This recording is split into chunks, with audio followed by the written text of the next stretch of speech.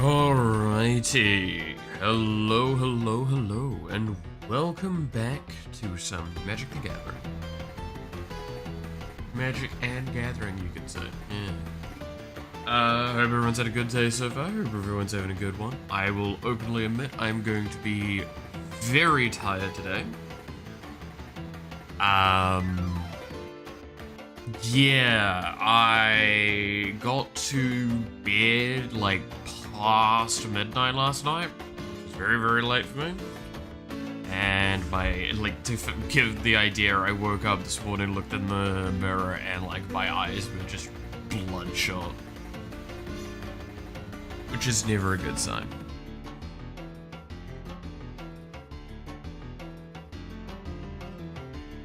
Ugh.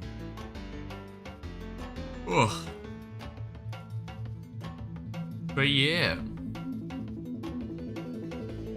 I have a couple of things I want to do today, but like, at least for this moment here, I'm gonna be kind of going a bit on that slow side. So last night, played some games with some friends. Played some Magic with some friends because, obviously I wanted to try out decks and stuff like that. Played the Yoga deck and kind of like just did a really easy victory on turn. I don't remember what it was. It was pretty early on though. I was hitting my consistent land drops, but like the point was that like I just kind of had Yagdra out and just toxic deluged the opponent's board, and it became a 20-something damage commander that had nothing to get blocked, that was blocking it. So that was a bit of a yikes. That was very, very easy to do. I was surprised at how simple that was to pull off. And that's supposed to be like when the deck's not performing, because I'm still trying to learn how to pilot it. But admittedly, it did sputter out a fair bit in a couple of spots, but that will be just stuff that I need to like figure out how I'm going to approach as time goes on. Hey Matthew, how's it going? I also did get to play a little bit of my upgraded precon as well, and got to see how that performs. And yeah, there is already one or two cards I want to add, aside from the cards that I am going to be adding. And then there's like a couple more cards that I'm like, yeah, it probably needs to come out. Because, ironically enough, I played against a deck that like milled like 40 of my cards, but didn't hit like any of my scary cards that would have ruined anything, because again, most of them aren't in the deck yet because I don't have them. They're waiting for order. But like I still wouldn't have cared as much. But there was one card I saw, and I think I've already added it to my list, but I need to find where I can get it. In here. And where is it? Pretty sure I added it to this list. Have I not?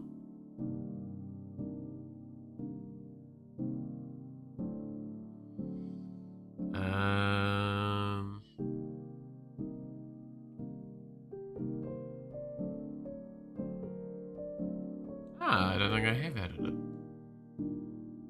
Because I was struggling to find it. But this card here, this card would be insane in it.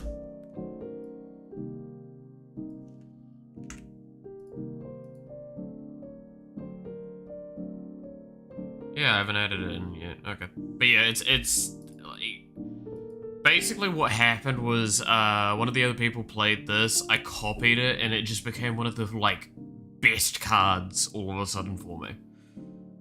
No hand size does kind of suck a little bit because I had taxes down and I was trying to utilize the draw part of it. Which is kind of sad because there was only one person on the table that was affected by the negative, because other two had max infinite no max hand size, so no, it's gonna run. But like, it's just specifically when an opponent casts a non-creature spell, draw a card, and then I can discard 3 cards and exile it, or flicker it basically till end of turn. That's just such a good card to be able to get down, especially knowing I'm not getting that down probably for 7 mana. I'm getting that down for like 3. It's a good card.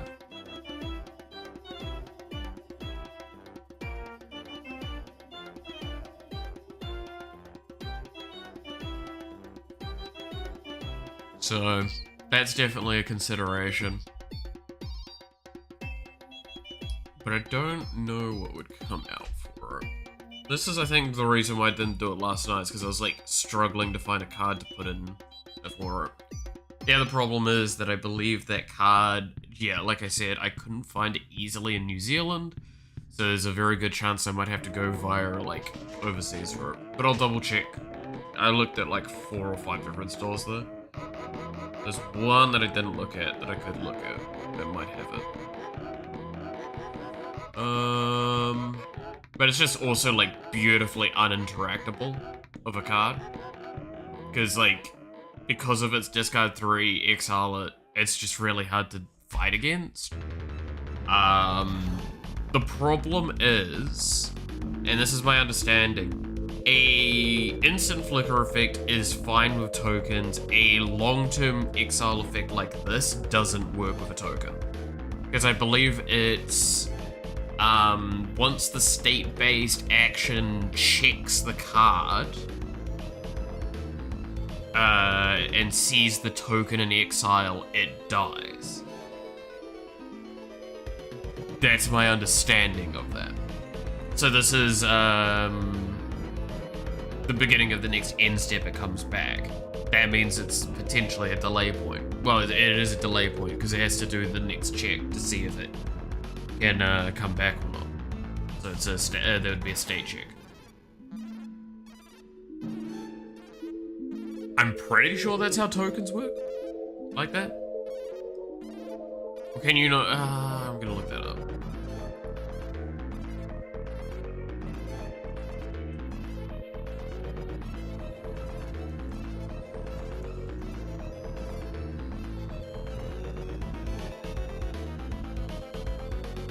I believe all flicker effects remove tokens no matter when it comes back. So I've had so many people debate that with me.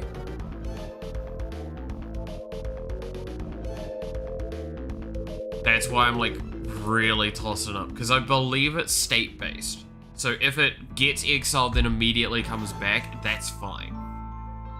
Because it's technically not checking if it's there or not. It's kind of like how a commander can get exiled, but then it can go to the, or technically the commander hits the graveyard and then goes to the thing if it's destroyed.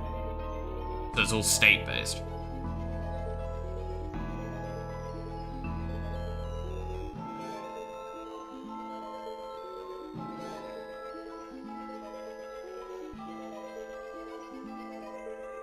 But it's state-based. Yeah, so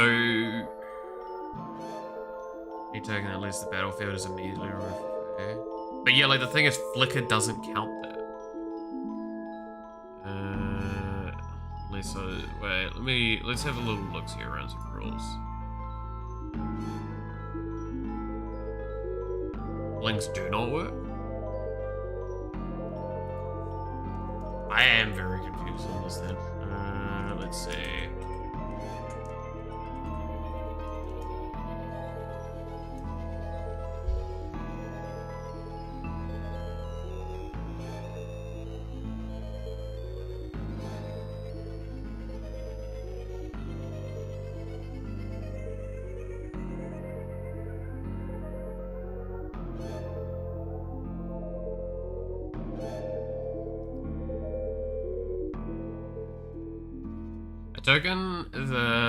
Let's see. A token that has left the battlefield can't move to another zone or come back onto the battlefield. If such a token would change zones, it remains in its current zone instead. It ceases to exist. The The next time the state bait action would is checked.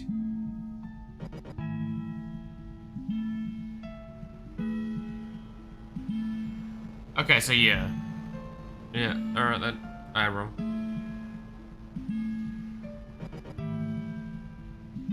Yep, no.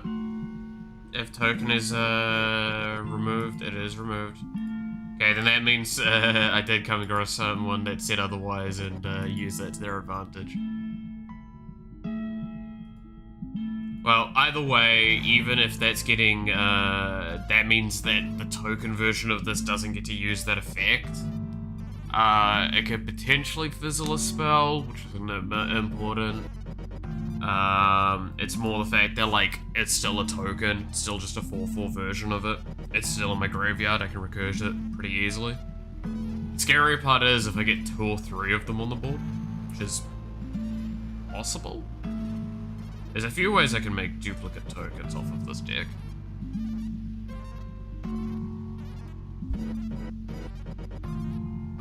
So yeah, it's just, it should probably go in.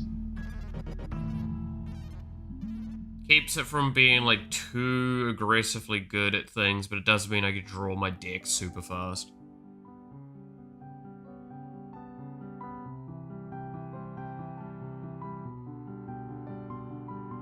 So instant speed discard as you're about to lose it? Yeah.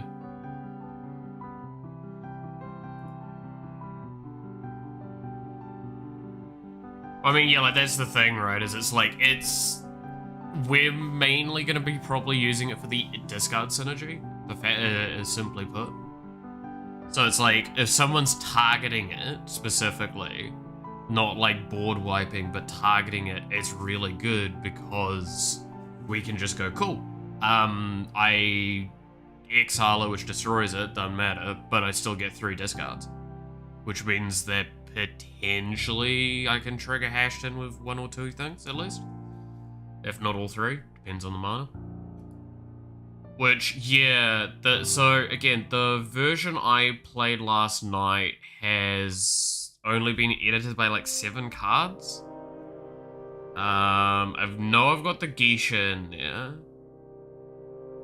I know I've got Ginger Taxus in there at the moment. Obviously, Temit's in the deck now and Hashin's there. Rise of the Dark Realms is in there. I don't think I've got Feed the Swarm because I've actually run out of copies.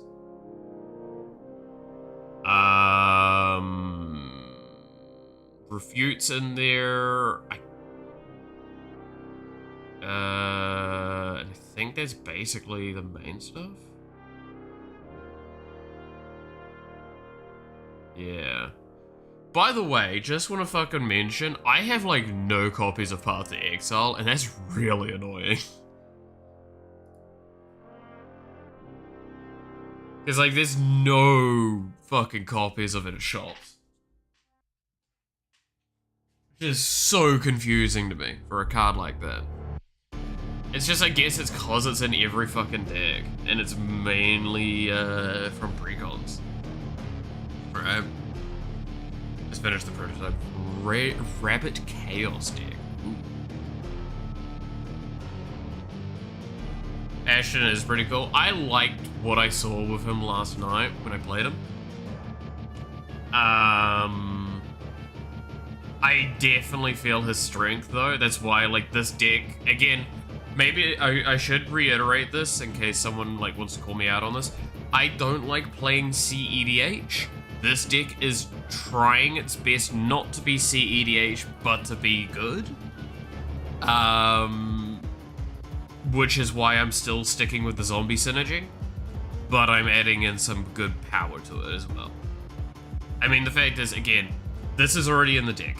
This should give an idea that this deck is already in the intention of being on the, like, decently stronger side, but the fact is that 1, budget is limiting, and 2, yeah, I don't want to just, like, because we talked about this last time, in conjunction with specific cards, you can just 2-turn win with this deck very easily, with Thassa's Oracle and, like, Leveler or similar effects.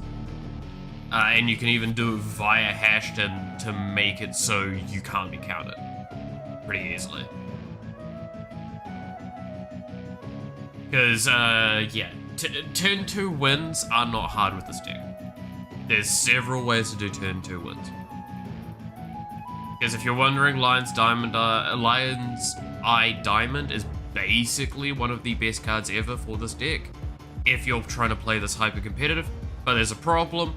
That card's like a $700, $800 card. I ain't going after that thing. That thing's a little out of my price range. Knowing that at the moment my shopping cart is like $100 all up. And that's already me pushing things.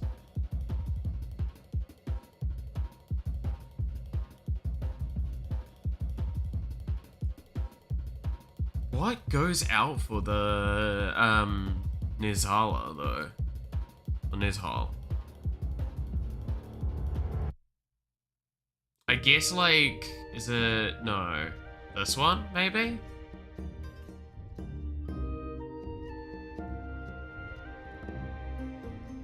I don't know, I kind of like having more of those.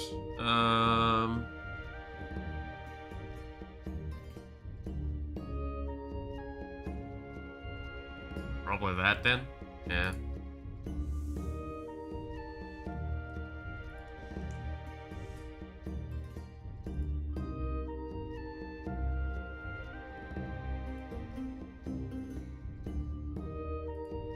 I really care too much to that.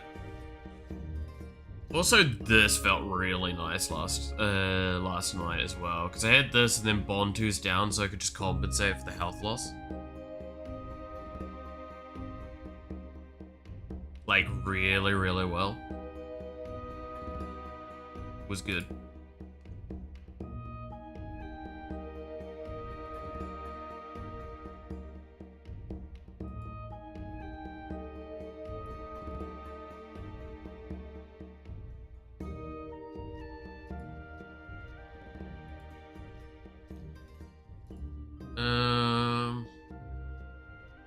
Yeah, I'm annoyed. I don't believe I've got any more copies of Feed the Swarm, which is really annoying.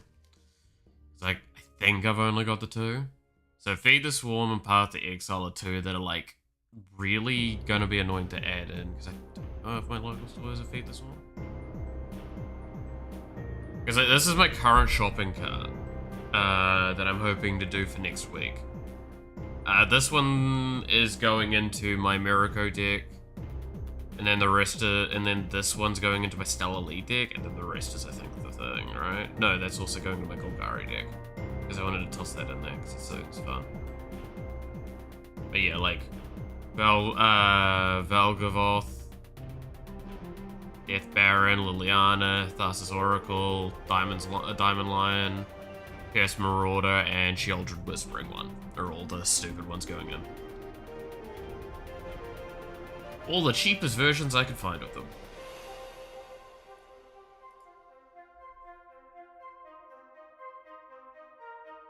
I do need to try and find a Psychic Frog. That's just free discard. I can discard whenever. And for free. For free, you say?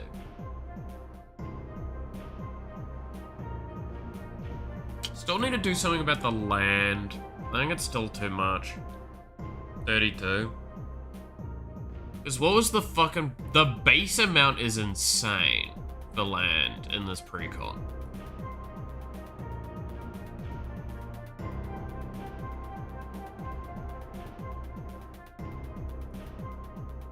Like, it's way, way too high. Yeah, 39. It's a 39 land deck. 32 is a bit under. For a deck that's already, like, just sacking and not really playing cards, it's a bit fine. But yeah, like, this came with 39 land on it, inherently. And plus, some of these lands are also utility, like Unholy Grotto and Accursed Dunyard. Right? Because, like, all I need to do is I need to hit, like, 4 or 5 land drops, and I'm basically able to do most of the game. There's a reason why I removed a lot of the artifact shite as well. I'm gonna be honest, Bontu's Monument is, like, my way of kind of cutting a lot of land as well.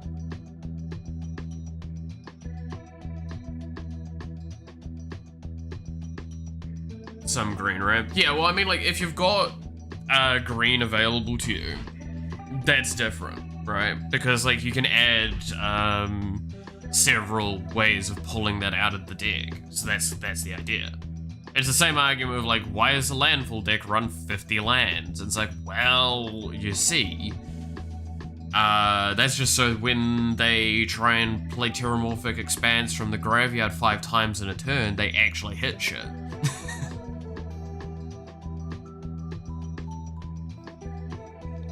But yeah, like, Bontu's really good in this. Because, just being able to, like, minimize the cost of what I've played already, nice. Brings a lot of the things into a bit more reasonable play point. Admittedly, though, again, like, Velvet Goth, Sheoldred, Razavith, like, those cards are cards that aren't supposed to be played. They're supposed to be recursed, right? They're supposed to be discarded, summoned with Hashton, and recursed from the graveyard. The Soul Ring and Signature, get it all for... But I find a lot of rocks in most of my decks, just... Yeah, well, I mean, like... I'm gonna be honest, right? So this is, again, that kind of point of what you're talking about. Look at the artifact count in here and realize we have the talismans, we have some signets, and we have, like, Command Sphere and this one as well. Like, signets, these two don't really matter. I've removed all of them. They're just so not worth it. It's just kind of dead draws in a deck like this. How many discard sources do I have? A lot. That is the short answer. So, let's see.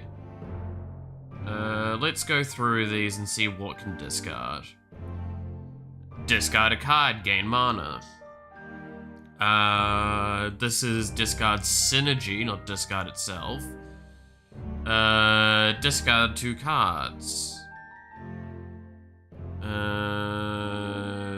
Let's see. Dice. No. Discard a card. Discard your hand.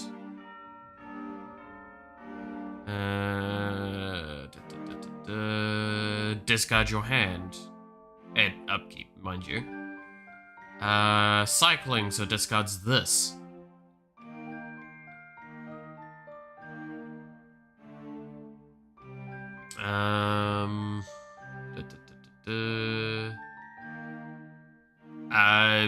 If I don't have max hand size, discard a shitload as well.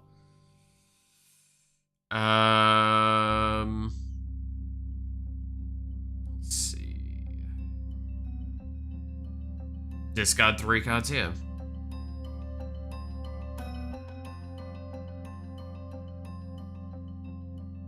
Infinite discards here for counters.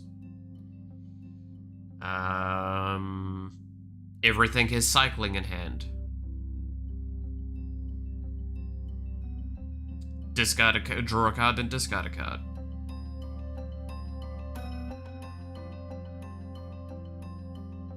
Swamp cycling, so discard.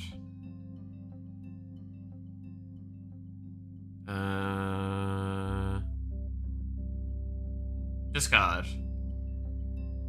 Whenever one zombie attacks, draw that many cards, discard that many cards, gain that much life.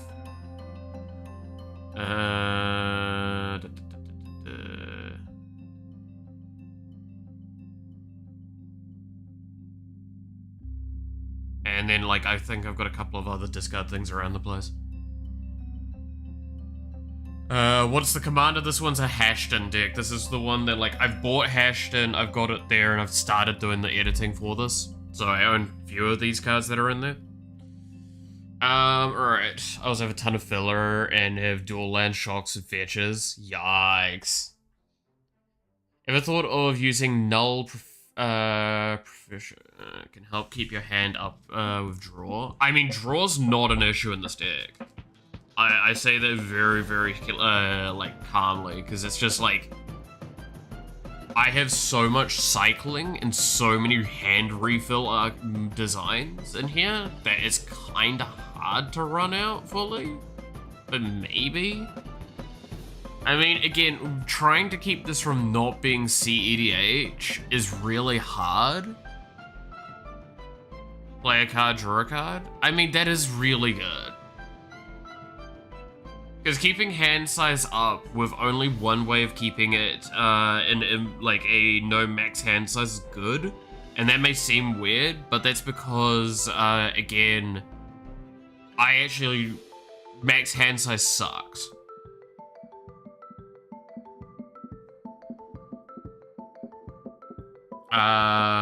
Bone Shard or Murder be a great ult. I mean, I've got plenty of murders. It's not that I don't have... it's more that, like, I do want Feed the Swarm specifically because I'm fine losing health in this deck. For that. But I do know that there is some out there that are, like... You can sack something to avoid its cost, and I might look at those. So, okay, let's go through these. Null. Refuge. Let's have a look at this.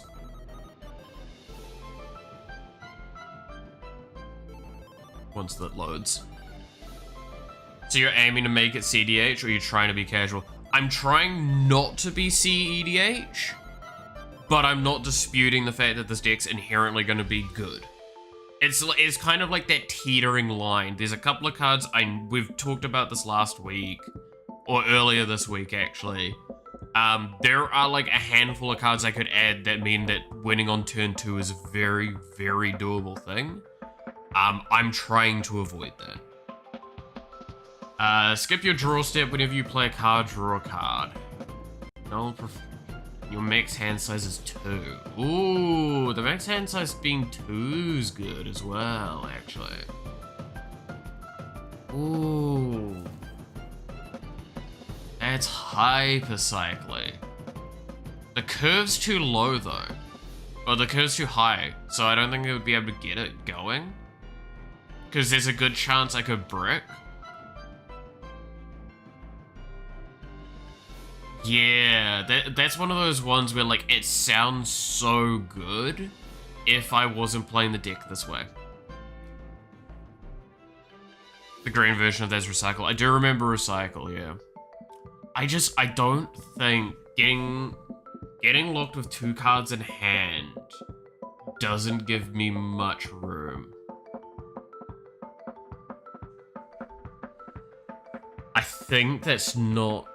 I don't think I can get away with that, even though that seems really nice. It's just, if I play that out and get on a back foot scenario, I'm just stuck there. I think that's the problem I have with that. Yeah. Because, like, again, we're trying to keep in mind the weird thing with the way this deck works is that any card that's above 3 mana is a discard target. That card is one we get to. Oh, I'm not disputing that it's the slightest. But yeah, so every card that's above 3 mana is a discard target. With that being the case, there is a very good shout because of the way it's built. We could get like Valvagoth and Razaketh in hand, and then we have nothing we can play. If we don't have a draw engine then on the board, there's not a way to come back because it locks out your draw step. So while I really like the idea, if I'd built the deck slightly differently, that would be hysterical in there.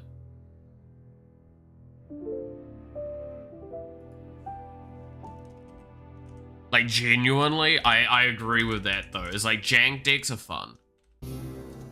Jank decks are cool. That's why we've done it with other ones.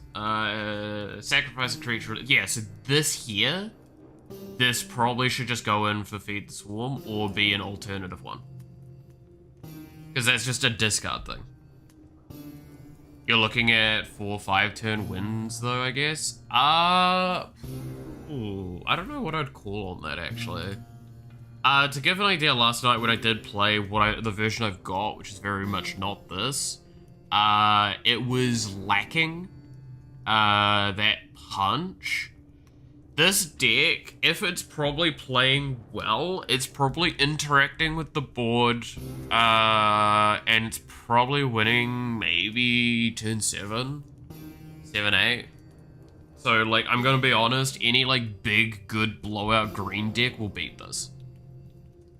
You're already doing pretty well by making it some real crazy discard value. I almost want to say that you could splash in some big Eldrazi's. Draw and discard cards are in red. Yes! Draw and discard's a lot of red and blue, and the problem is blue's really awkward to slot in here. Again, we've got 48 creatures. That's something that needs to be kind of acknowledged with this. 48 creatures is a deck that's designed not really to interact as much with the board as you might think. But that's why we've got so many creatures that are very relevant to interacting with the board again. Being like a Cursed Marauder, where it's like when it ETBs, each player sacrifices a non-token creature. This is actually potentially really bad for me. We talked about this at an earlier point. If I'm discarding this card to get it down as the token, I can't just sack itself. So that's the problem. The point is, though, it's 2 mana, so it's below my threshold of wanting to discard it.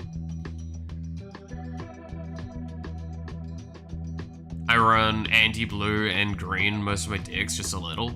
Yeah, I mean, I generate, hopefully, enough bullshit on the board to compensate, but if, like, I've seen, like, a Genesis wave come down, and I'm like, yeah, I'm not stopping that. I have a single counter spell in here. Like, if I wanted to stop that, silence is my only way. Right? That's kind of the idea. Swords to Plowshare, Path to Exile, Refute, and Silence are all my, like, core interaction. On other people's turns. But, like, that's why I've got Notion Thief, which cuts down a lot of stuff that both blue and red can do. So. You pay for each card discarded if you discard multiple cards. So, how Hashton works. This is the reason why he's super obscenely good.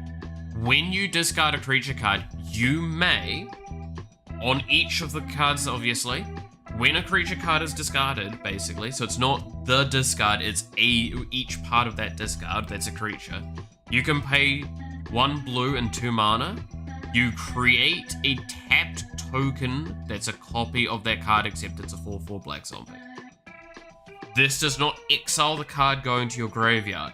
That means there is now 1 in your graveyard and 1 on your board. Now you can see exactly why cards like Sheoldred Whispering One is in here. From that, potentially. It means that if I discard, anytime I discard cards, if there's a creature amongst, any creatures amongst those, I can make the decision to pay a blue and 2 mana for it to come onto the board, or a copy of it, I should say. It's like Sheoldred gets discarded, I bring Sheoldred onto the board as a token copy, and then I get to pull something out of my graveyard for it. Which is really good. I mean, last night what I did is I did that with Ginger Taxes. Right? Because, like, again, that's one of the only big, good cards I've got that I've already put in. By the way, yeah, rule of thumb is if you see, like, the green line on it, that means I actually own it. Or the blue one. The Feed the Swarm's not in there, though. So. Creating tokens do not trigger enter effects.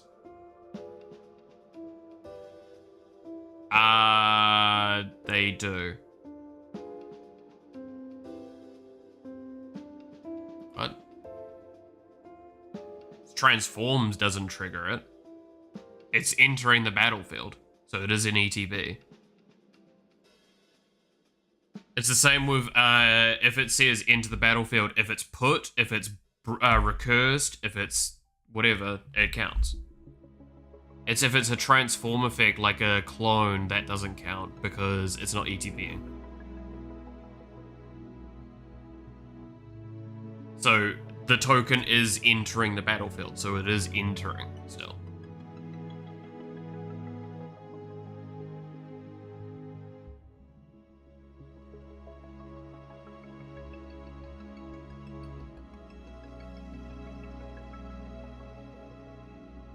So that's why that's so strong. Yeah, tokens trigger ETBs, yeah.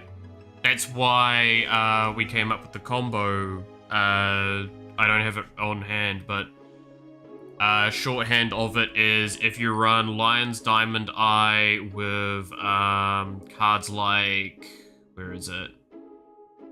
Thassa's Oracle and I guess Leveler.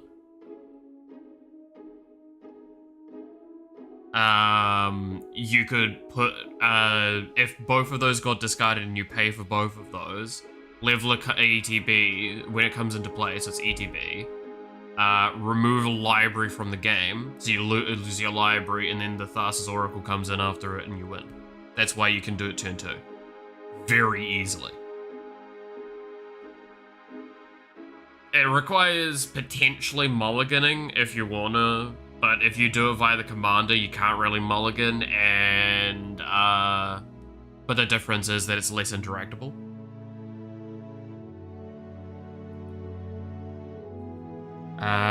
Doesn't have her token she makes. Sorry if it's off topic. No, you want to know something also funny, Matthew? On that subject. Camera. Where's my camera?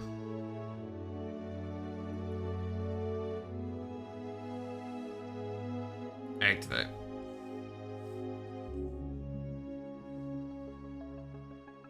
Camera, you gonna work?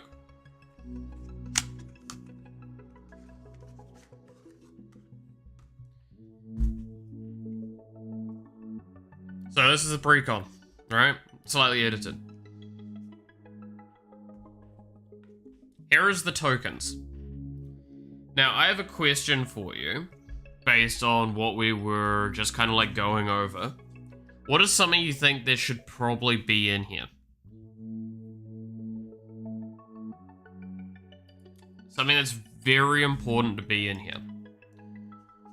So this is no removed and no added tokens in this list. Copy tokens.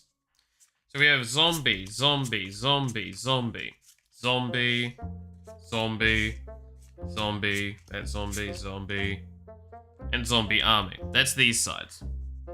So these are 1/1s, these are 2/2s. Then if we go to the flip, this is Shapeshifter on the other side. Zombie Warrior 4/4 Vigilance. Zombie Warrior 4/4 Vigilance.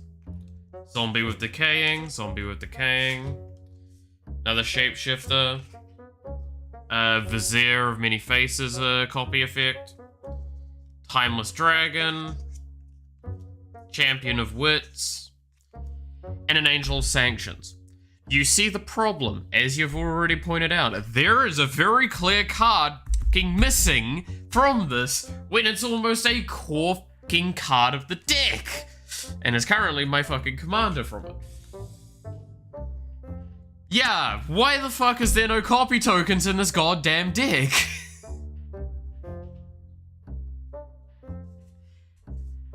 Seriously. It's almost like they look at these decks, go, let's add all of the tokens except for like that one essential token that they need.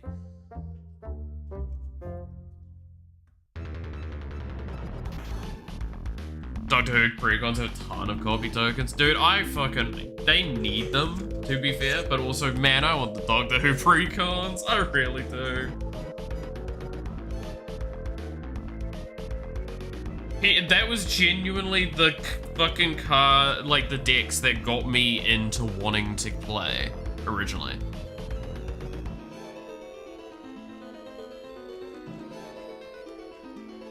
Like, I was kind of on the fence, and then people kept whispering the Doctor Who precons in my ear, and I'm like, fine, I'll get into Magic.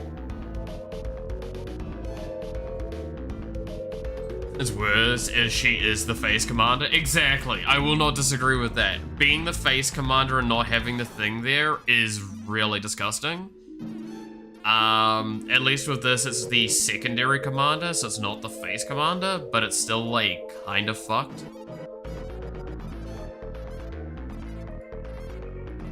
Alright, there we go.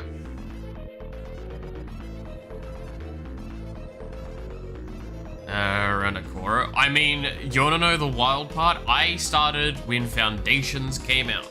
Is the day I started playing Magic the Gathering. I'm very new to this, but I am very, very weird and good at learning things. Been playing since League of Legends. Yikes. That's a bit of time. I'm trying to think, yeah, how long...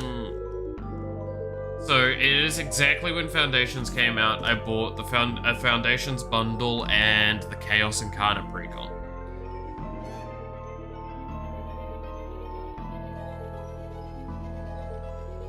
But yeah, fucking 1994. Well, because that's basically when it came out, right?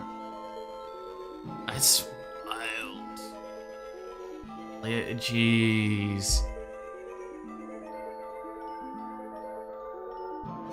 Hey, doing well? I mean, yeah, this is the thing. So I will say, while I'm new to Magic, this is what we kind of like, an acknowledgement that needs to be made. I have also played Hearthstone since it's like beta. I've played Legends of Runeterra since it's beta. I've played a lot of other card games in between.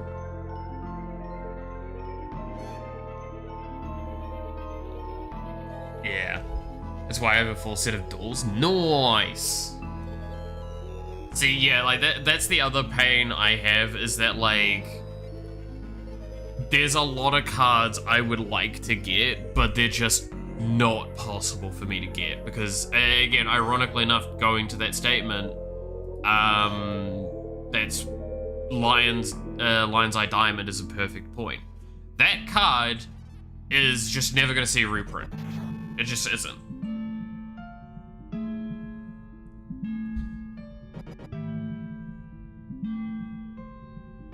And it's partly because nobody, like, the card was really bad back when it came out.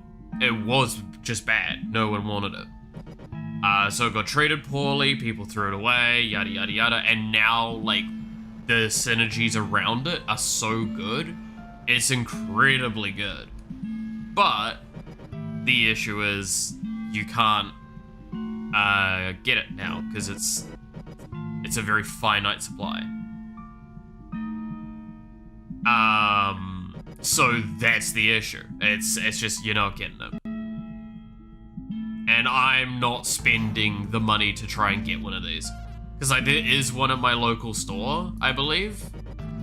But like that will give you an idea. So we go to the local store.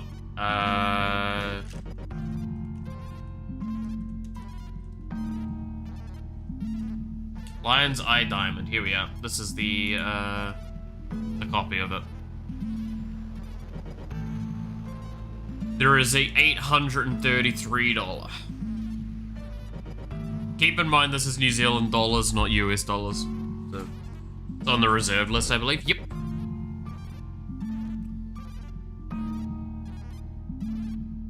For about $1.50. God damn.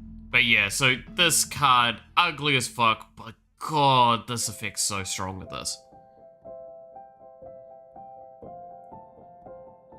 Because, like, one thing that needs to be acknowledged, why am I saying this card's so good?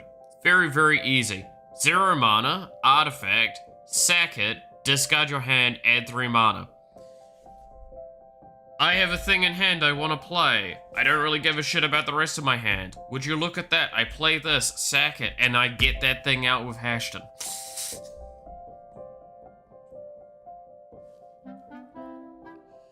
I have a mint Pixie Queen.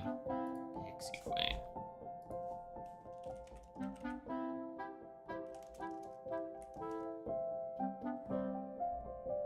Oh, that's already looking like a mess from the preview. What the fuck is that? Oh my god, that's so bad too.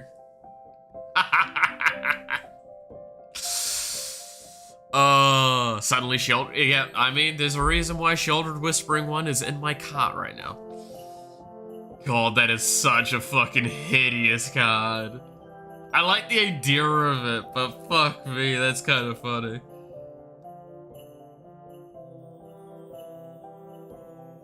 That's... Because I'm assuming the T tilted means tap, right? Because it's that kind of error point. So that's a flying 4 mana, 1/1. That for 3 mana and tapping it, you can give target creature gains flying until next turn. That is... It is an effect. Dude, isn't there ways to give like your entire board flying for less? Even in green? That's wild. Yeah, is a tap symbol? Okay. Because that's before they obviously made it like the weird tilt, like tilting arrow icon. That's wild. I love that. And it's not even a legendary too. That's kind of funny.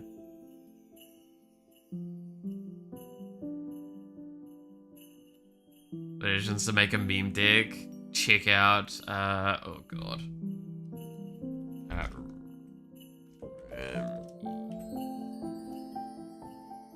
That one? Let's see. Summoned Legend, because that was back when it was just like, yeah. Oh, it's just a 4/3 with fucking First Strike? Hell yeah. For fucking 5 mana. Holy shit. God. Yeah, the game has changed quite a bit, hasn't it? Oh, look, they grew up. What does this version do? ETB, lose your life, creates your treasure whenever you put... Oh, okay. 6 mana? Wait, 6? Oh god, it's 6 mana! I thought it was... Fucking hell, 6 mana and Demir. 4/3 for 6 mana. 4/3 for 6 mana. Admittedly, again, First Strike. Dude, that's a great commander, what do you mean? The Voltron commander to start it all. The new version's way better. Oh, yeah. Original Nicobolas, but decent chains of... Yeah. That's fucking hysterical. Dude, it's shit like this that I find amazing, because it's, if I recall correctly, the general consensus is all the creatures from, like, pretty much all the creatures from early Magic are just absolute garbage. But the spells are fucking broken. Look at how good the art is. I actually do like that art. That's really cool. Very reminiscent of kind of some of the games I grew up with.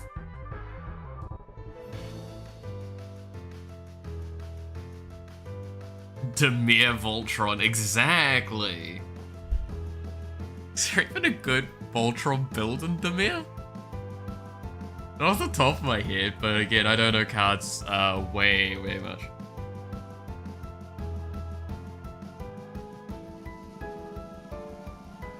able to grab that for 6 Canadian. I mean, that's pretty good. That's pretty good. Let's see, Jasmine. That one? I think. Ooh, that's an interesting stylization for it. That's... Wow, that just doesn't have any card text, huh? That's a 5 mana for 4/5. That... Wow. Incredible. If you've heard of it, I haven't, but that's kind of cool.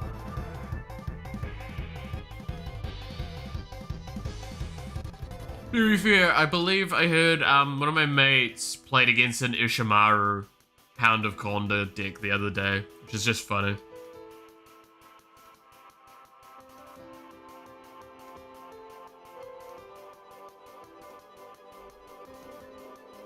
Legendary Vanillas are some of my favorite. Dude, I mean, why do you think I'm like half tempted to try and build a deck around that fucking 2 mana blue, or well, 1 mana and 1 blue 0/8 legendary octopus that came out in Aether Drift. There was a genuine part of my brain that was like, I could do it. I don't have the money, but I could do it.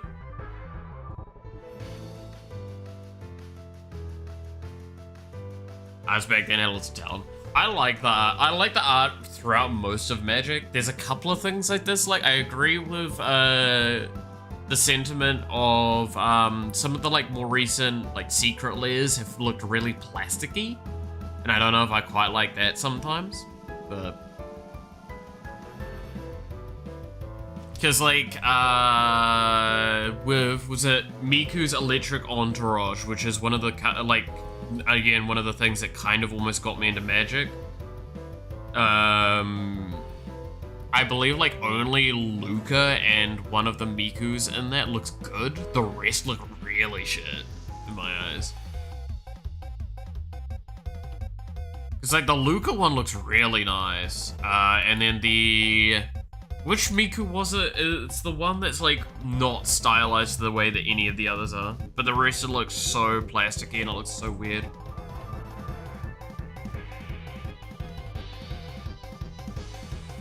Some custom altars that Mark Tanner did. That's fucking cool. Expensive Hasbro, hire card art. His hair card art is currently in the museum. Modern art. Yes, I did hear about that.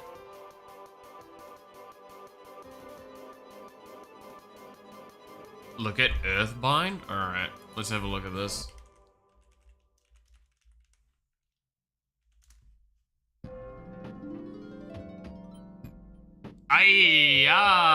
Okay. That's an interesting one. Gotta go. All good, Matthew. Catch you later. God damn. That was something. I mean, like, if you want an example, by the way, if anything you're seeing here going, like, looking at this deck, it's like, oh, he likes playing tryhard. This is the deck that I also built, that I finished, last night. So if you're wanting jank decks, here's my jank deck. This is the first deck I built from the ground up that's not, like, a pre-con and all that sort of stuff. This is straight up the vast majority of the cards I either got from packs or I bought. The things. And that's sitting right next to me right now. Like, I was given some of these, like, Thrivings at one point by a friend. I bought, like, Diabolic Tutor, not that one, but a version of it. I got, like, a bunch of random cards in Foundations for elves. So I made this. Like, I was also given Cauldron Familiar, this version of it, in fact. For a trade, I believe. I opened this Banner of Kinship the other day. Like, a couple of weeks back, I should say. I also opened up some Blasphemous Edicts, so I put one in here. Like, this is the first Planeswalker as well that I opened from a Foundations pack. So, again, you're seeing very quickly, a lot of that is the rationale of how this deck got made. Other than that, I have a Stella Lee deck, a Miracle deck,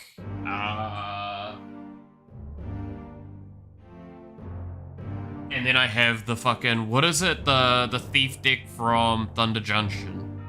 But slightly edited with like one card I got out of a special showcase pack. Where all the cards in there, including the commander, are less than $1 US. I mean, that's not hard to do with some of the cards I have. We actually did, during Christmas time, I did a marathon stream where I streamed for a week without stopping. My sanity was very low. During that time, there was actually a deck we made with that with like the philosophy of keeping it under, I think it was $30 US or something. If we go in here, again, keep in mind I love theory crafting, so very much vast majority of these decks not made. These are just decks I like making and playing around with things. We're looking for this one, I think it is. $70 US. Yeah, we had to keep it under $70 US. That was the requirement. So this was the deck that we kind of came up with. And we looked at, obviously, the cheapest versions of all of them and the best way to make them all work.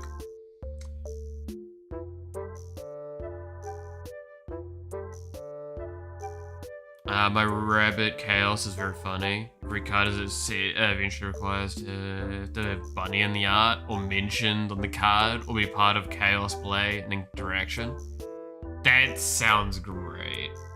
That sounds actually really, really great. But yeah, so this was the Tom Bombadil deck that we did. Again, so this was for someone else. We just sat there and theory crafted the shit out of this. If you're gonna ask, is this deck good or not? Simple answer, I don't expect it to be incredibly great outside of a jank off. Like, this goes into this is a jank deck to fight jank decks. And it's designed with that in mind. That's why we have a handful of cards that are a little bit above the dollar marker, but like, we very much kept it below on pretty consistently. Like, I think there's a couple of cards we were like, we'll splash out for that. I mean, we even took Soul Ring out to keep the cost down. I remember that. So we could get stuff like Hand of Erebos. There you go. I can say that part. It's actually surprising how much Doctor Who stuff loves sagas, by the way. I really, really want to play. It's because I think it's the 4th Doctor is the Precon Commander for the sagas deck, where it's all like historic spells. And it's like all of the original Doctors, which I have met so many of the fucking actors, and it's upsetting that I didn't buy that precon when I saw it at the local shop.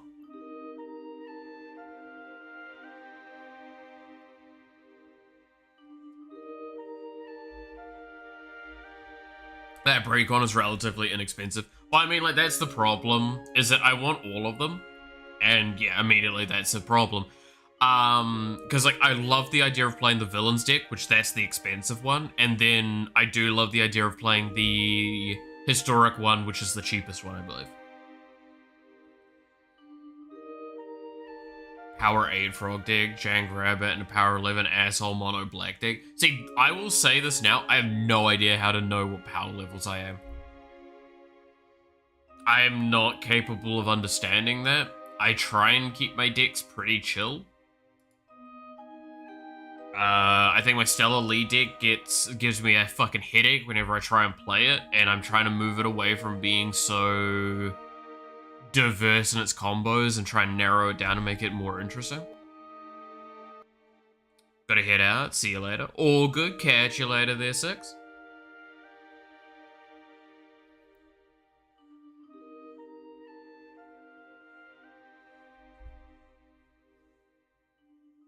I just don't keep too many decks as I keep dismantling them and theory crafting. I mean, that's why I like playing around on this, because I just sit there and theory craft and play around with ideas. I mean, like, this was the pet project I had earlier this week, was the Guild Collects with Niv Mizzet Guild Pack. I thought it was a hysterical idea, where I really committed to the idea of the spells being like 2 colors. The fact that I even have Jengartha in here as well to like add a hugely hysterical idea to it. Usually speed of win and ease of win. Okay. Those are a pain. Yeah. But no, I love the idea of this card because what I do a lot of the time is what I'll, like, I'm genuine about this. I will go into my local store here. I'll look at the fresh singles that have been added. And then I'll just kind of like look through these and see a card and go like, hey, I could do something around that card.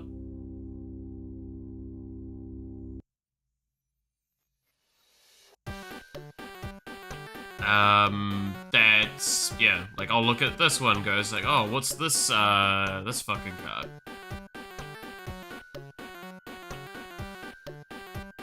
Scry 4 mana, scry 1, then reveal the top card of your library. If it's a land card, put it on the battlefield tapped, otherwise draw a card.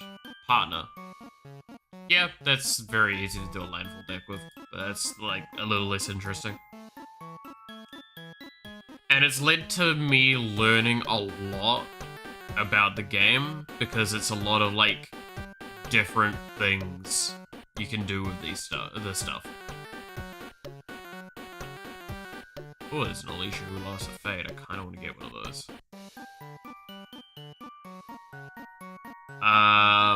But that's why I built...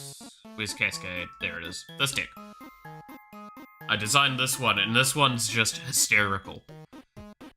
Have you ever wanted a deck that potentially, if you play it correctly, in one turn, you deck yourself out?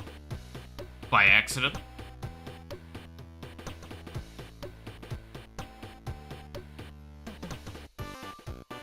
I played a power level 11 blue deck that literally don't let you play anything. You got to, get to watch them...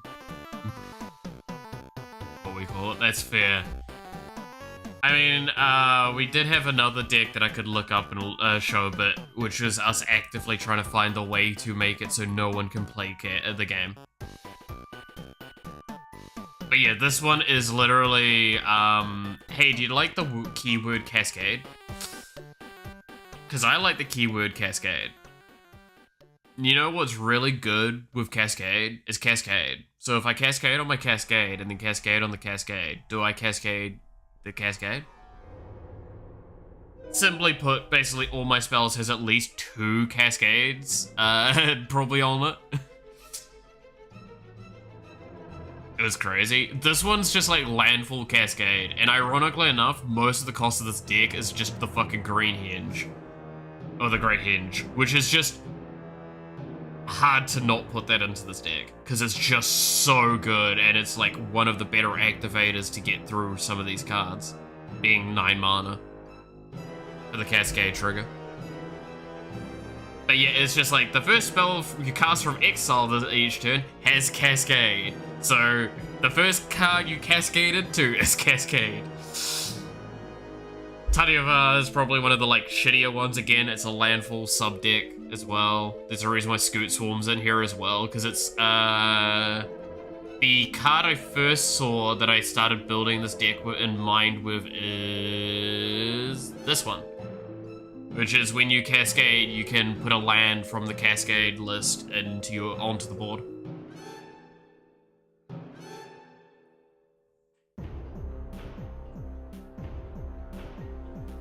Which I thought was just incredibly interesting.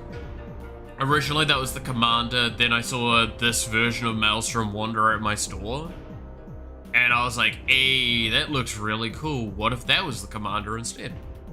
Around Wooburg Legends, only 2 cards that were non-legendary apart from lands. I mean, I do want to do a legendary tribal one day, but again, that gets expensive. Oh yes, I hate magic. You wanna see the fucking deck we made that says it's just I hate magic. This is possibly my highest salt summary as well. So, welcome to I Hate Magic. Do you see something really interesting about this deck?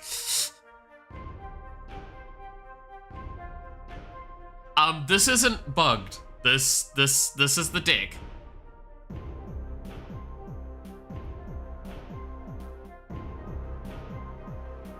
There is 2 artifacts, there is 6 enchantments, and there are 2 sorceries. That is it. The rest of this is creatures. And...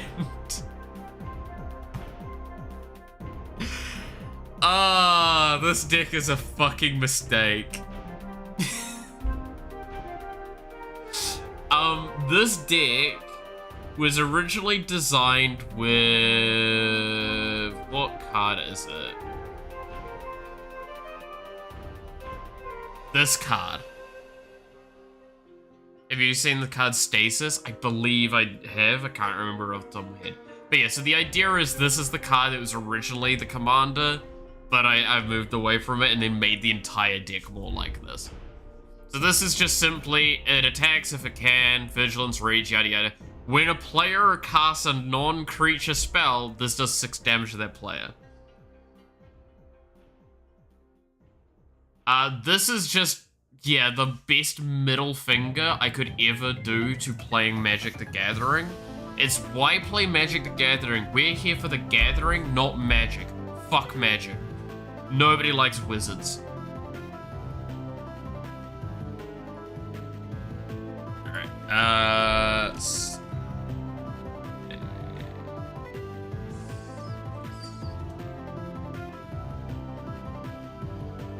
Players do not get an untap phase. Pay 1 during upkeep or stasis is druid. Oh, okay. Yeah. Pretty good.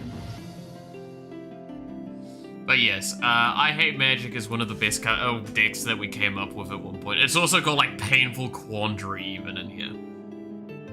Monster is a Vortex, so it's just a fucking chaos soup.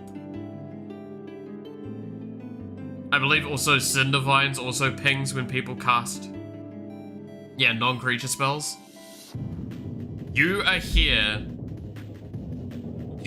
to play monsters. You're here to play creatures, you're not here to play fucking any of those artifacts, any of those instants, any of those sorcery.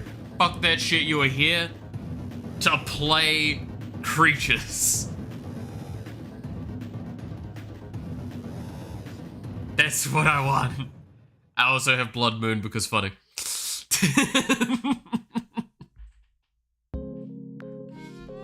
And also, just because I am like true asshole energy, because we have so many ways of generating absolute crap of mana, like way too much, I think. The idea of this one also had, yeah, there it is, Nyx Bloom Ancient. There's a lot of ways in here that things tap for more mana, if I recall. The 2 sorceries we have are just like, hey, I've ended the game, have fun. It's such an asshole deck. But yeah, like the only artifacts I have, one of them is just non-creatures cost more to cast.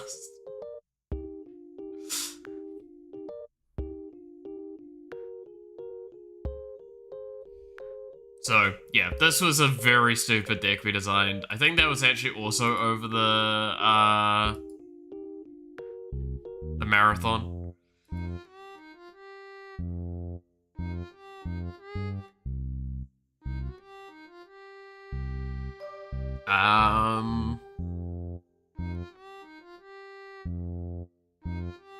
But yeah. all over the place.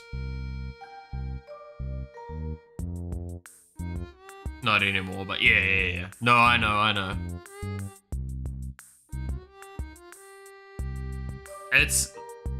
There are so many decks that I would love to make, as you can see. And this is like, like, yeah, here we go. Anti-poison poison. Are you ready for possibly one of the stupidest fucking ideas I came up with? So this hasn't been ever finished, but this is an idea for a deck. The fact that it's not got any of the lands in should be the main selling point of this.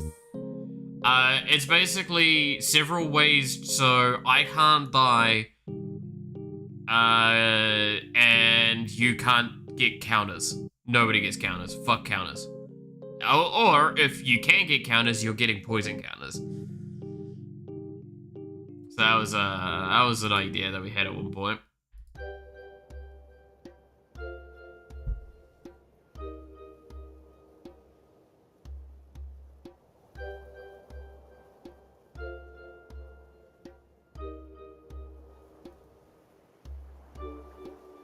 Like, where's the other one which is just straight up no one can play the game? Lockdown. This is it.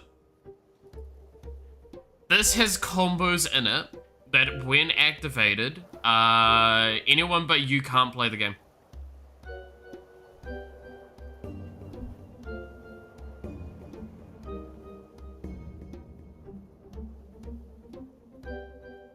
So, I don't believe the commanders matter for this. I believe they're just in there to be, like, things you can play.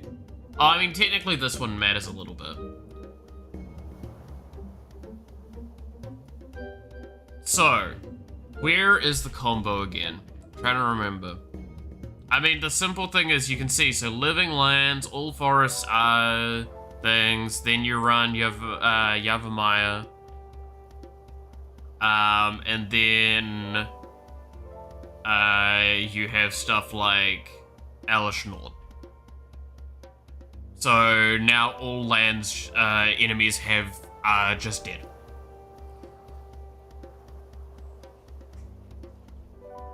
They can no longer play lands because they die on entry.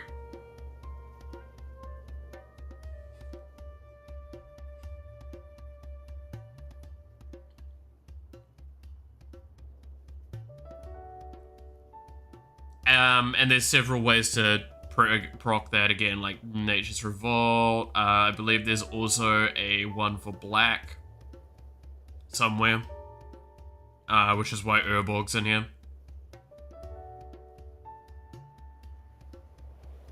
Don't know where it is though.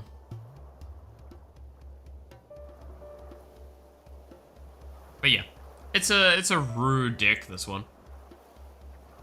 Also, there's like stuff like this longbow here, with, I think it's the staff.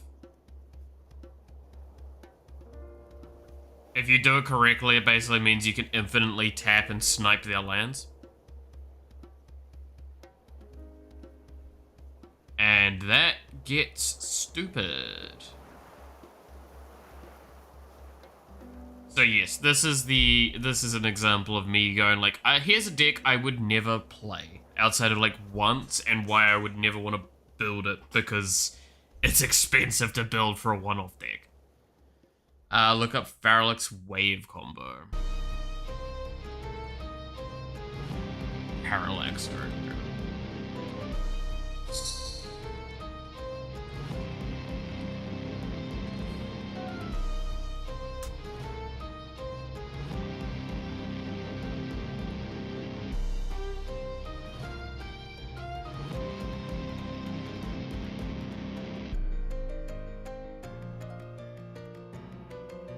Is it this one?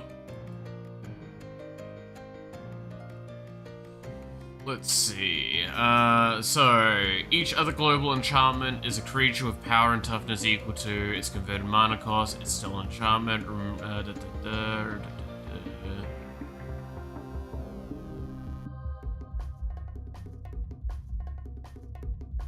Oh. Yep. Yeah. Yep.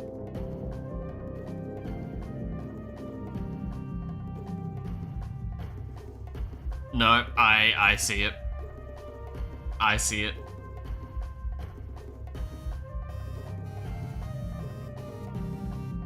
And it's, yep. I believe if I remember correctly, if you don't have a win con, isn't this a, that ends the game, by not being able to do anything?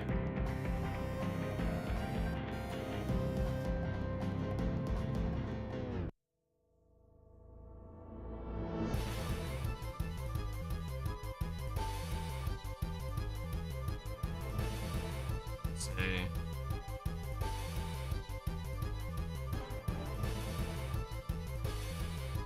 No, you have to activate it. Okay. No, it's not the one I'm thinking of. There was one of these that, like, if you did it incorrectly, you just soft lock the game. You're open to swing. Yep.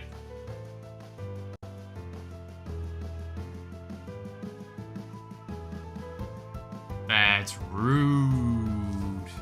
And it's also, like, yeah, as it says here, infinite ETBs. If you stack it correctly, there's a lot of ways that they could get really silly really quickly. Always fun, always fun. Oh.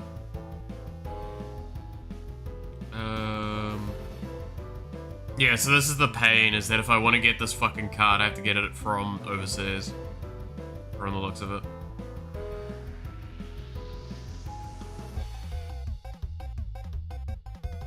Which is, never great.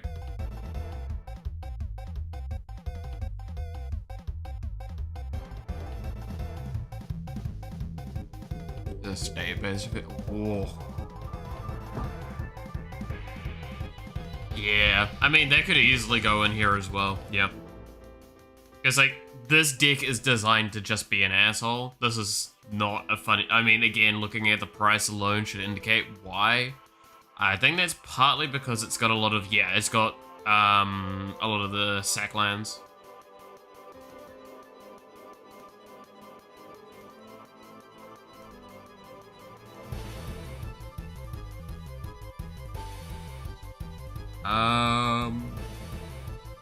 But, like, another deck that I really want to actually make... so this is one that, like, should be quite cheap, and I really want to make this one. Is, Best Defense, which is a Walls deck.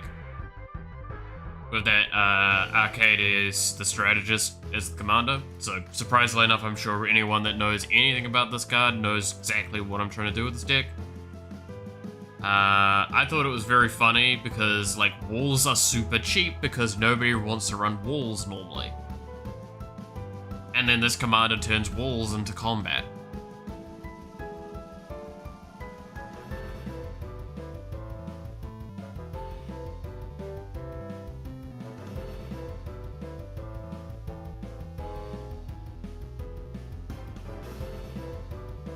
But yeah.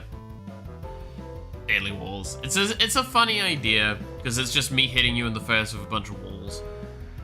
I don't think it's that good, but I think it's very fun. Handing in my deck, fair.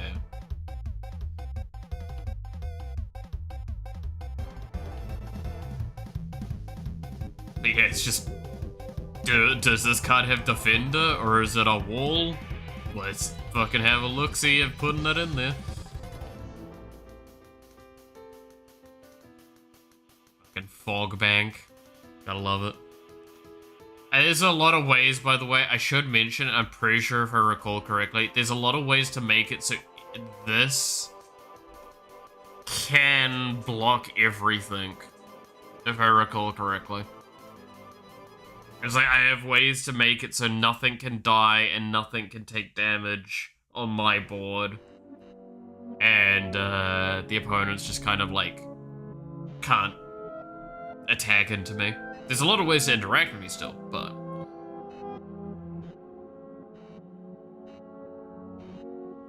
Random morale if you have a problem in a deck with trample aggro. Yeah. Keep that in mind. It's a secret to everyone.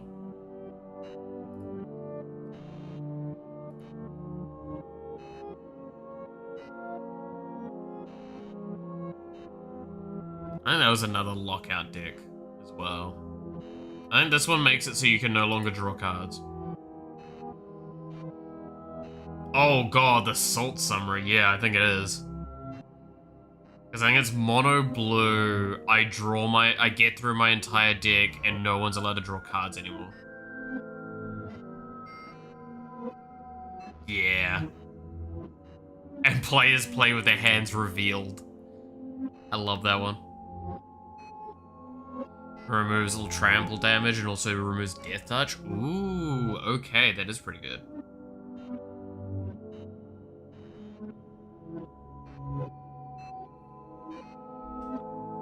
But yeah, the idea of this one is, get through your entire deck. No one can interact with you because they can't draw cards anymore. Trying to remember all the stuff for it.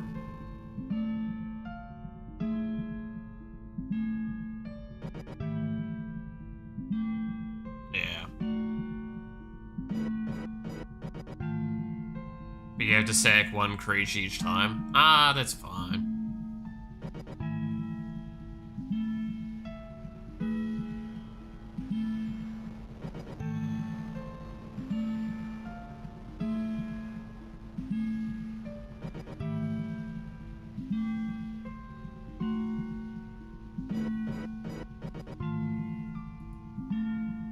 But yeah, as you can see, I have lots of ideas, not enough money. That's one of my main issues I have going for me. I wonder if...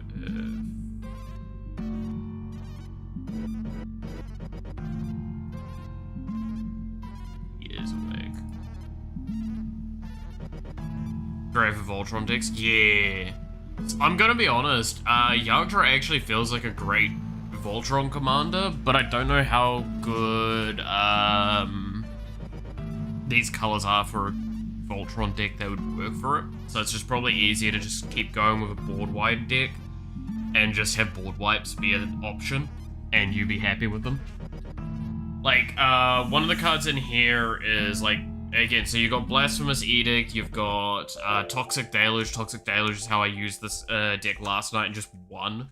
Because I just Toxic Deluge to the board and Yagdra turned into a 2020. And there's no blockers on the enemy side. So it just kind of did its thing.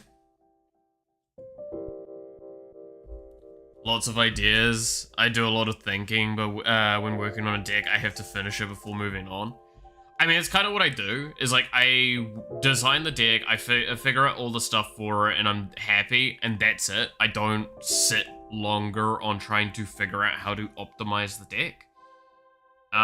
It's why I've got so many decks, and some of them are just straight up duplicates of same commanders and shit. But I agree, like, I don't like doing partways. There's actually one deck for a friend that I'm gonna potentially look over a few different ways to see if it can be improved cheap. And see how that goes. Get to play the rabbit prototype tonight. Nice! That's always a fun time. I mean, that's what I'm, like, excited with this Yagdra deck, is, like, I can't wait for next week when I'm allowed to actually play in my LGS. I've built like 4 at the same time. I would not enjoy that. Okay, let me correct. Technically, I've built 2 at the same time, but that was because one was already fully theory crafted, and one was building kind of actively. So it was less that it was getting built, and it's more that it was just getting finished. That's the worst I've ever been. And I don't think I'm going to change that. Doing too many at once splits my head too many different ways, and it means I'm going to forget something.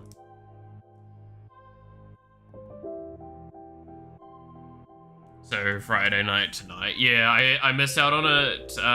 Yeah, I mean, that's the thing, is it's Saturday morning for me right now. There was no Friday night last night because it was Aether Drift pre-release, which makes me very sad. Because I'm not, I have never played Standard, nor do I really intend on it. I was organizing the collection, kept getting ideas. I mean, that's fine. That's a difference as well, is like, I don't have a big enough collection to do that. Like, my collection is, excluding cards that are in decks, right? I think I've shown this plenty of times now, but like, to show how early on, in a sense, I am, when the camera turns on. Go. This here is my collection.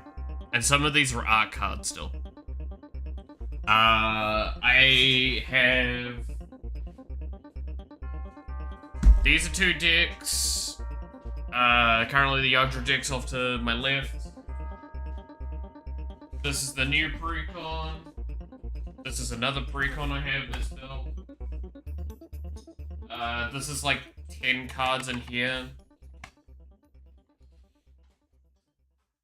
This is like 20 cards in here.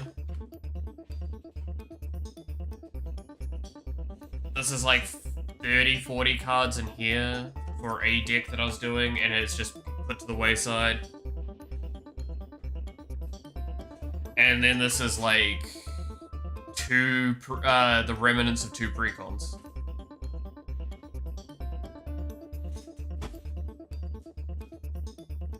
And then I've just got a couple of other packs sitting around. That is my entire collection. I do not have much of one.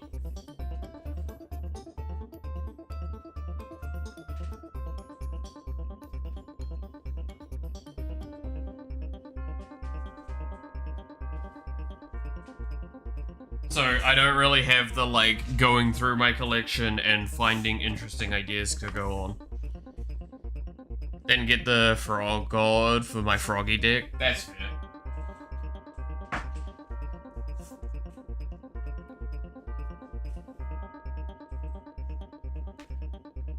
But yeah.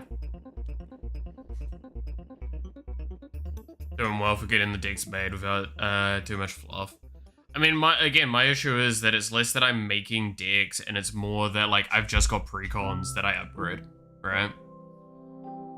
And I'm pretty efficient about that, so I don't often need to, like, have many situations where I'm like, oh, well, this card didn't perform, so I won't run this card. It's like, well, no, I just don't tend to get cards that probably won't perform well.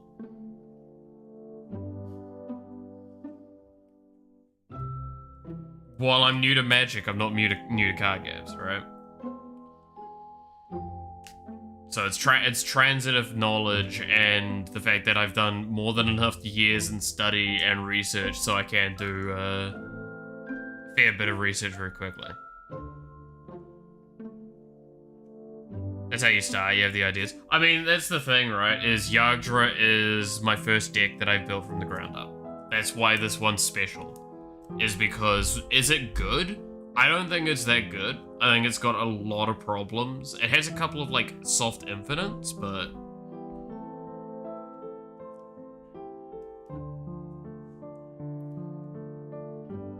I gotta say, like, that's the kind of beauty of Commander, is Commander is what I enjoy, and Commander has precons. And precons are exactly kind of what I need, is they're like, cool, at worst comes to worst, the precons I've gotten, it's like, I might toss out 30, 40 cards of them.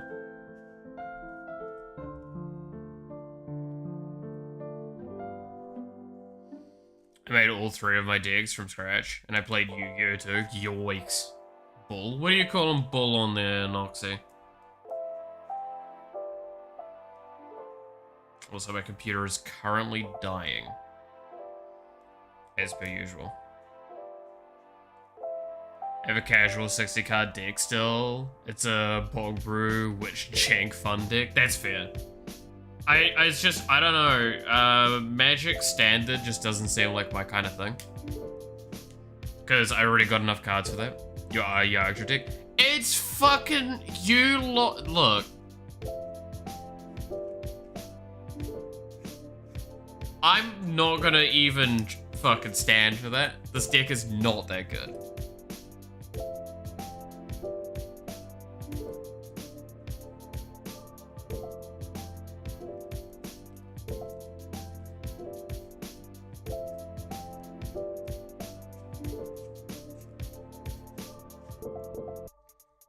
I happen to hit some of the nuts. That's, I think, the thing I'll accept to. There's Dark Rituals, reverse Dark Rituals. I mean, this one's like, what?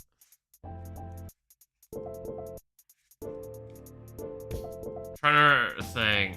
Because, like, the only reason I won the game versus Noxie last night.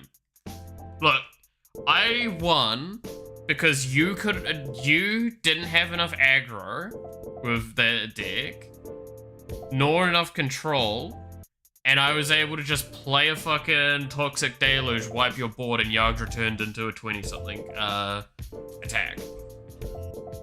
I didn't even realize it was gonna kill you. And that's like not something this deck's gonna probably be able to do consistently. Because Toxic Deluge is one card. I don't have that many X destroys like that.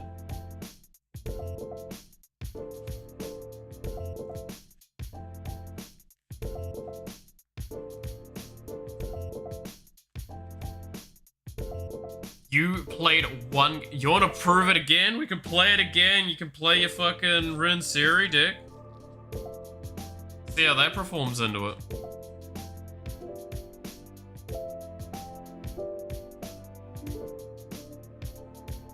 You want to prove me right or prove me wrong?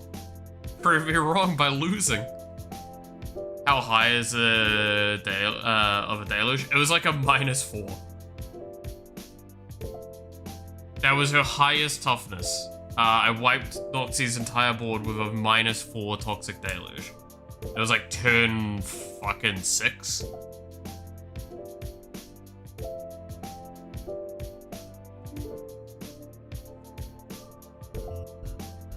So like my Yagdra went from like being an 8/8 to a 20, like even with the -4 on it, it went to being like a 22. Laters, catch you later, Noxie.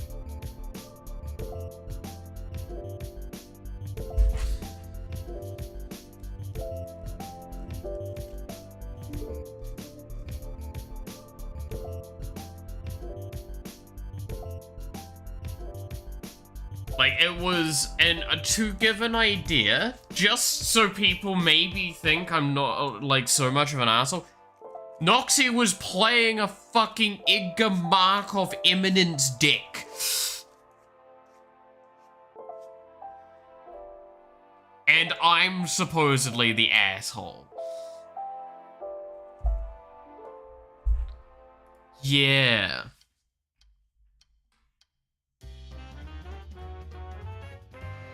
Dude, I fucking tutored for a, let's see, what did I tutor again? I tutored for an Elvish Harbinger, because I had Diabolic Tutor. I tutored for Harbinger, I grabbed Lathril, and then I just fucking Toxic Deluged and wiped everything anyway, so it didn't even do anything. I'm gonna prove too. Need to look over the Rabbits once and get ready to go. Fair enough. Have fun at your Friday night.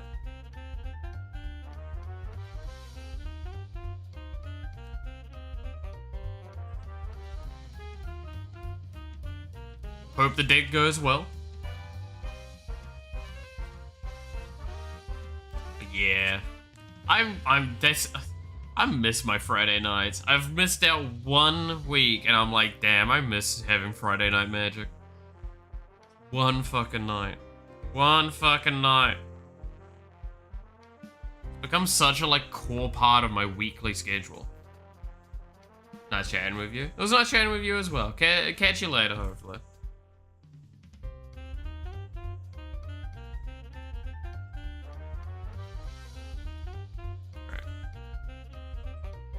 Yeah, I'm trying to think. Like, what I found with this deck, yeah, it's just the elves just... I need more Anthem effects for them, I think. If I was to really commit to the bit with this. But the problem is, I'll be very open about this. This deck is currently a stepping stone from this deck to once the Bloomburrow precons come out again, the reprints, later this month, I think.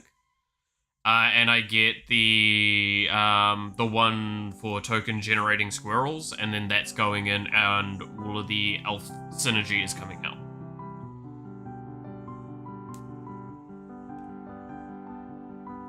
Because I can generate significantly more tokens that way.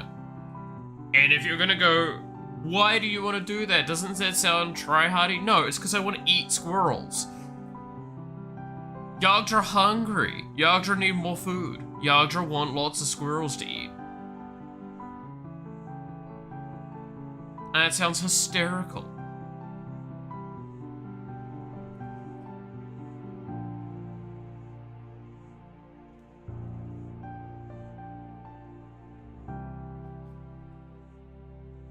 I do think like the Golgari Guild Mage was a mistake in this deck, I'll be honest.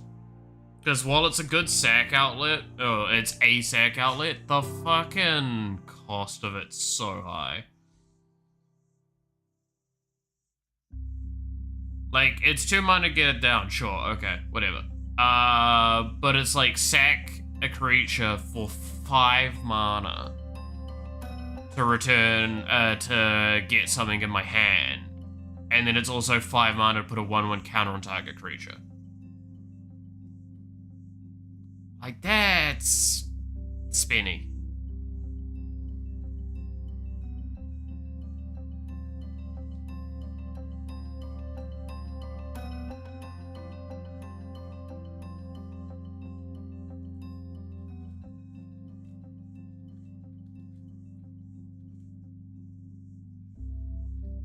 That's spinny in the mana department. Whoa. Alright. I wonder if there is another random commander I could look at and do a deck around quickly. For funsies.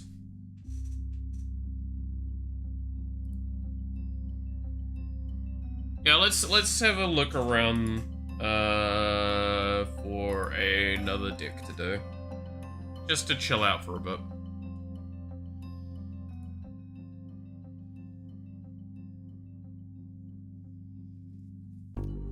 This is another thing I like doing. Hitting the random button on EDH Rec. Seeing what we get. What is this one? This can't block. When it dies, create Jumblebones, a legendary black skeleton creature token with this creature can't block, and when this creature leaves the battlefield, return target name creature thing from your graveyard to your hand. That seems like a terrible commander. What? That sounds like a great 99 card, but a terrible commander.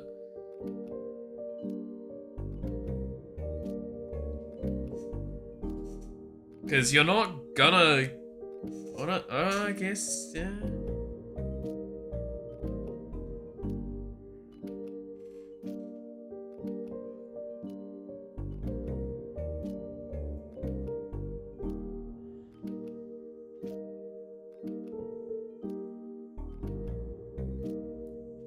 Meat Hook Massacre 2.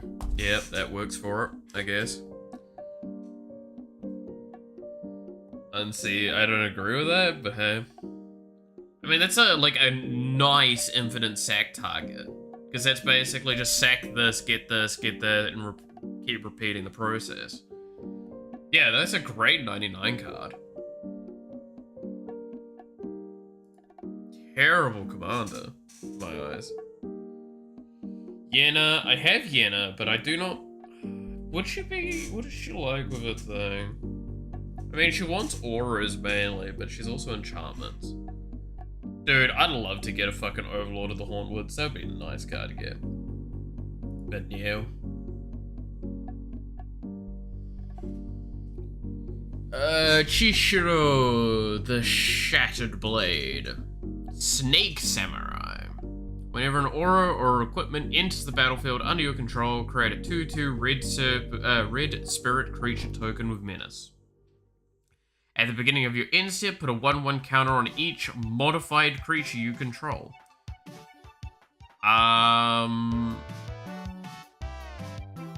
Is that a fucking... Yeah, that's a Voltron commander.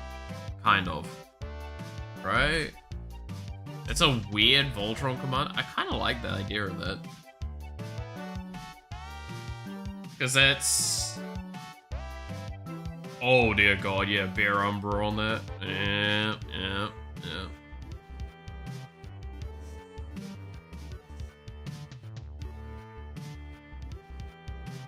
One in his. Whenever this creature deals damage to an opponent, you may draw a card. Yeah, huh.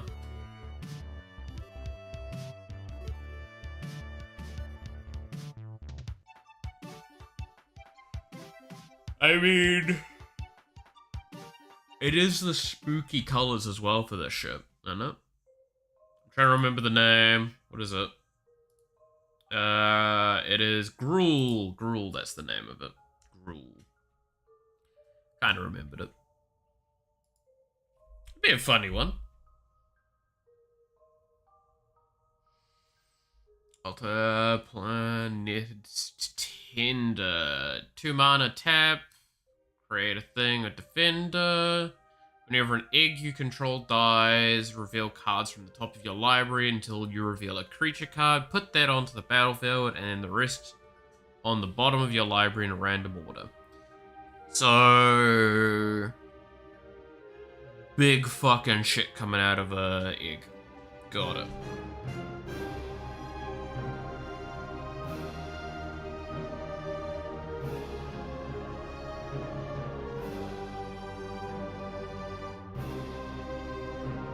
Yeah, it is definitely, yep,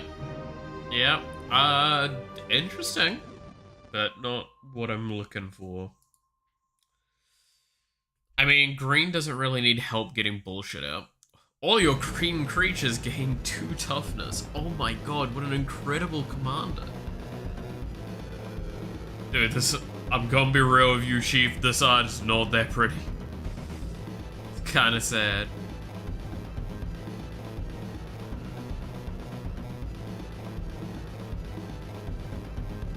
Gwen, Glint, Leaf, Dean.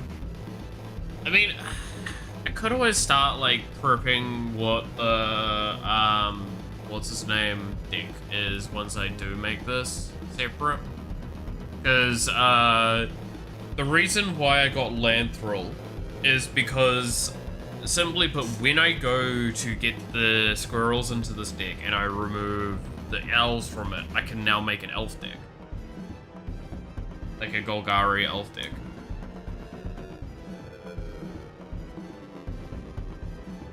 So maybe I just try and prep, like, what would the Lanthrall deck be? Maybe. I'll still play around. Oh, yawn. A little bit with, things.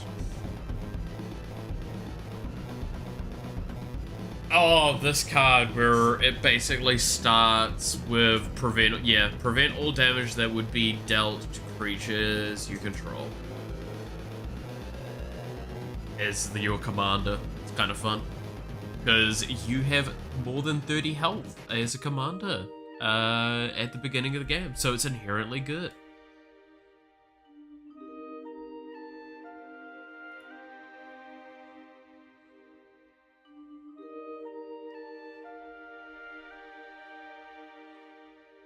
Strong, the brutish thespian.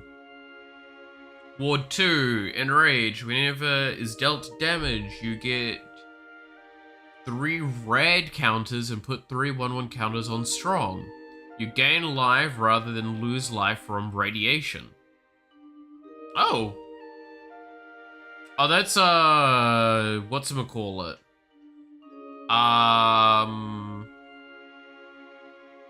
Fallout, right? Yeah, that's Fallout, because rad counters with Fallout, I believe.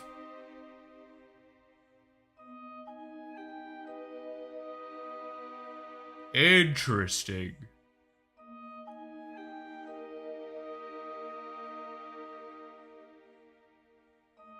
I feel like, isn't the Mothman Commander, like, green as well? Because that would go into that one, right? Yeah, Wise Mothman. I feel like that's insanely good in that one.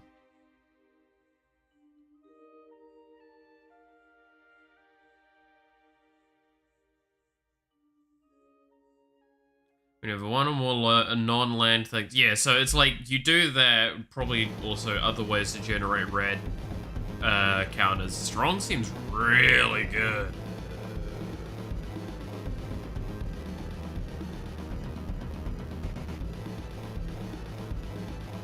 But as a card in the 99 is the problem, I think.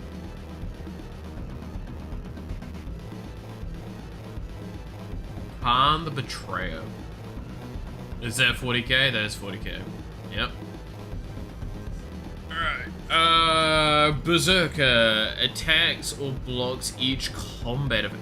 It also blocks if it's able. Interesting. They really want to fight.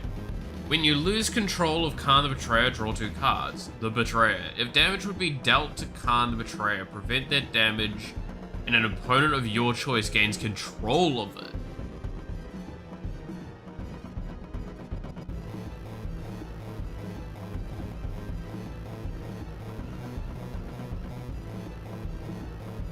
Oh my god, that sounds so fun.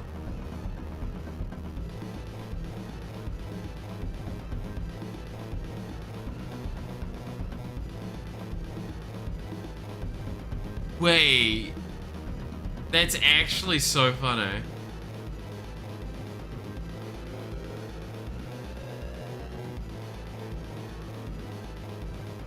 The only problem is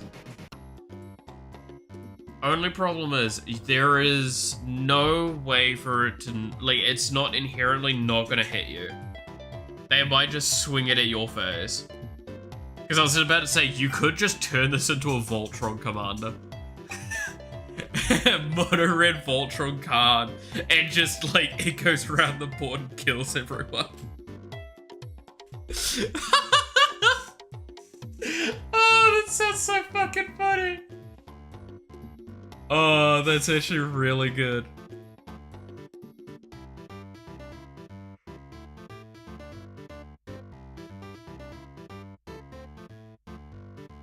The problem is, yeah, like, you could probably goad it, but does goading work in that case? Because it's a new controller. No, the enchantment wouldn't change ownership, so yeah, you could self-goad Khan to keep yourself safe. Wait. Okay, we've found the card. We're gonna do a super dick around for today. Fucking blood for the blood god. Let's go.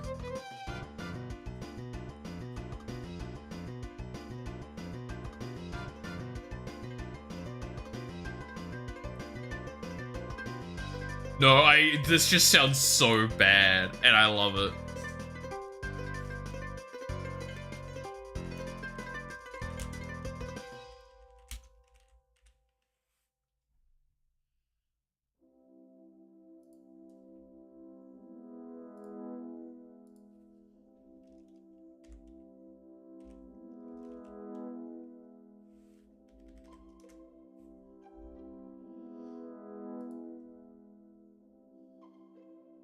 Set as commander. Okay, so you're gonna want you want to have cards that mean that you can goad your own creatures. Specifically, you're gonna want to perma-goad this dude.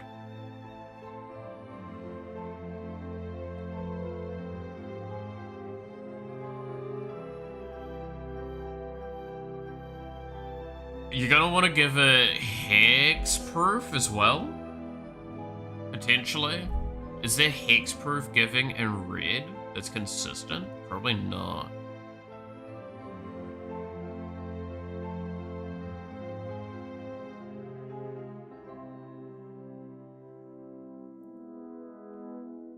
So assault suit, definitely, yeah. No, assault suit is kind of what we're talking about. Is it's goad.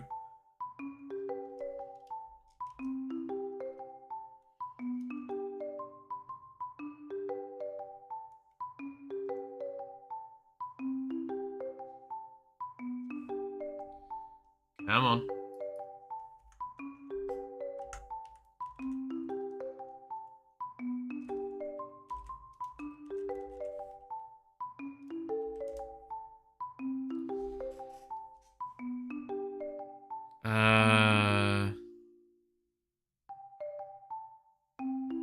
Bloodthirsty Blade doesn't...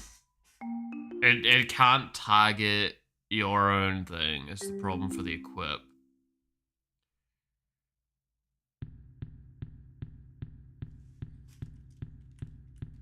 I mean, it's not going to be under your control all the time, though. So I can see why it's good. Shiny Impetus, though, is just you get treasure tokens as well. It's goaded. Great.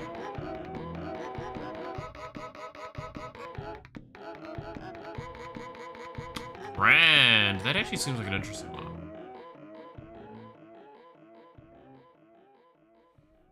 Vow of Lightning. Seems quite good, because it gives it first strike, which makes it super hard to interact with.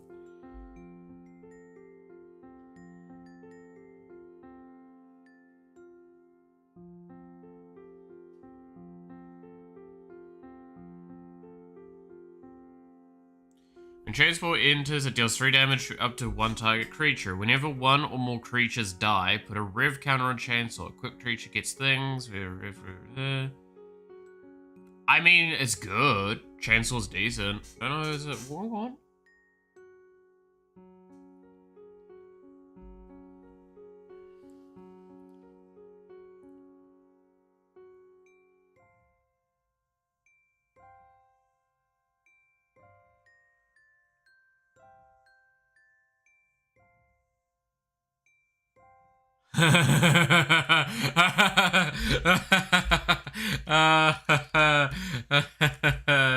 I just read that card.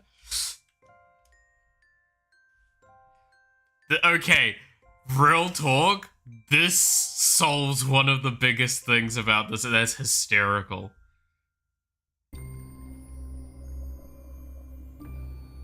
Get the shield, equip it to Khan, and you are not beatable anymore. Because that means if they swing at you, the damage then is put onto Khan, which then, so if you're in a 1v1, it's goaded, so it has to attack you. It hits you, Khan dies, comes to your board, and you just kill them next turn. Why have creatures when you can have Khan? This sounds so fucking funny. I'm gonna be honest.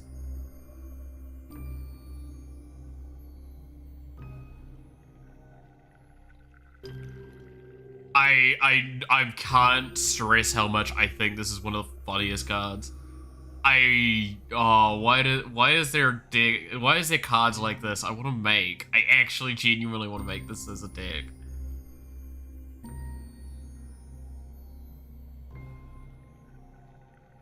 Infiltration Lens solves a lot of issues as well.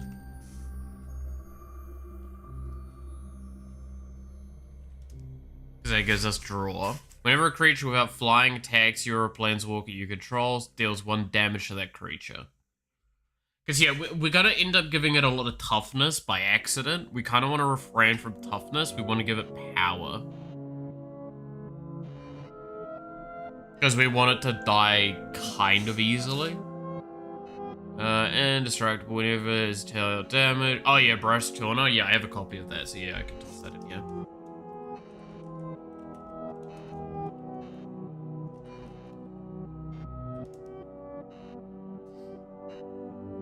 Top cards. Blasphemous Edict. I mean, it's a board wipe that deals damage, so yeah, that seems great.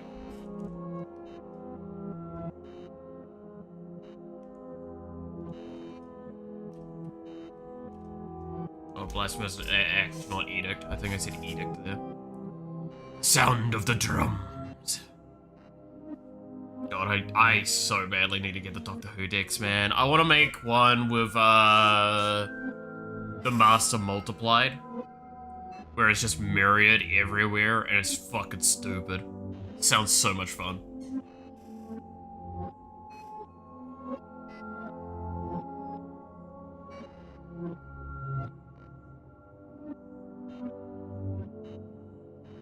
When a creature attacks, you may search your library for a basic land. Put that onto the battlefield tapped. That's probably right to add. We're not gonna care about cost because I'm probably actually not making this, but I'd love to make it.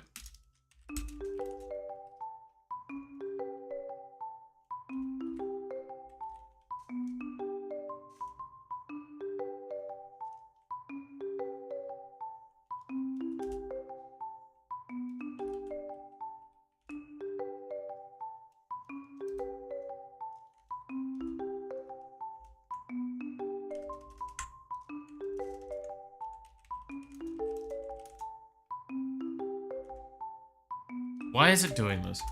It does that from time to time. I'm gonna just refresh that page.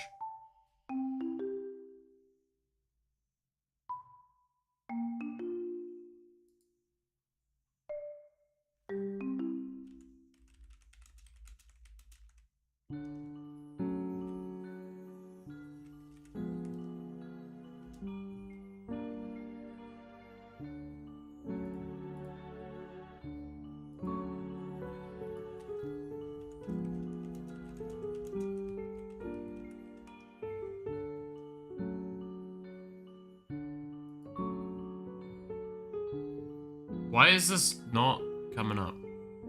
Am I actually having a moment, or...?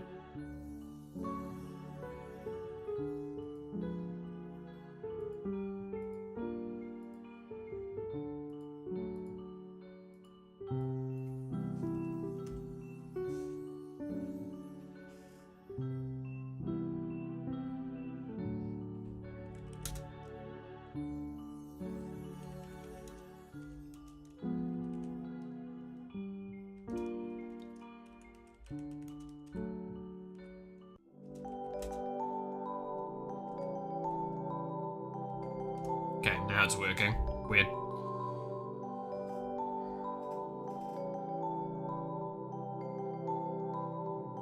Wait, what?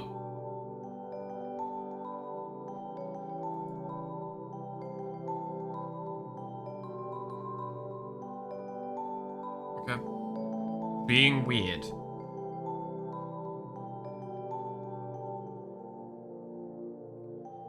Alright. At the beginning of your end step, each player may put 2/1/1 counters on a creature they control. Goad each creature that has counters put on it this way. So what I'm hearing is chaos.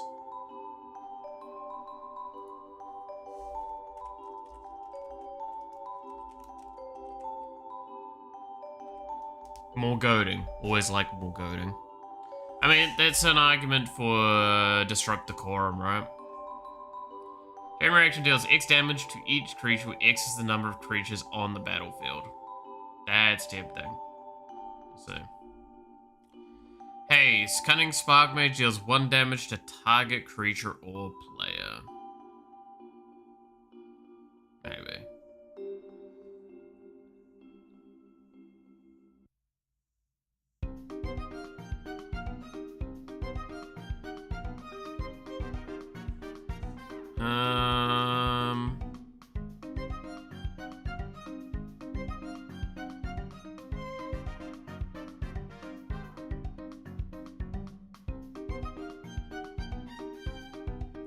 Let's see.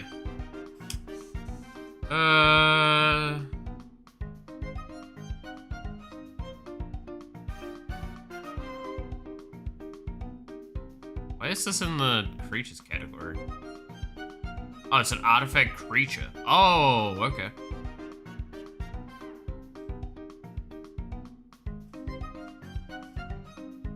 I mean, that would probably be good. Double strike on Khan. Alright.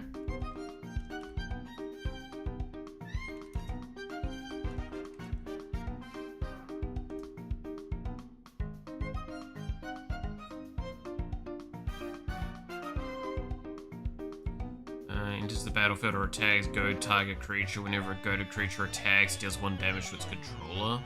Nah, I don't like that. ETBs, choose a player. Whenever it is dealt damage, it is dealt damage to the chosen player. Deal 1 damage to itself. Okay. Menace, creature control, 2/2 and menace. Whenever it is equipped, creature deals combat damage to a player, goad each creature that player controls.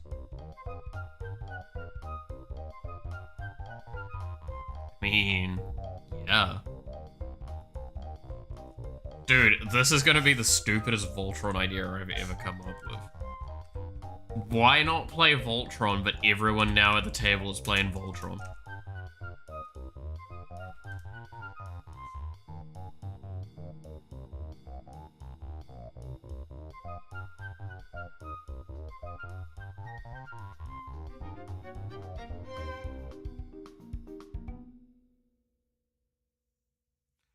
I mean, Solemn Simulacrum's probably a solid one to just have in there.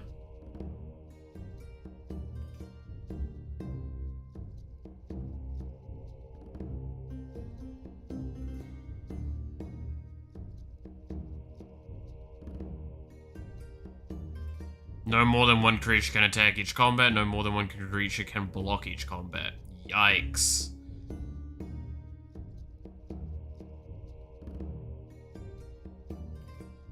Lord of Chaos.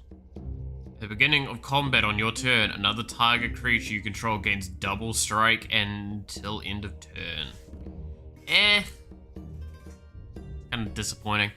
Bloodthirster. Flying Tramp. Whenever this deals combat damage to a player, untap it. After this combat phase, there's an additional combat phase. Bloodthirster can't attack a player it has already attacked this turn. That is hysterical.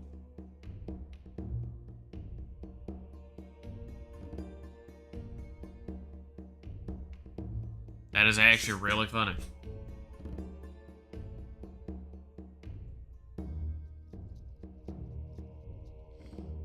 Oh, yikes. Oh, but the thing is, we're not going to control it a lot of the time. So that feels less effective.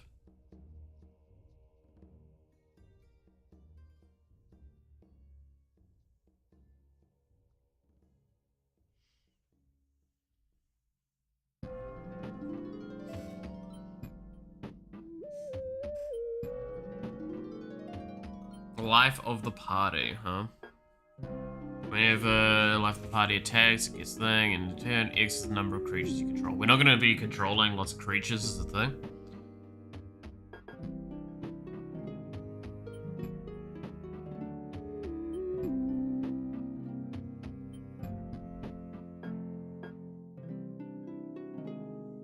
Yeah, like this would be funny.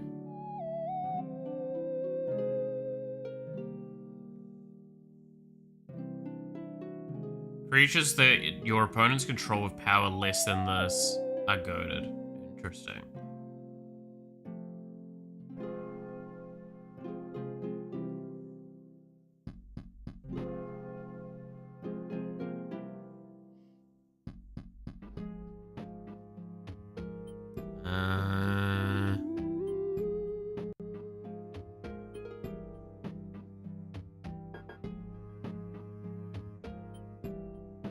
Attach target equipment to target creature. Control of the equipment does not change.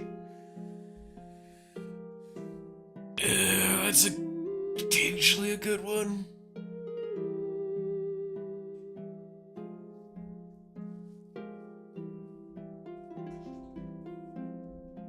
I love the best part is having something like Lightning Bolt, well, not quite Lightning Bolt, but Lightning Bolt at instant speed might not be a bad bet if someone tries to do something to Khan as a way of, like, creating a safety point of, hey, no, don't do that.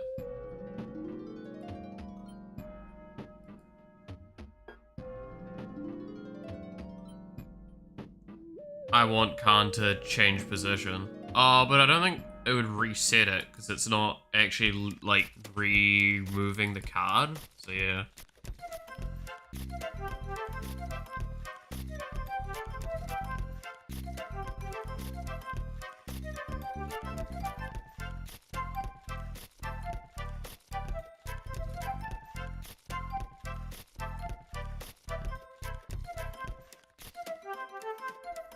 Like, this is one of those cards that I feel like if everyone at the table's willing to agree to it existing, it's fine.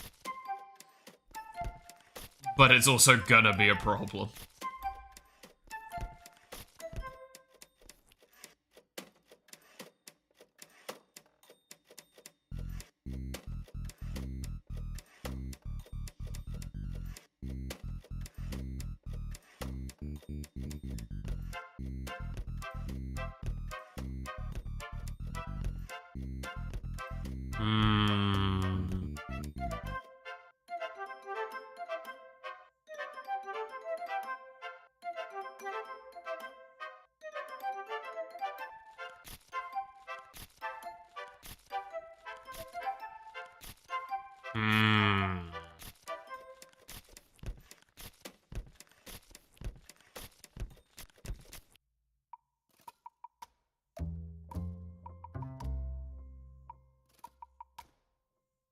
Cast it into the fire.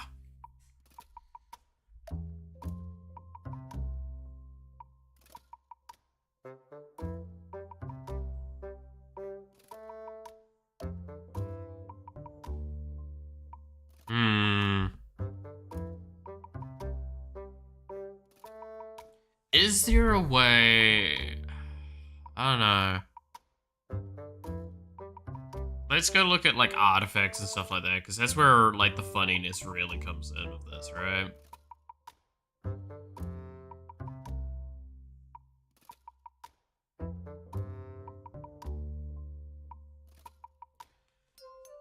So, we definitely want Swiftfoot. Swiftfoot.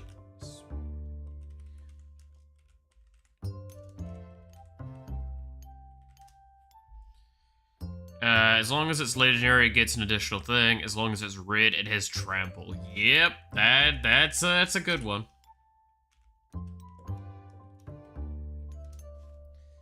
Red spells cost less to cast. No.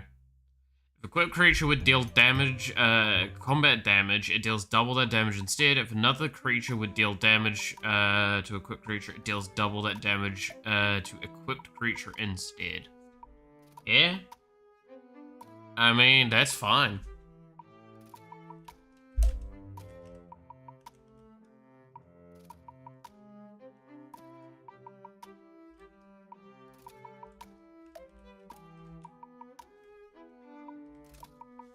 Whenever a equipped creature deals combat damage to a player, you may draw 2 cards. If you do, discard a card.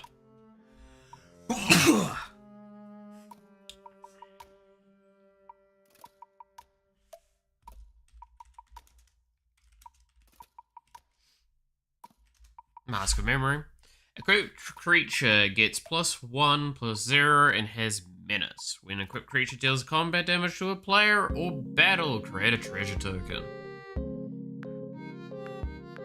Whenever a equipped creature attacks, look at the top card of your library. If it's a land, you may put it on the battlefield tapped.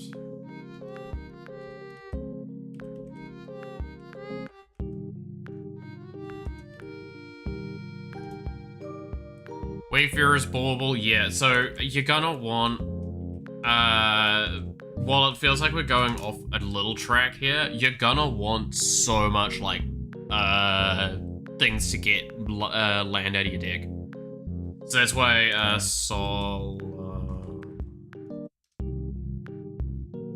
wait.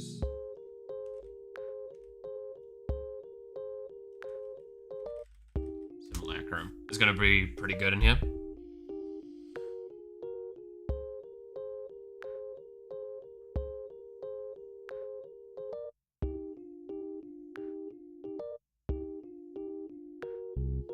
Diamond Pickaxe, huh?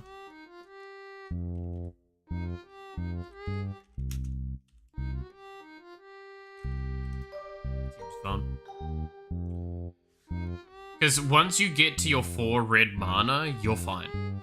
You're doing the thing that your deck wants to do.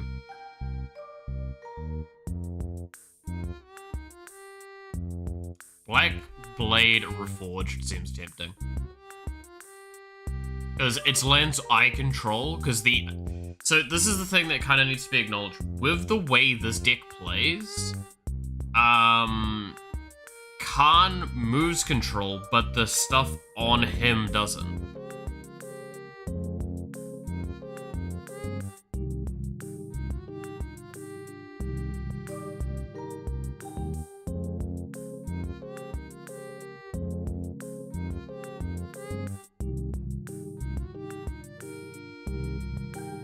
Oh my god, Helm of the Host for more Khans just flying everywhere.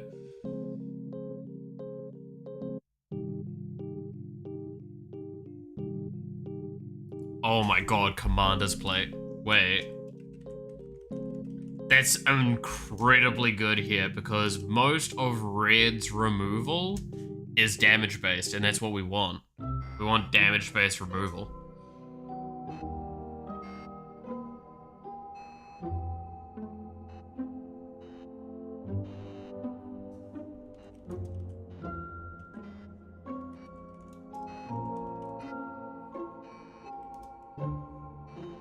Oh yeah, also the Aether Spark would probably not be bad now in this.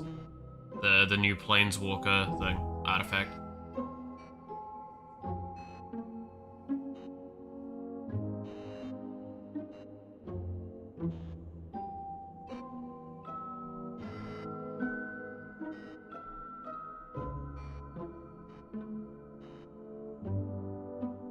Because that just gives us potential card draw or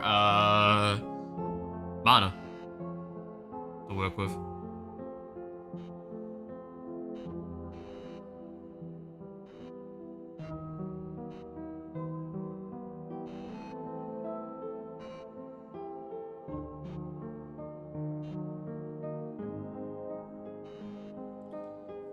Protection from green and from white. Whenever a creature deals combat damage to a player, exile up to 1 target creature you own. Insert your library for a basic land. Put both cards into the battlefield under your control, then shuffle. So flicker something and get a land.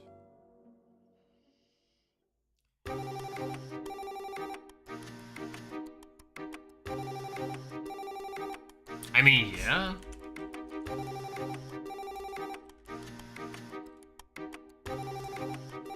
For Exilus, whenever a quick creature deals combat damage to a player, you may draw a card. We want ones that do the draw a card on a attack.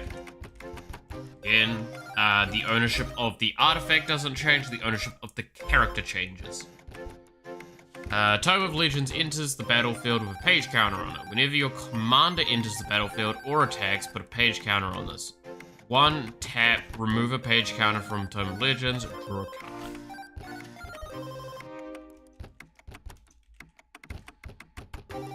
Well, it is our commander we're doing this for. It is a weird mono red Voltron. His first strike, whenever a quick creature attacks, create a 4/4 white angel creature token flying. Is that what we want? Because it means we get creatures.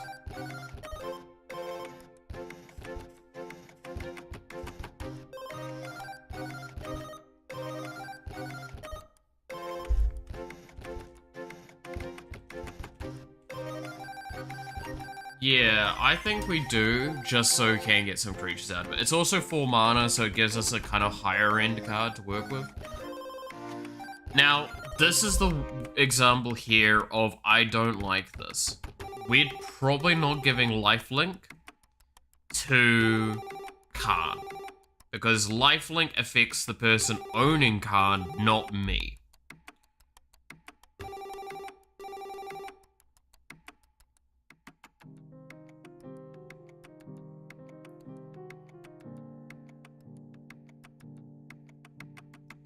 Because it's my assumption at the very least.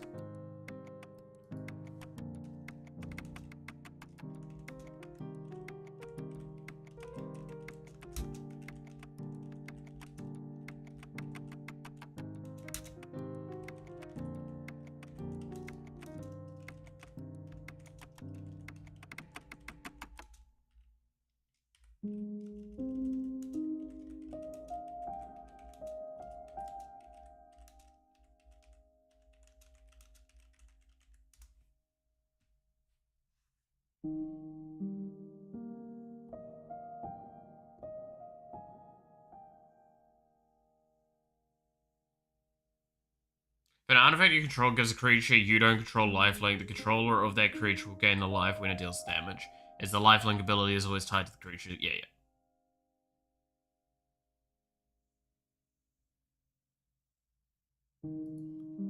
And here's another example of this. I was pretty sure of it, but you know, they do, it gives the creature lifelink. Yeah. So no, Basilisk Collar is probably not that great. Double Strike and Trample on Leyline Axe. Tempting. Yeah.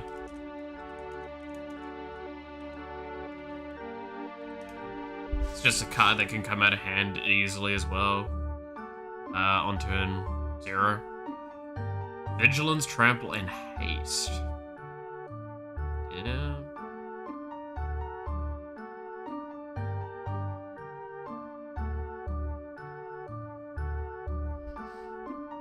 Mithril Code gives it indestructible. We don't want to give it indestructible. That's actually terrible.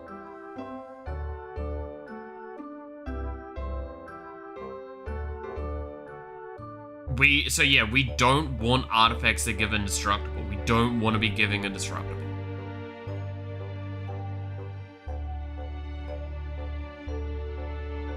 Throw on Power Suit's probably correct though.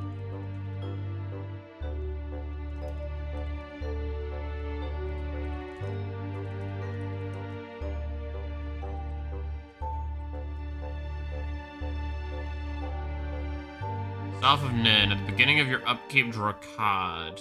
Deals 1 damage to target. For 6 mana? What? No. Spear of Leonidas. Whenever a equipped creature attacks, choose 1. Bull Rush against Double Strike. Summon, create Phobos, a legendary 3/2 red horse creature token. Revelation, discard 2 cards, then draw 2 cards. Ew. I mean, it's not horrendous, because you just Bull Rush a lot, right? But... And then you can get the summon, again, bit of block. Equipped creature has Double Strike. Whenever equipped creature attacks, you may have target creature block it at this turn if able. Indestructible. This has indestructible. No. Trample Lifestyle. Permanents your opponent's control lose hexproof and indestructible until end of turn. No. Because that actually invertly works with us. Oh, I mean, actually, no. This is potentially good. No, this is a really weird use case.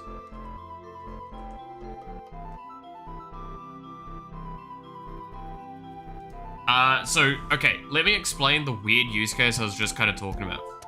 If this is on someone else's board and it gets indestructible while it's over there, then we can use Shadow Spear to pull that off. Because it's, permanents your opponent's control lose hexproof and indestructible. So it means Khan will lose hexproof, but it will lose indestructible.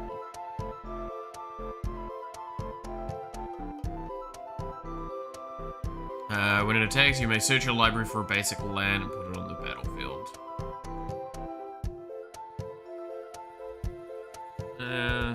I don't want to do Shroud though. Shroud's terrible for us. Like, that's a huge anti-synergy. Expedition map, yep.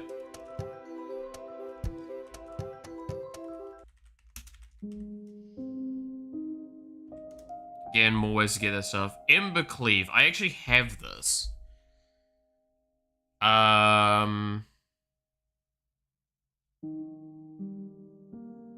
So you... Ooh.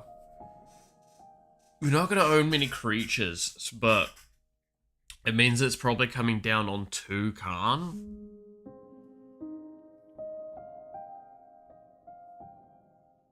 And that's double strike and trample.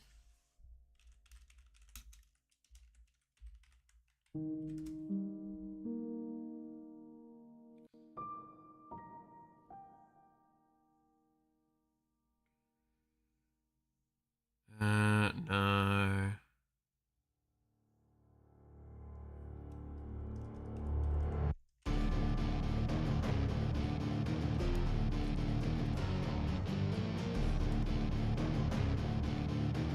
It's first strike, vigilance, trample, and haste. That's kind of good. Choose one, draw a card, discard, put a 1/1 counter on that creature, untap up to 2 target lands.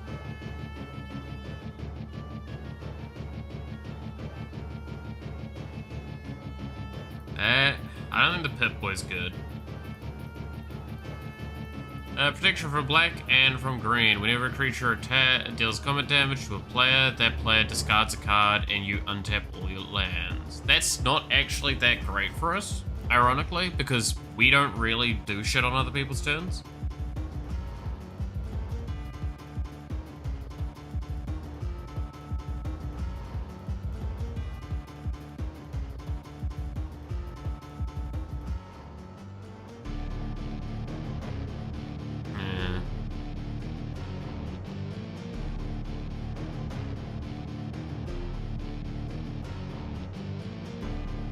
Whenever a creature deals combat damage to a player, create a token that's a copy of that. Okay. No. That's not very good. It's flying. When an equipped creature deals combat damage to a player, draw a card, then discard. Has non-basic land walk, has 1/1 in haste. At beginning of each combat, untapped equipped creature. Equipped creature has first strike as long as it's unblocked. As long as it's blocked by this, yeah. As long as this creature is legendary, as trample and haste. Whenever a equipped creature attacks, create a 2/2 white warrior creature token with vigilance that's attacking. Then attacking creatures gain menace until end of turn.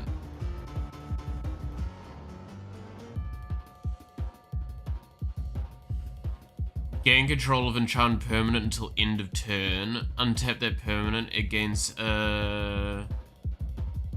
haste until then. I mean, that one's a good one. For a safety net as well.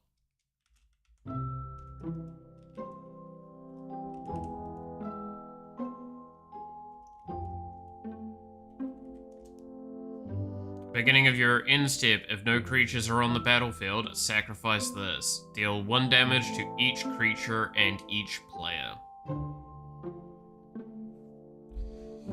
Tempting, actually. Very tempting, because that's gonna keep it rotating around quite a bit.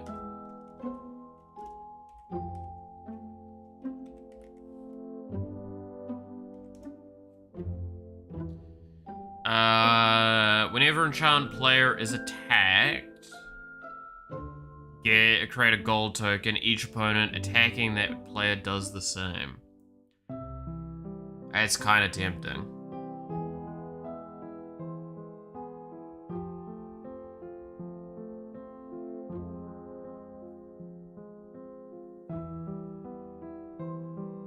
So attacking means that I can set a target on the board that people are going to want to swing at.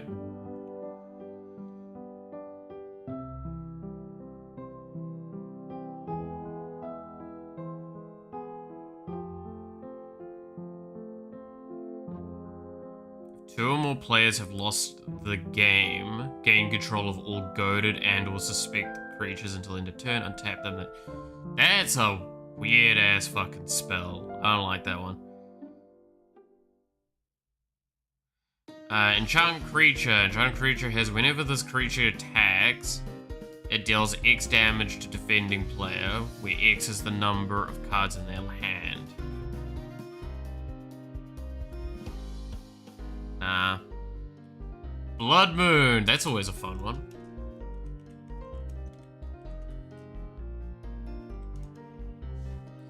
Enchant Creature has Menace, and whenever this creature deals combat damage to a player, create a treasure token.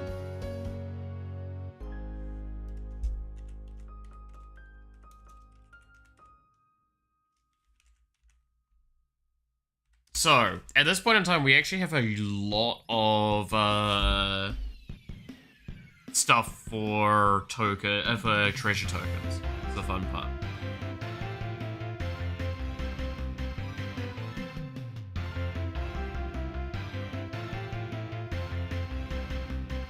Beginning of your upkeep, put 2 descent counters on.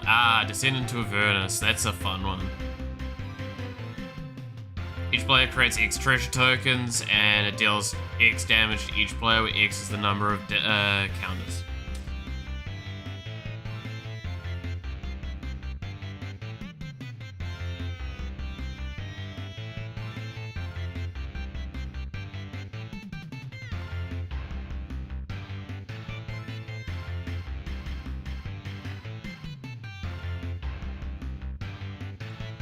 Alright, Enchant Creature. Enchant Creature gets +1 for each mountain you control and has first strike.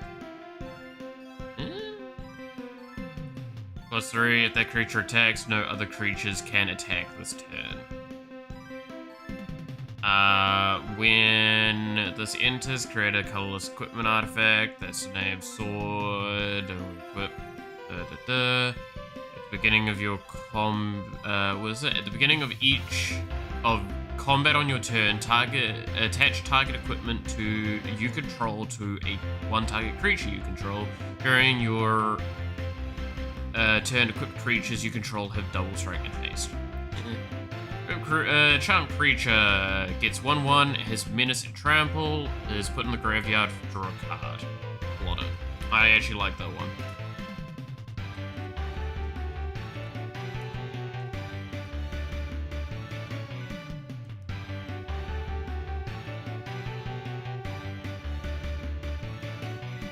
So Enchant Creature becomes target of a spell or ability. That spell or ability's controller gains control of Enchant Creature. Okay. Whenever a creature is dealt damage, deals that much damage to that creature's controller. Interesting. Enchant Creature gets 3 and has Menace. Whenever an opponent casts a spell, you may reveal the top card of your library. If you do, you may cast that card without paying its mana cost if the two spells have the same mana value.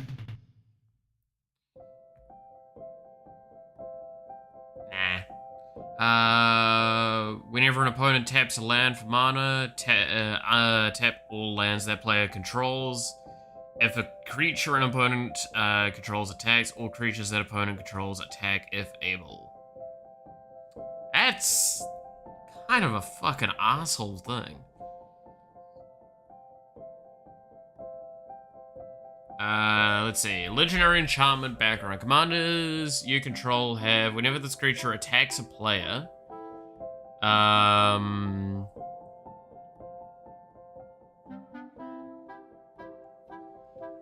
I have ownership, not control. Yeah. Whenever this creature attacks a player, if no opponent has more life than that player, you can create 2 treasure tokens. Is Khan gonna be a guild artisan? That'd be kind of funny.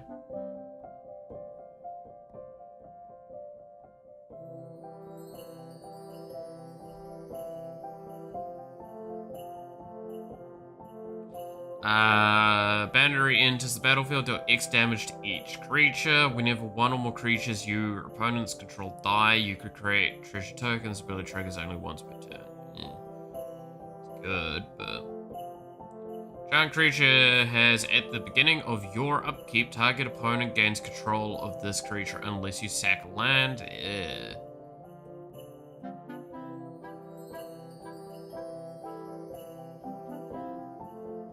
Giant creature. Whenever a giant creature attacks, it gets thing till end of turn, where X is your devotion or red.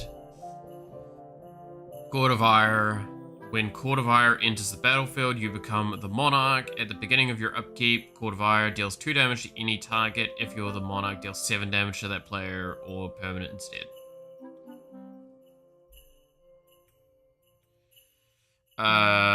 Enchant player. Creatures attacking enchant player have trample. Whenever a creature deals combat damage to enchanted player, that player exiles the top card of their library until the end of turn. That creature's controller may play that card and they may spend mana as though it were any... okay. Share the spoils. Enters the battlefield, an opponent loses the game. Exile the top card of each player's library. During each player's turn, that player may play a land or cast a spell from among cards exiled with share the spoils. And they may spend mana as though it were any mana to cast that spell. When they do, exile the top card of their library.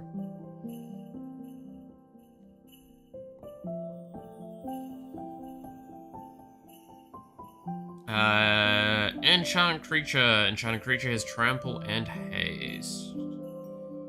Commanders you own have whenever one or more creatures you control deal combat damage to a player, go target. Oh no, that's terrible for me. Draconic Destiny gets 1/1, has flying and haste. One creature gets and is a dragon in addition to its other types. Whenever enchanted creature dies, return Draconic Destiny to owner's hand. Jeska, Thrice Reborn. Enters the battlefield with a loyalty counter on it for every time you've cast your commander from the command zone. Choose target creature until your next turn. If that creature would deal combat damage to one of your opponents, it deals triple that damage to that player instead. Jessica throws her board, deals X damage to each of up to 3 targets. Oh, apologies for the yawn there. Alright, search your library for basic mount. Yeah, no, it seems terrible. Rogue's Passage, yes.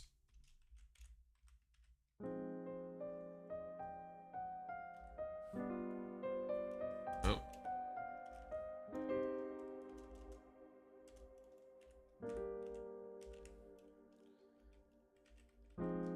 Rogue's Passage definitely goes in. Homeward Path, probably worthwhile.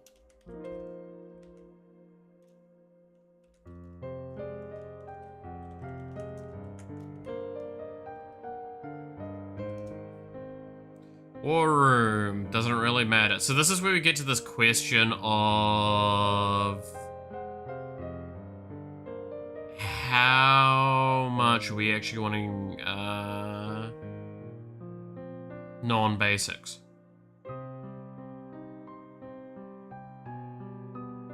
Because I would argue we don't actually really want non-basics.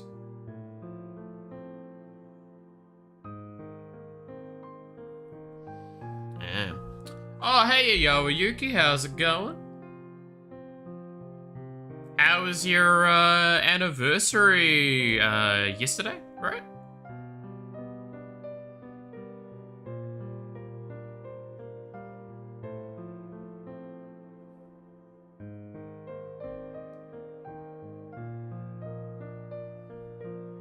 Five years. Wild times.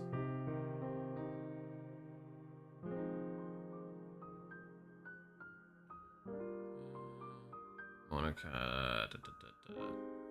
Yeah. Every day is last year's anniversary. True. True. It's always a fun one.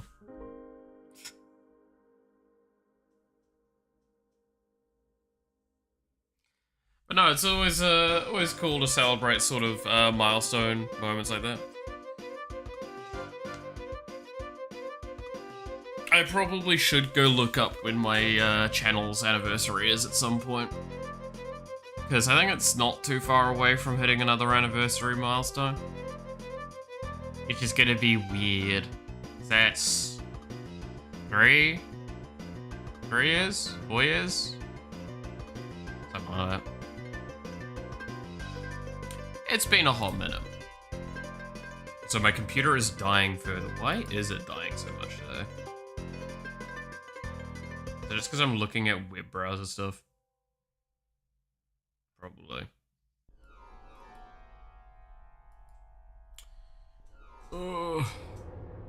Doing silly Magic the Gathering theory crafting and such because of the new cards coming out, as well as just thinking about different things. Me happy I have 2 new decks to play with, though. One of them sitting next to me. It's a big cat. Big hungry cat. Which is always the best way.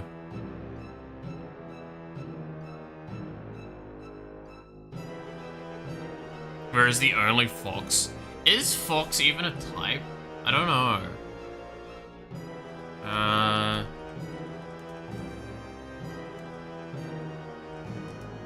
Because if it's not, there's a mistake. Then it's creature type.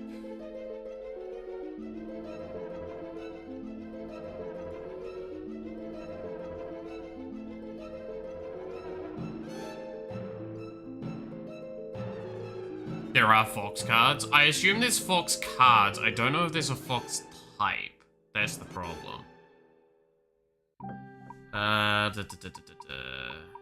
Ferret. This. Yes, there is fox.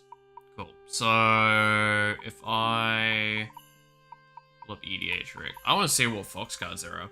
Oh, there's one I can think of off the top of my head that's actually funny. That I was considering making a deck around. Let's see. Cards by type, creature. I want to see what fox cards there are.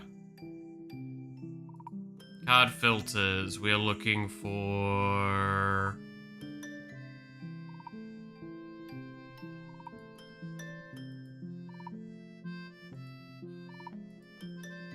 what? Where is the thing for this? Be tags? No. So I can't just type in fox, I believe. That doesn't work there. Oh, wait. Tags foxes, yes. There we go. There are fox cards. Yeah, Mr. Foxglove was one that I looked at that looks really funny. What's this one? Backup, whenever this creature attacks, double... I wonder if there is a fun one to do. Oh yes, of course, Foxmonk, the one that's really funny. Because it is designed not with, Commander in mind. It's a good one. 8.5? Yeah, how do you have 8.5 tails?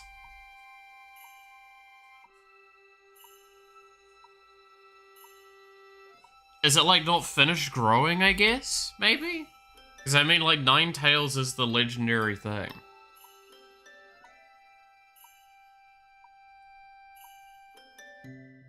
It's kind of strange. Elemental fox. But yeah, like, look at this sly dude.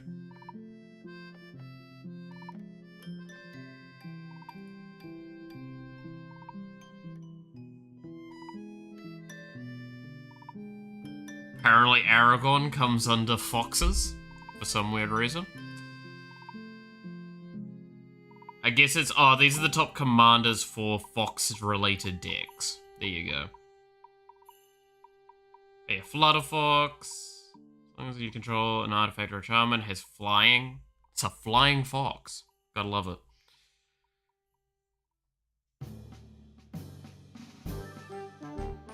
Fox Samurai. Hell yeah. Fox Ninja.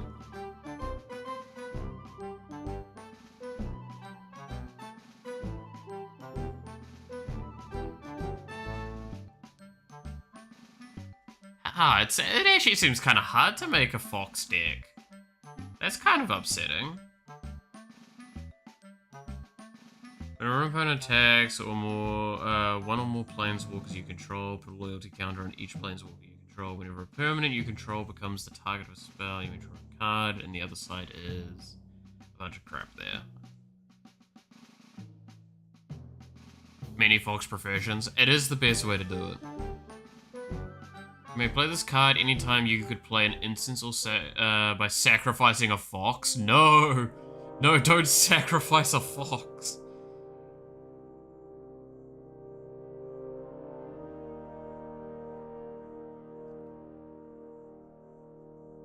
It's all Bushido.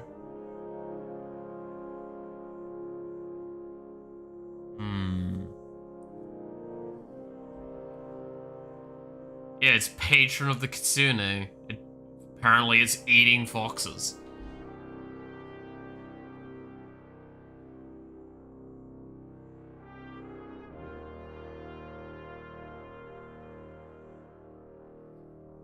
That's kind of rude. Just a little.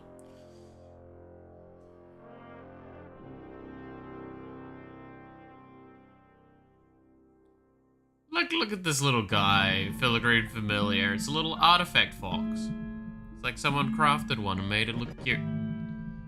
ETB, gain 2 life. Whenever it dies, draw a card. I mean, I don't want it to die.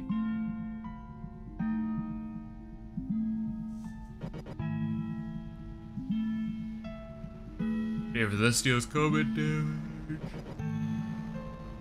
Yeah, seems like too many humanoid foxes as well. Not enough like just simple foxes like these.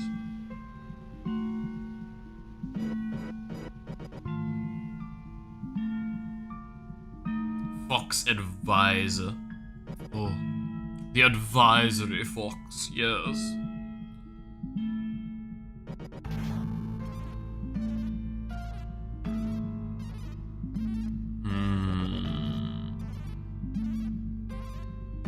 Moonfolk wizard that creates foxes. I mean, that kind of makes sense. Yeah, I'm actually a little disappointed that there's just not really as many fox cards as I would have expected. I thought foxes were really popular. Meanwhile, I was tossing together totally a normal deck of Blood for the Blood God.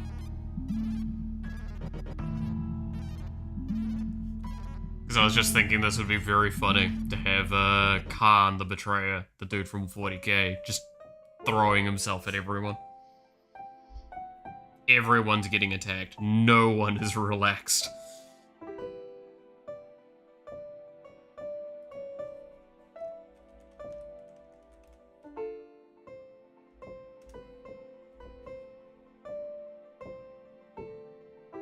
Silliness must intensify.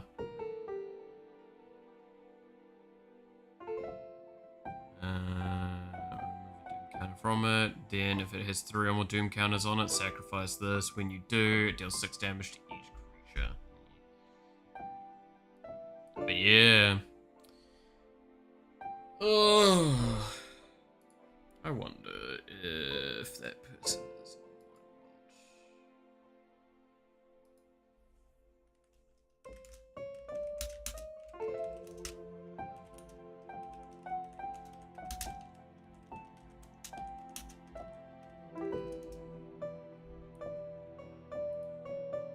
Let's see. But yeah. Now that's gonna be a pet project, I might try and make a, like, foxes, kin deck. So it's all foxes. So I think that'd be kind of cool. It's just, they don't really have a distinct thing going for them. I guess auras and... yeah... their aura's enchantments. Because you got like Inquisitive Glimmer, which is a fox glimmer. It's a cute little fox spirit thing.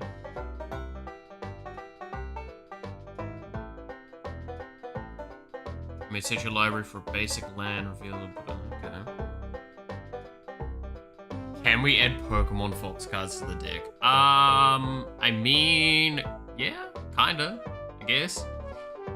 I see no reason why that wouldn't work, right? Totally. To be fair, I had a moment of going like, I don't remember Pokemon, and it's like, yeah, but I've been playing it recently. I grew up with Pokemon. I remember Vulpix and Ninetales.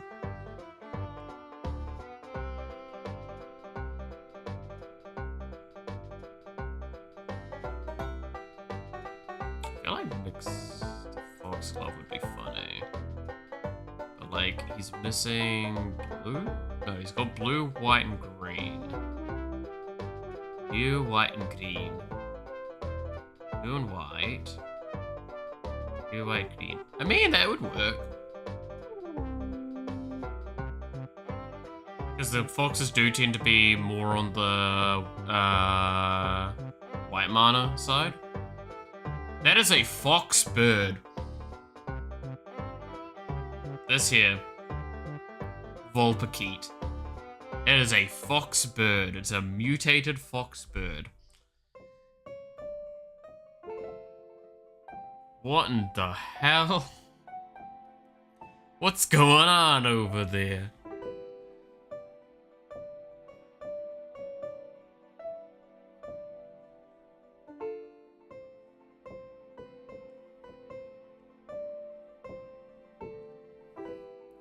Wild times.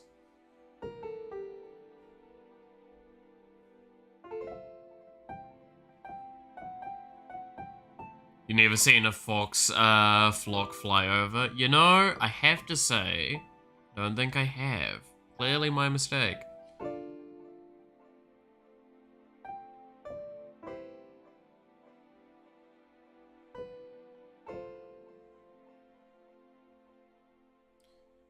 A non-token permanent control leaves the battlefield. Choose one that has to be chosen this turn. Create a creature token with those characteristics.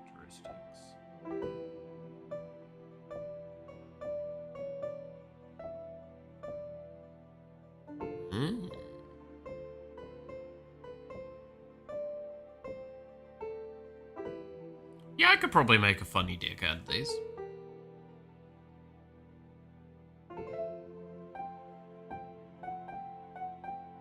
It's the fight that would be not putting in shapeshifters, though. It'd have to be foxes. It has to just be foxes. It'd be Foxglove, I feel like. It's the commander.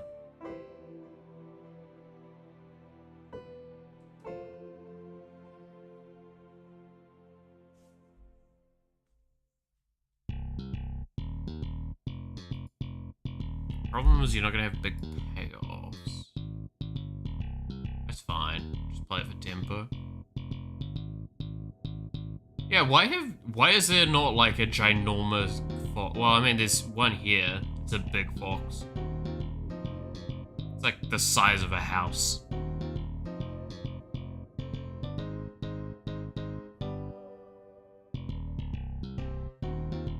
Big fox.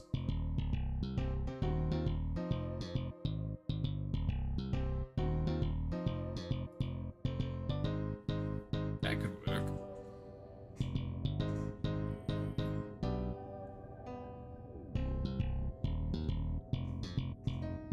Oh, good lord. It doesn't help that, like, I went to bed at midnight last night, so I'm still very tired.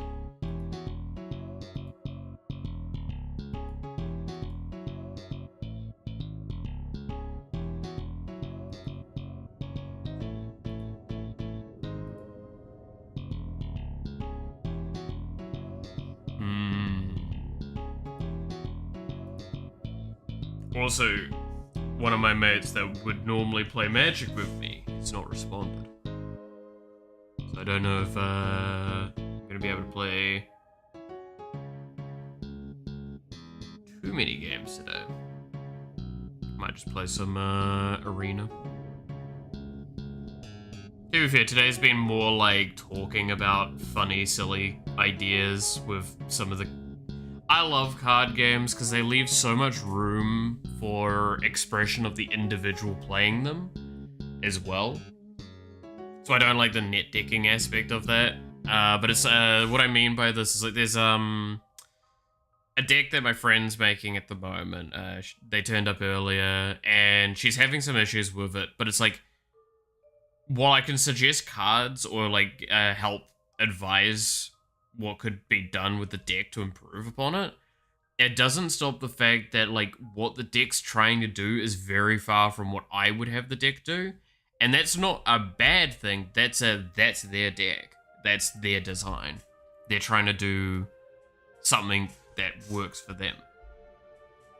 Everyone plays games differently, right? Card games are a great way of expressing that. Even with the list of decks that I've kind of like theory crafted, almost all of these play sort of with my style in mind, but there's still different ways to play. We've got the zombies one at the moment, which is like high discard tempo power. We've got the Savara one, which is like constantly, hopefully sacrificing and engaging with the opponents. We've got my Miracle one, which is again a tempo, because I like tempo. But it's very interesting, because you could go, I want to do something silly, and there's ways to do something silly. As we saw just a second ago by like, let's Google foxes and look at fox characters and see what's there.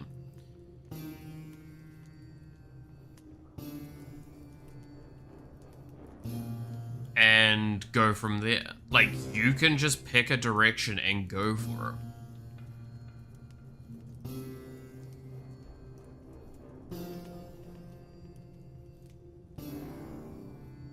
And that's fun. I think that's a really, really cool thing to do in games. And I don't know many games that can do it to the same extent that card games do. But I understand, obviously, as well, card games can be quite scary and complex and daunting, especially with Magic. Magic has, 30-ish years of existing that can kind of feel a little overbearing. With thousands and thousands of cards. And then trying to figure out how those cards interact with each other, what ones are good, what ones are bad, yada yada yada. Which at the end of the day, that doesn't really matter as much as like what's fun to play. Admittedly, there are going to be people that are like, no, but winning is fun. And it's like, yeah, winning is fun. Winning gets you there more often than not. But like, as long as you have fun along the way and you lose, doesn't matter then, right?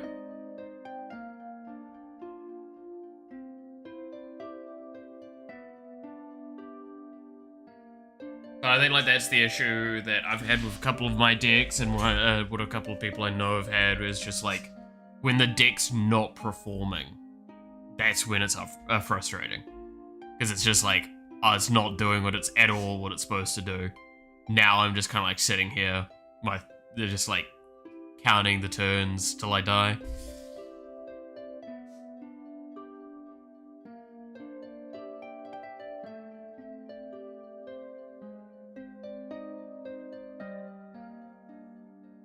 Fun is most important. Fun is by far the most important thing in games. Anyone that tells you differently is probably not knowing how to play games. Winning is a small part of it. Exactly. I mean, that's why I play, like, when I play League of Legends, yes, call me out on that as you will, I only play, like, ARAM or the events, or TFT. I love that because in ARAM for me, I can play the game, I can lose, and I can still enjoy my time. And because it's fast enough, I'm not stuck here for a long period of time suffering. And so, same with my team. But when you see those people that are like almost treating it like a ranked game in that environment, that's when I'm concerned, because I'm sitting there like, dude, it's a casual mode in a game. If you want to be super serious and super intense, there are modes for that. But also, maybe take a step back, take a breather. But you know that that's not the thing they want to hear right now. It's yes sir, or I'll do better, or we'll win. It's not how it works.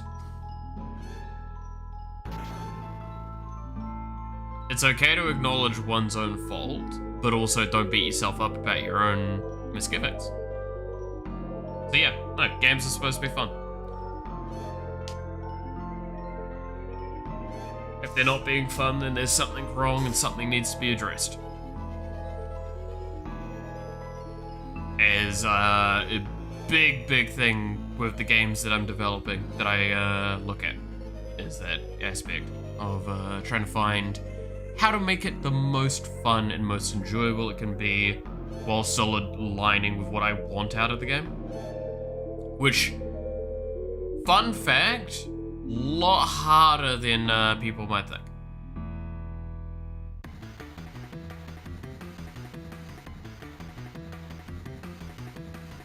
A lot harder than might originally be thought. Because sometimes I have an idea and I think it's good, but then it just doesn't feel fun to play. It happens.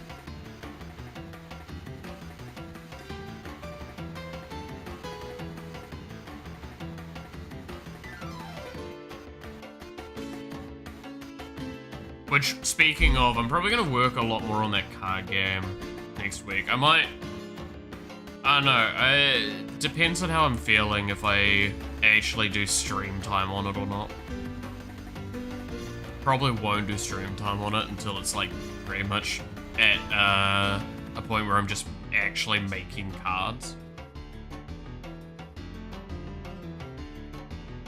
And we can start playtesting it, so I'll need to make an AI for it as well. Ugh, making an AI opponent for a card game so it figures out how to play cards and does it correctly.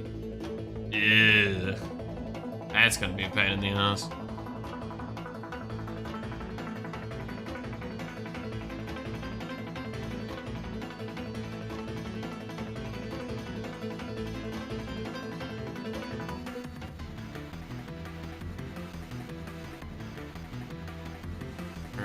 I don't think there's much else to do with this deck at this point other than like adding the mountain amount, which is pretty much going to be all of the land base, so...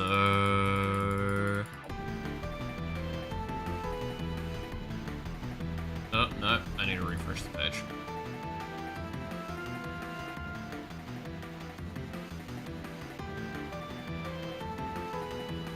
$30, $31 mountains.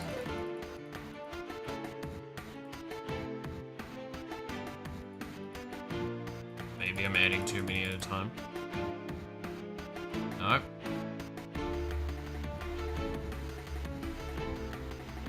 It's just not liking what's going on. Okay.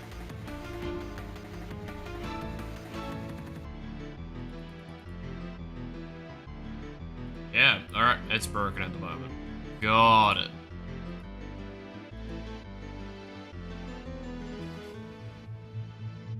We'll come back to that later then. Oh, I didn't mean to close that. Oh well. Has that person responded? No. Doesn't look like they have.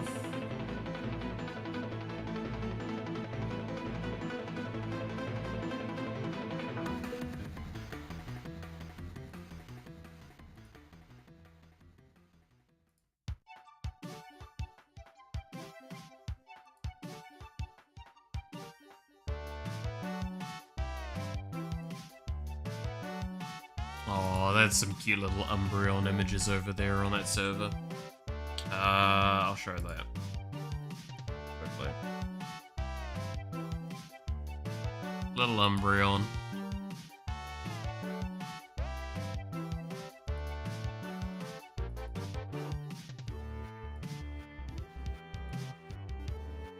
Always nice.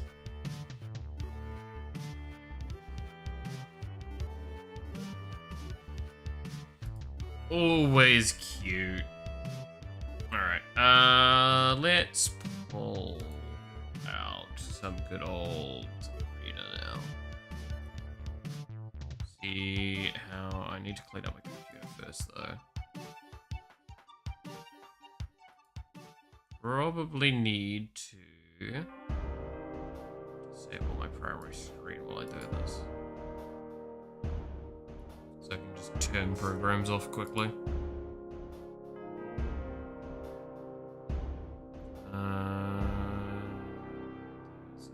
Essential. While I set up for this.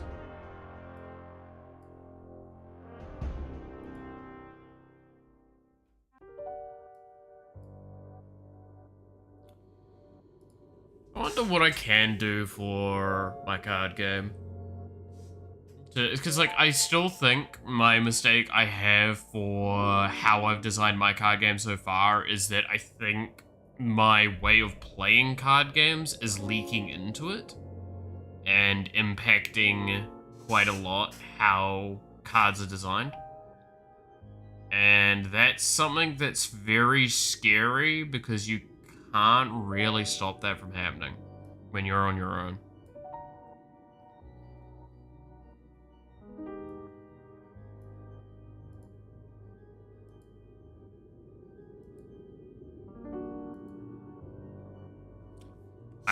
There's just straight up not an answer for fixing that problem. No matter how much people tell you, it's impossible to be unbiased.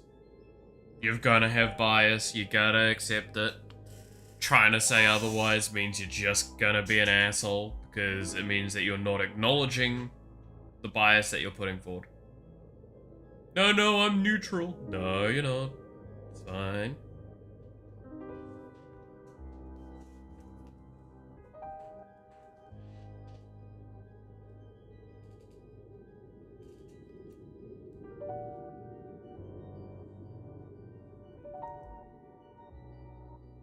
Alright, game is loading slowly.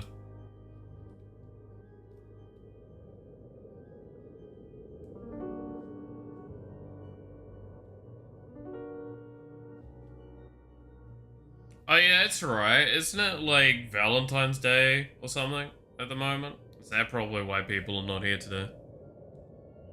They're out with their honeys and hubbies.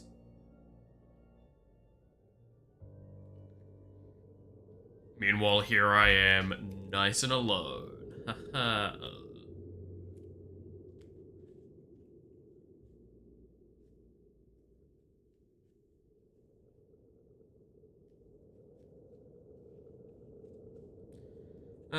Me and my card games.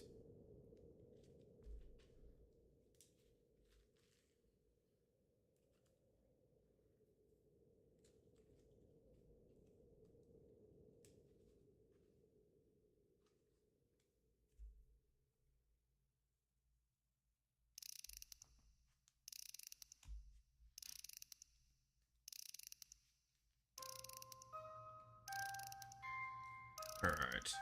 While that continues to load, I'll just talk out my ass some more, I guess. Yeah, no, I'm interested to see where Magic goes. Again, I'm new enough to the scene that, like, a lot of the long-term stigma hasn't hit me yet. Like, I hear it, around it, but, like, none of it affects me. One of the ones that surprises me the most is the talk about, like, expansions from, Universes Beyond stuff becoming standard and all that, and say, well, that doesn't affect me, because I play Commander.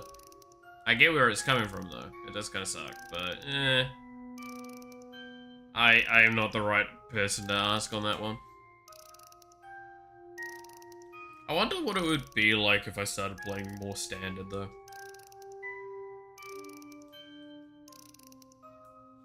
I got nothing against it. Again, it's just pure and simply, I have too many other card games I prefer to play the standard version of, first. Hey there, Emily. How's it going? What's up? At the moment, just waiting for the game to load and sort out some things in the background while my computer dies a little bit. Magic the Gathering Arena is rough on my PC sometimes.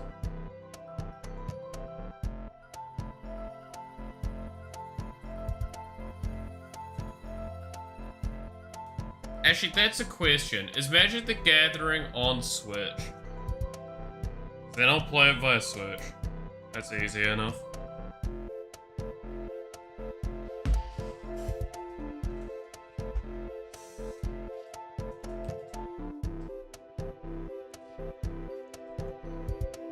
I bet it's not, though.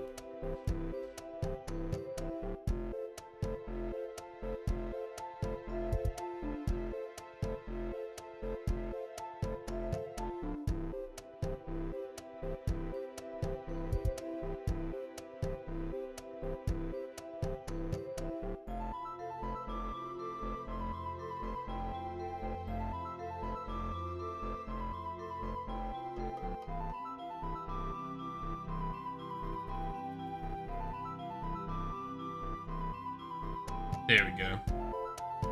See what happens. No, there's a skin pack in Minecraft for Magic the Gathering. What the hell? When did they add that? What is even in that? Oh, it's the Planeswalkers, the main ones. Okay. Like Liliana and all that, yeah. That's mildly funny.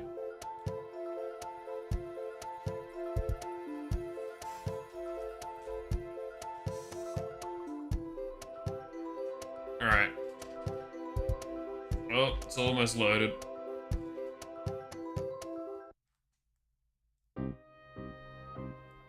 One day I'll sort out my PC issues.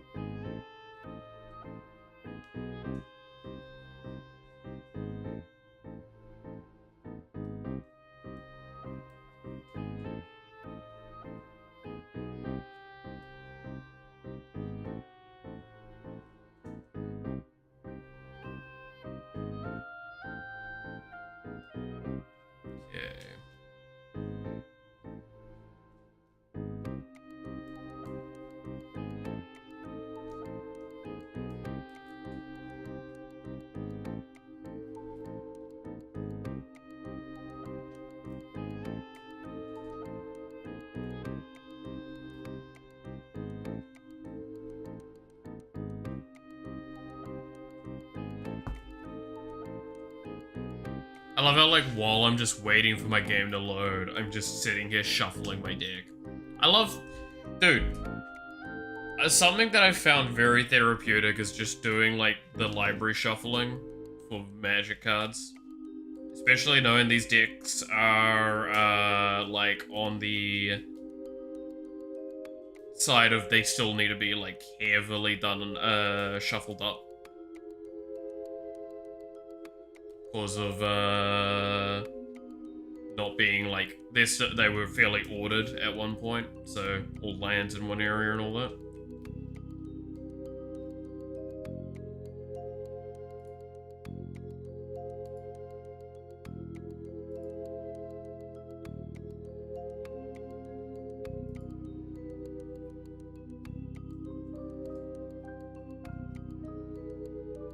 So to avoid land clumping, there we go.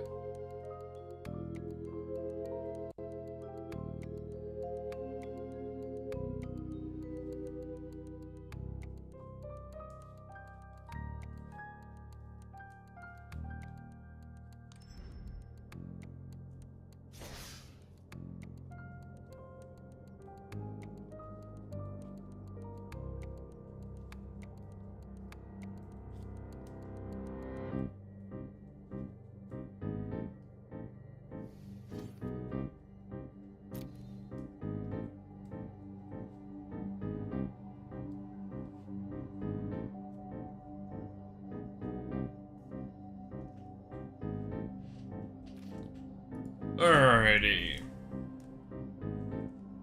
What are my quests? I haven't played in a couple of days. Black and red, green and blue, red and green. I guess I should probably play a green deck then. Do I have a green deck that I can play?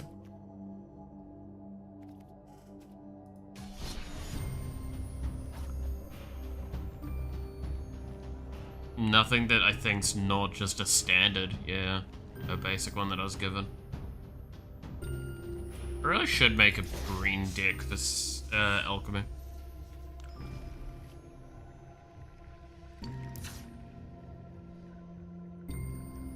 Probably be a Simic deck.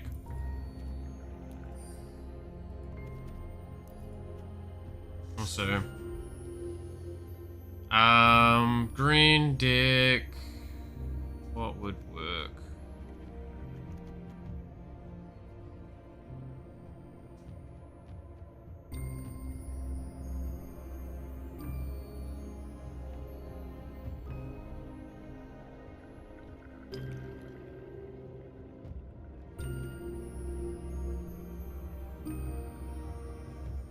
Like, I feel like loot would be a solid one to play around, but go for like a landfall deck, I guess.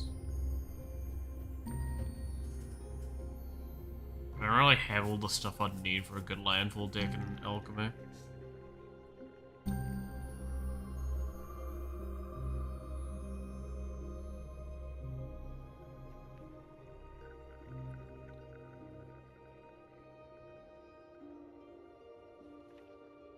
I feel like mono green also just gets rolled over very easily.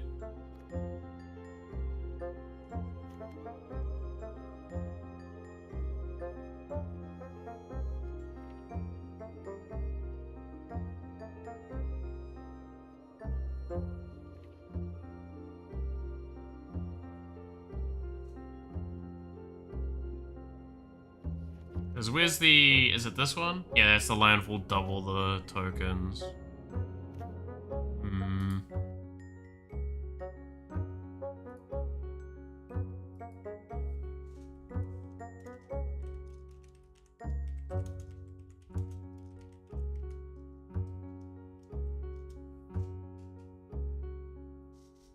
What would be a interesting...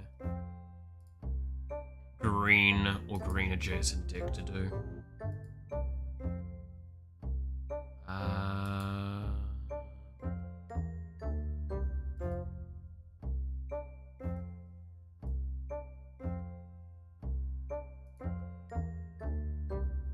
Oh, I minimized the wrong thing there.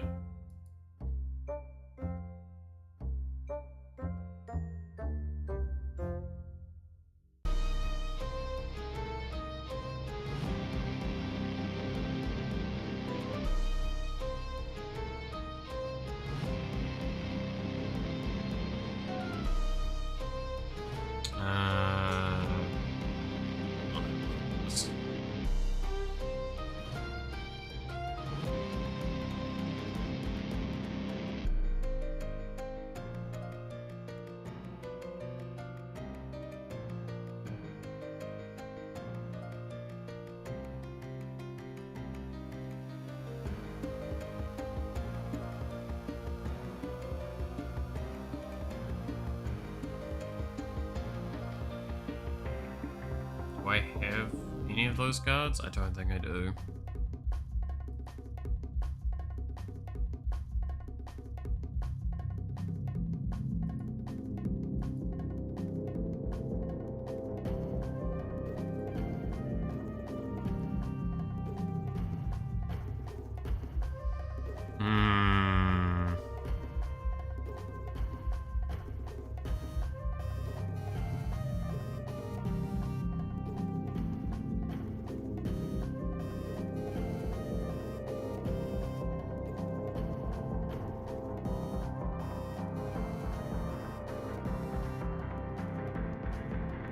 Oh yeah, the sets just come out, right?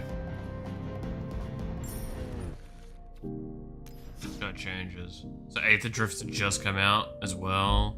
So that's gonna fuck with all of the stat numbers. Or or ideas that I might have, because all of it's going to be outdated, right?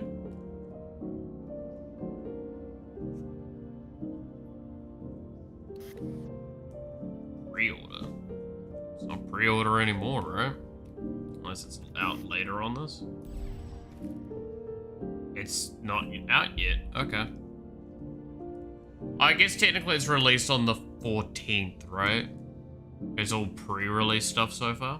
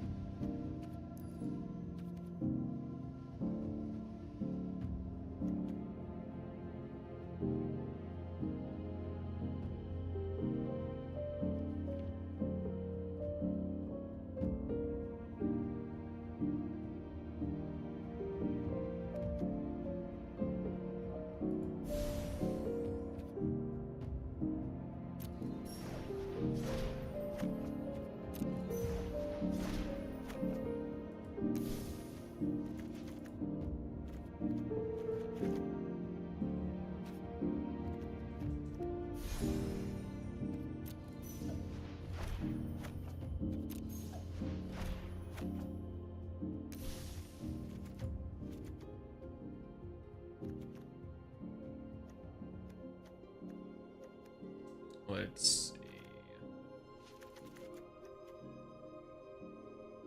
Gotta add those.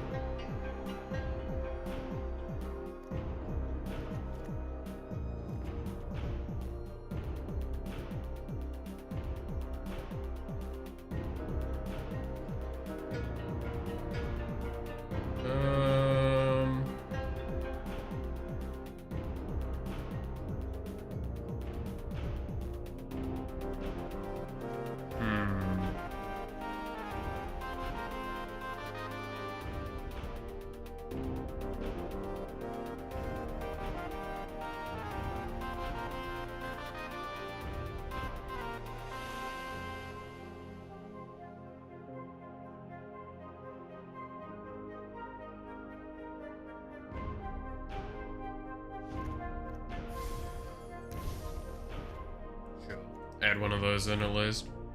Then I'm looking for snakes.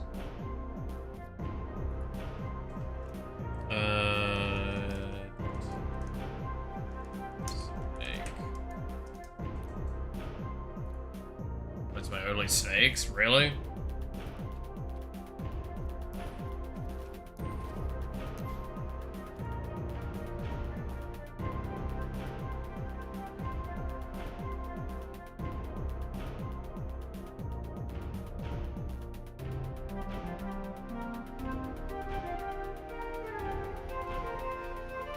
Wow. Neither of those I want. Alright.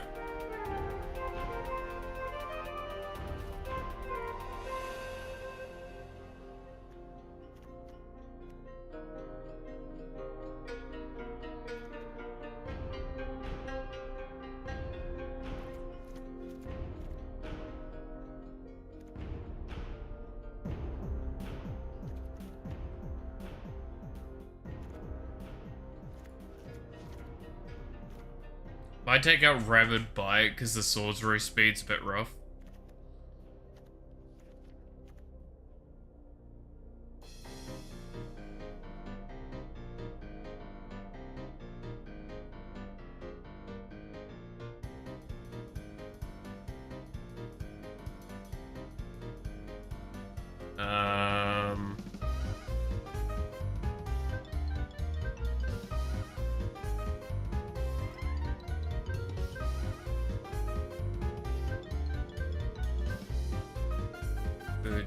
No, I don't want that.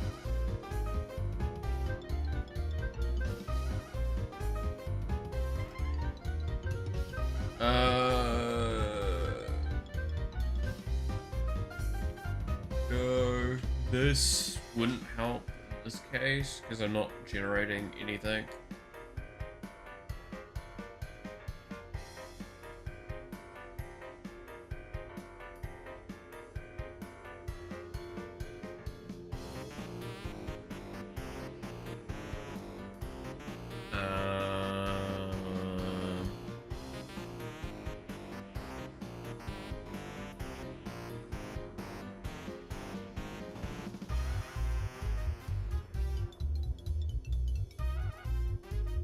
I mean, I can potentially find some more death touch around the place. I really need good more green cards that would work for that though.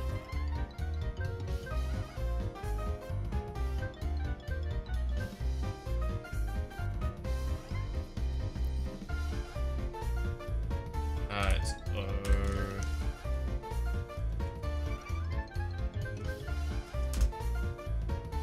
Death touch.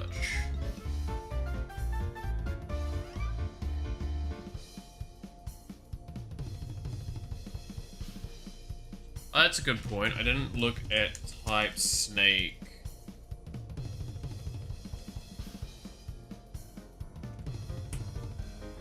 Outside of that, is there any more? There's some more.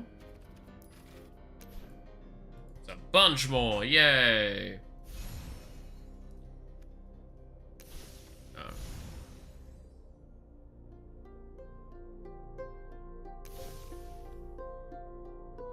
Oh dear God, what is this text?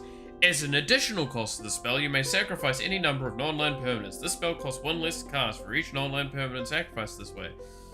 Whenever this enters or attacks, put a blight counter on it. Then for each blight counter on it, each opponent loses 4 life until that player unless that player sacrifices a non-land permanent of their choice and discards a card. Yikes. That's a lot of words.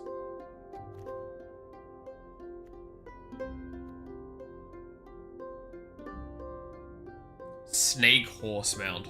I love it.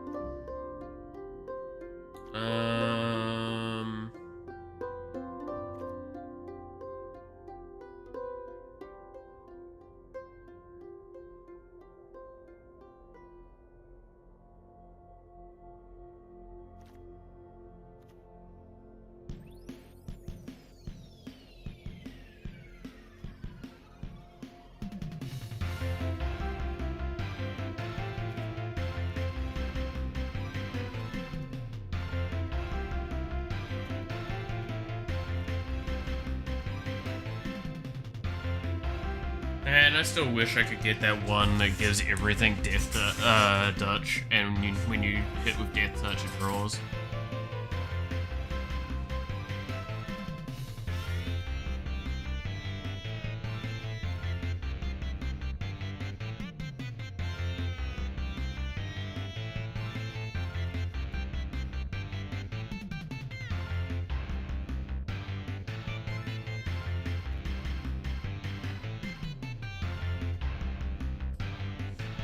Is there any spicy death touches that I can plus in?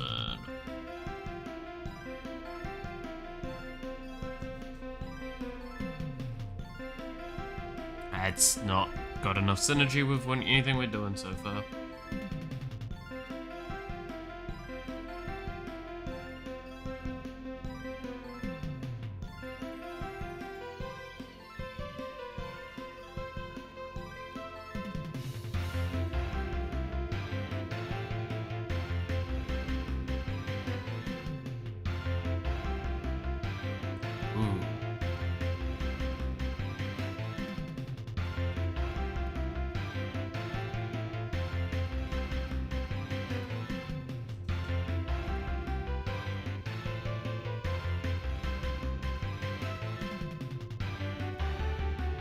I'm gonna leave it at that. Alright, so I need 10 more cards.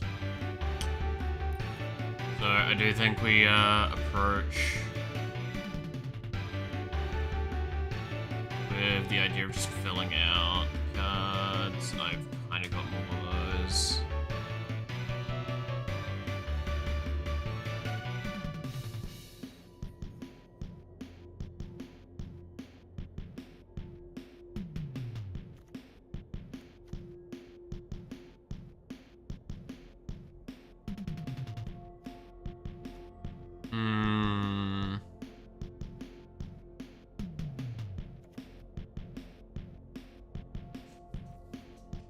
Just draw now, it's kind of what I want.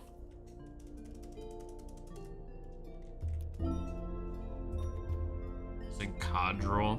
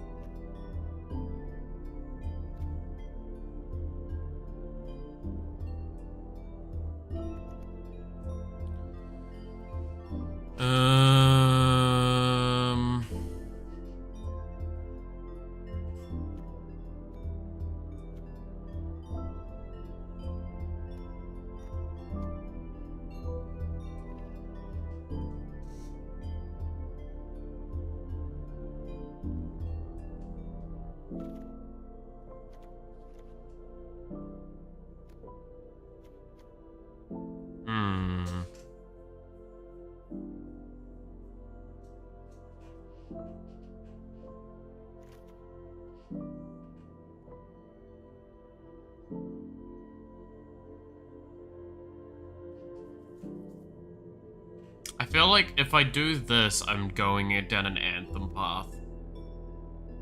That wouldn't be bad. Like white-green Anthem. See how that goes. Hey there, Nightmare. How's it going?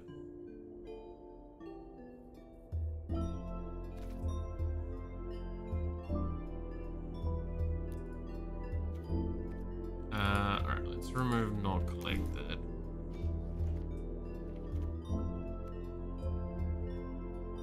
And find ways of putting Anthem effects and token and counters on my stuff.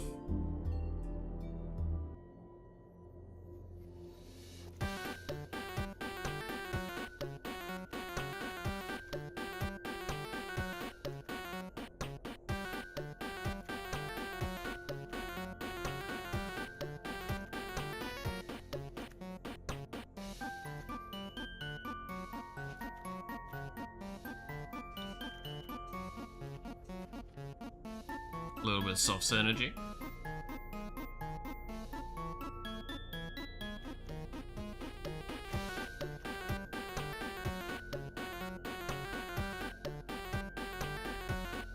Let's see. What evil asshole cards we got? Yeah, I can't say shit. This one's definitely gonna be a mean one. I'm just tossing together a Poison Fin deck for thing, because I want to play a deck with lots of green cards in it. That's literally the rationale, is just punch green cards, so I can get the green spells quest done easy.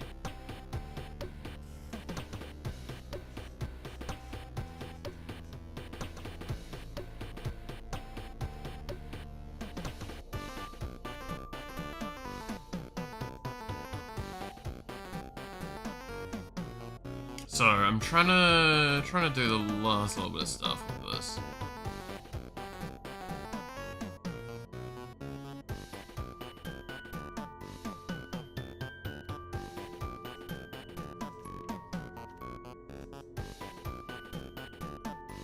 Means adding these two would be good. There we go. Something it does. Maybe I'm just. Again, it was the only cards I have. I just tossed it quickly. If I have that, then maybe. But, I mean, I can have a look quickly.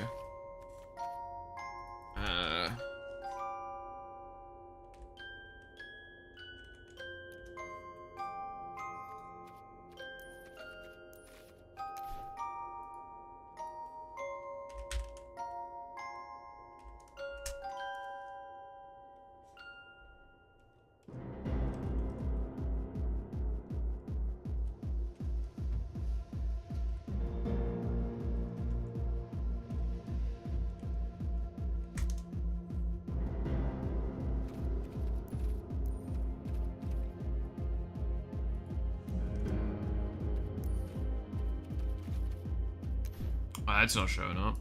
Have I misspelled that?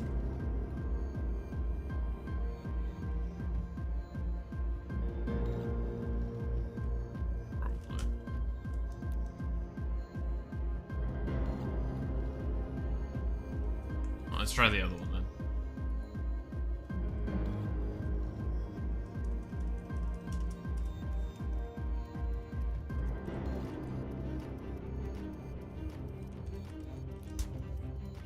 Might not be in the game. Yeah, I would assume is what I'm seeing from that.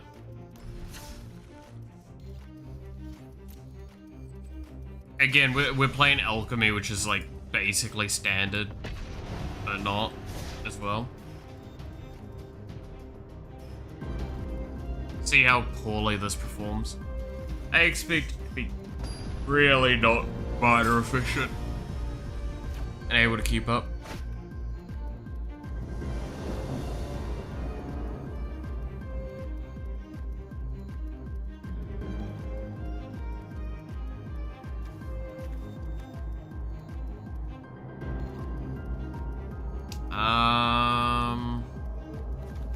I mean, I have the right mana curve.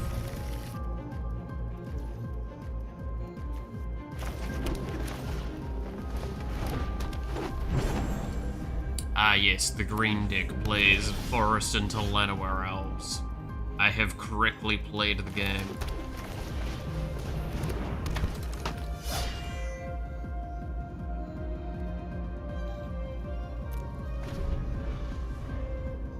Tap 1 mana, destroy all artifacts, creatures, enchantments. Yeesh. Yep.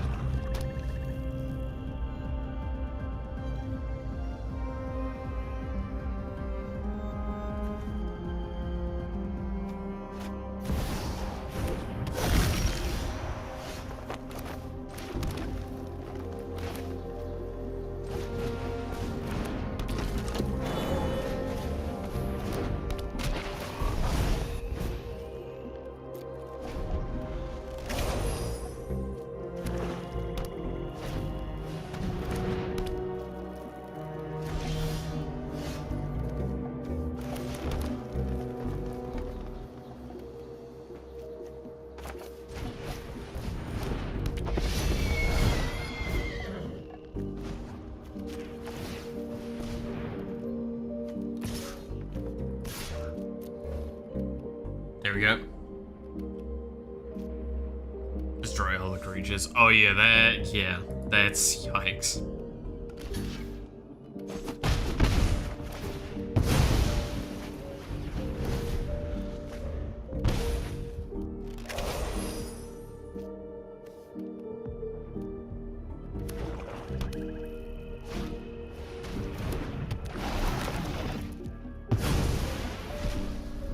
Aww, I kinda wanted to play that card. I only have one of those in my deck.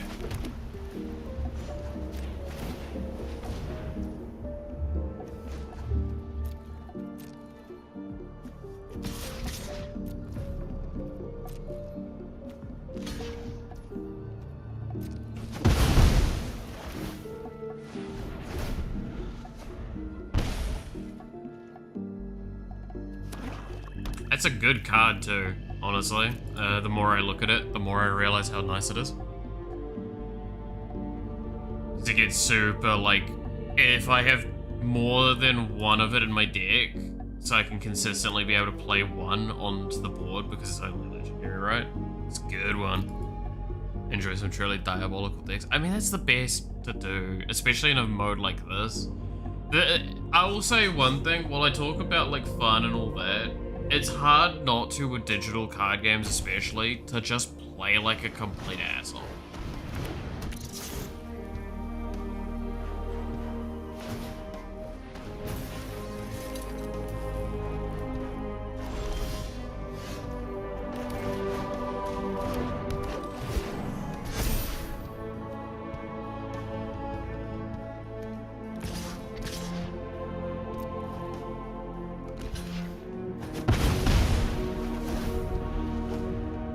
This person does not want to get poison counters.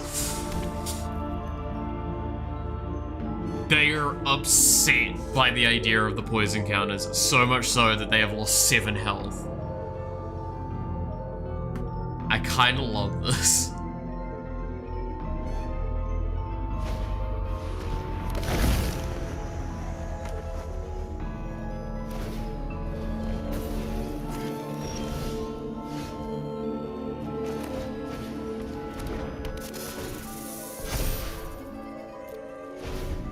Alright. I'm cool, no attacks here.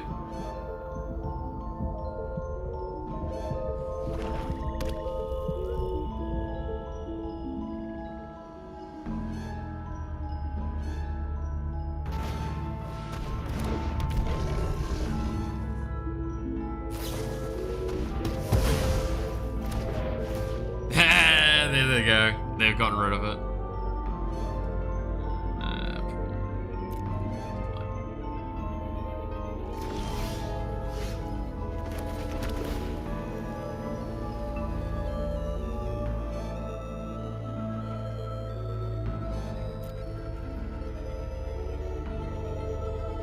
Alright, so this definitely goes through. Yeah. Let's see. I have a friend who made a Jace Commander deck where he can make people draw over 40 cards and himself, and if he can't draw cards, wins the game.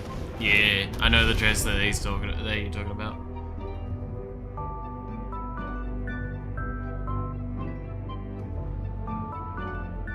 Problem is, I can't block flyers. So, I am going to sack a Llanowar Elder to tap it. So he's not going to be able to fucking swing with it. I don't need the mana.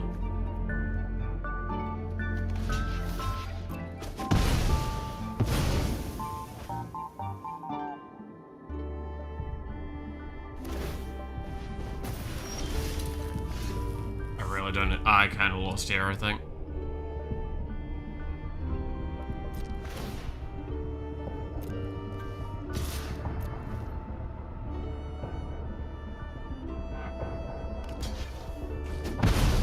Alright.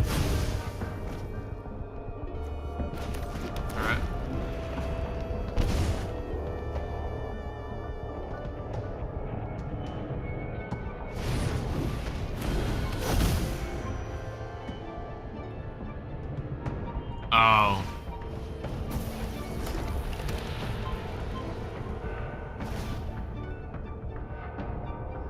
Do I sack the unicorn for one more turn?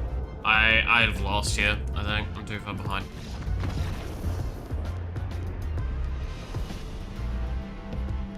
If I sack that, it gives me one more turn, which is the correct thing to do, but one card draw doesn't do me anything in this deck. It's about the fast early tempo, which is why I know it's a bad deck, because it doesn't have enough going for it outside of that. And it doesn't have consistent enough. That's partly because I just don't have duplicates of some of the cards. Specifically that one that got exiled from hand. That one getting exiled from hand was rough. That was a big deal. Because that would have probably given me a lot of my cycle.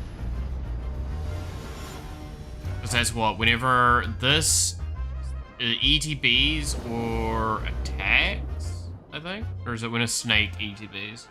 We'll see it again at some point. Yep, we beat that.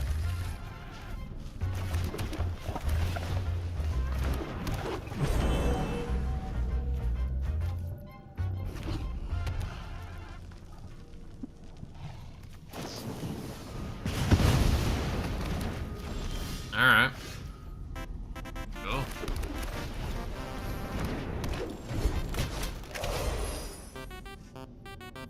I wish you had that for later, I'll be honest with you, Chief.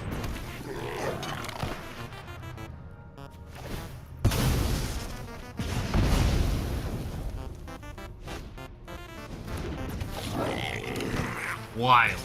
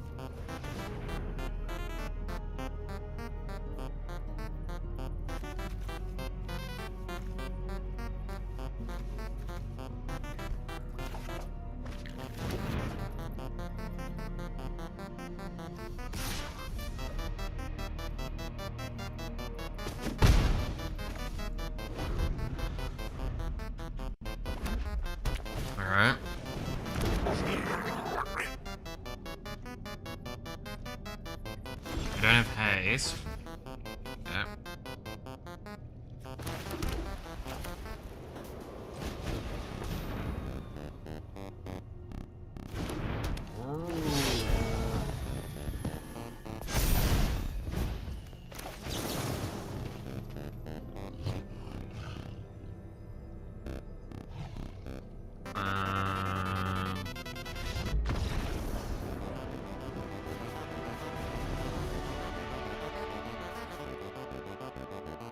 I think he realized like, I'll be honest, he got too far behind.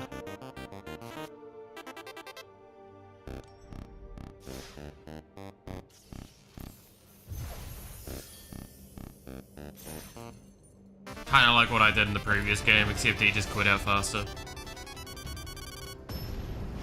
So, what I'm seeing is into aggro, I beat them, ironically enough. Into control, I lose. It's kind of what this deck looks like it's actually gonna be. It's kind of funny.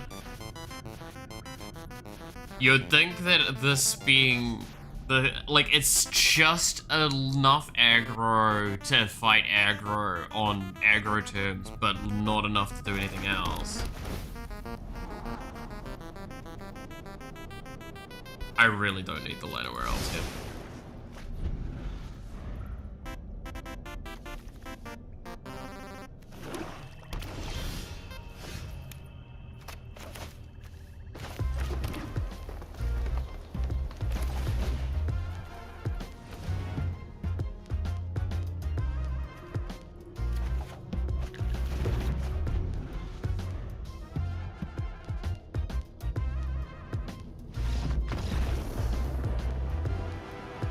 Alright then. A lot of people conceding today, huh?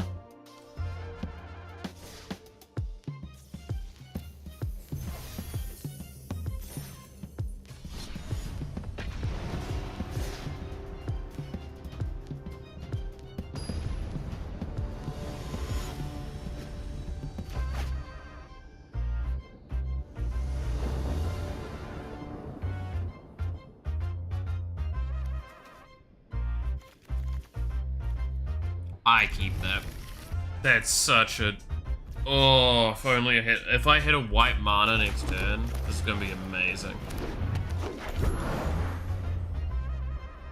Because then I'll just Anthem instead, and then Jesse Zane next.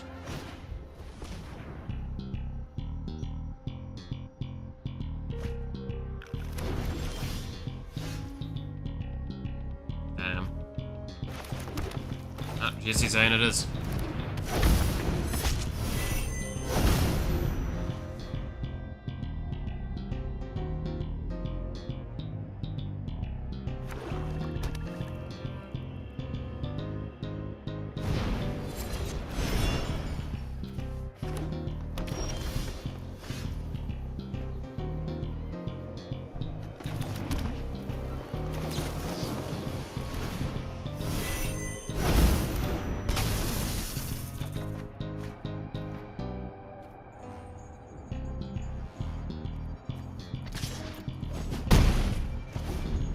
I don't have enough mana for this. But leaving 2 open means I have room for bite down.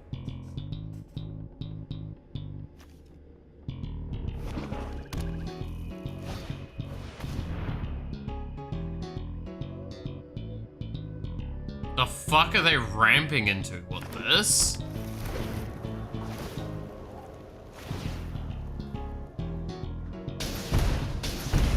Ow.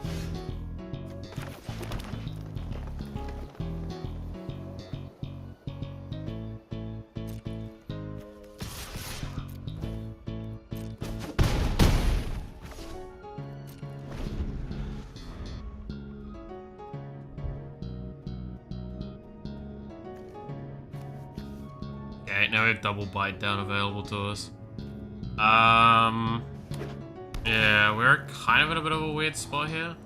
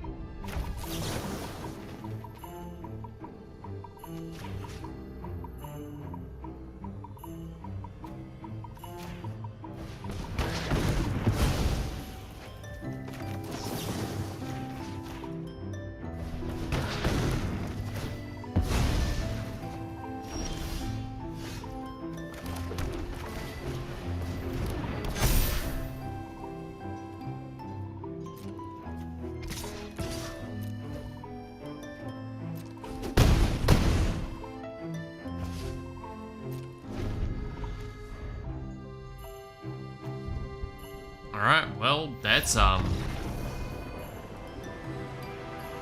remember how this is a poison deck?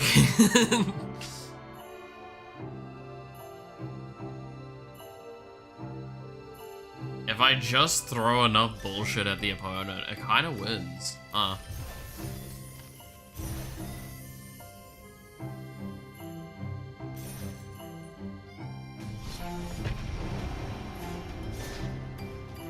That was very mildly impressive, I'm gonna be honest.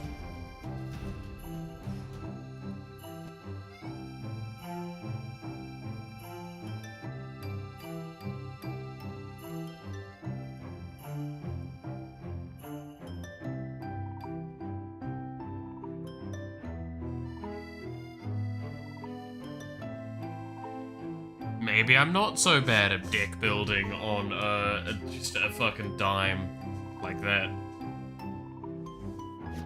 Nah, I refuse to believe it.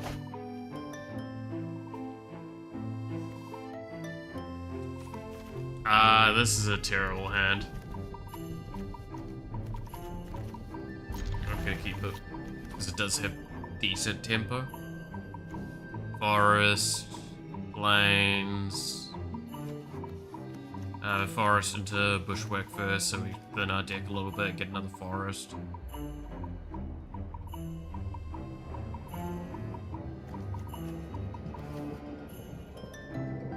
Have bite down, which I'd prefer to get a decent creature for that. Be it a death touch or something that's not a 2/2. We don't have any other creatures in hand. We have this, so that's something.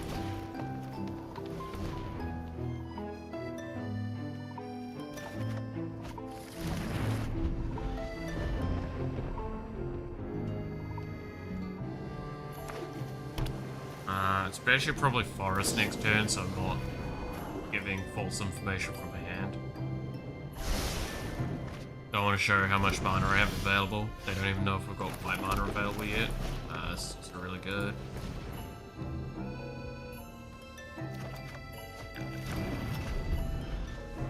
Then in our deck. I like it. Demir with so far not really done anything.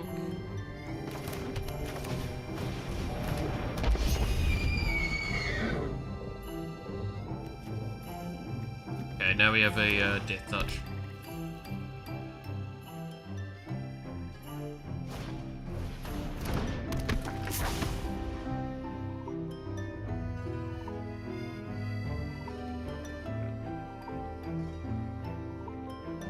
So they're gonna potentially generate a bunch of crap. Hopefully we get enough stats to do so. So this is gonna draw us one at this point if this comes down and it doesn't. Yeah, there you go. I was about to say, if that doesn't die, which I'd be surprised at.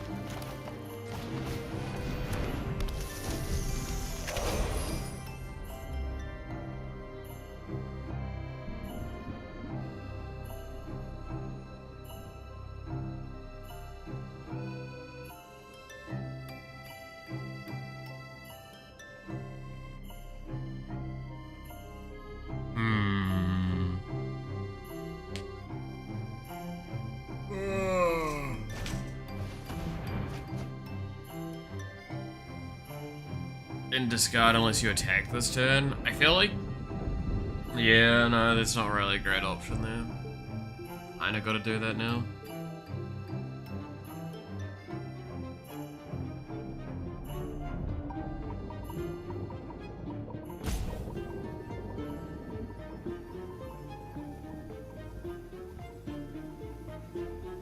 How hard is it to pick your card to discard, my man?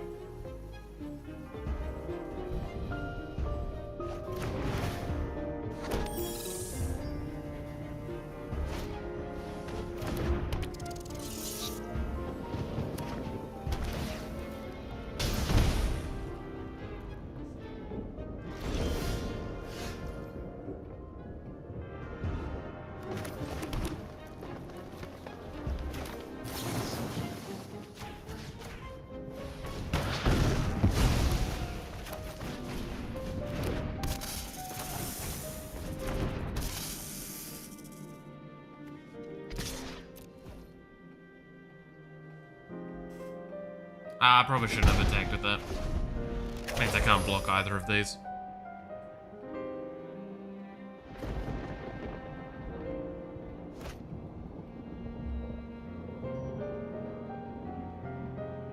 I need to hit one of my big cards soon, otherwise I'm not getting there. Oh, game didn't like that. Enters, conjure 4 cards named lost in your library, then shuffle. You control a legendary homunculus.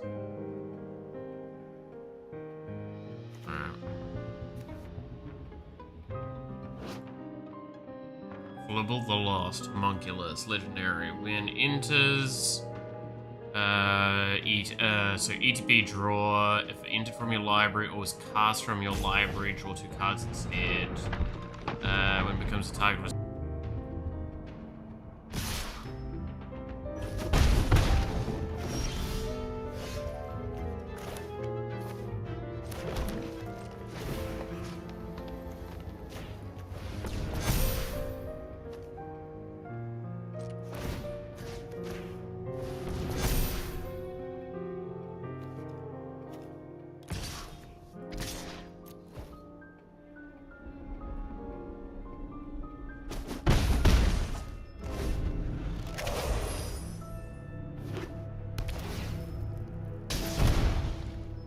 God damn ping lands, man.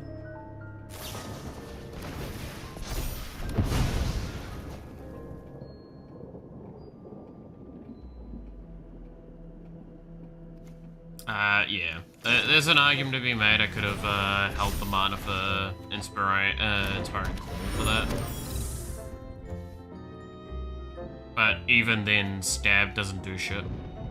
Stab still goes through that, so this means I would have gotten a draw off that.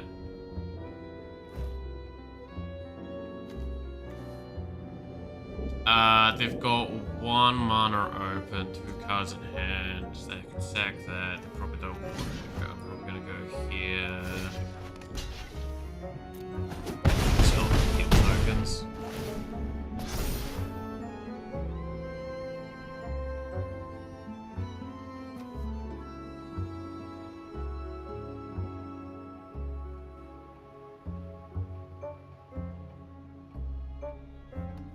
I think I just die next turn unless I have something like big here. That's not big. Yeah. I don't make it to the end of the start of my next turn.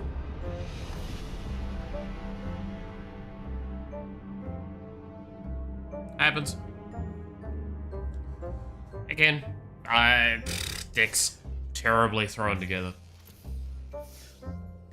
We wanted to do quest. That's what we wanted. I can optimize it at a later stage.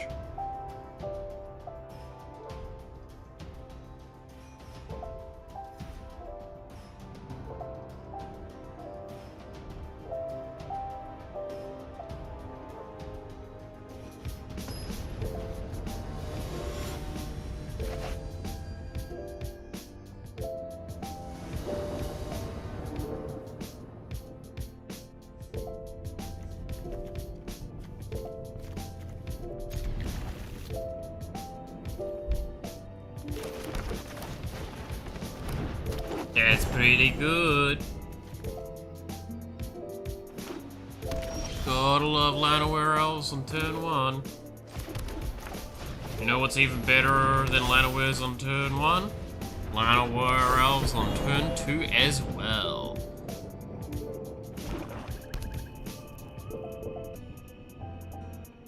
We have 4 mana available to us already.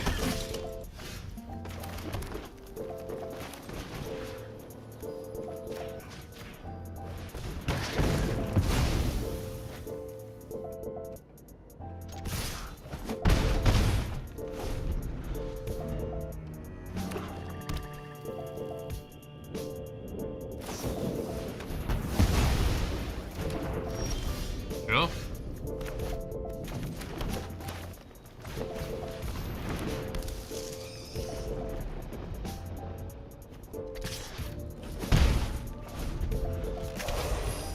Leave 1 Llanowar Elf available. Scale them.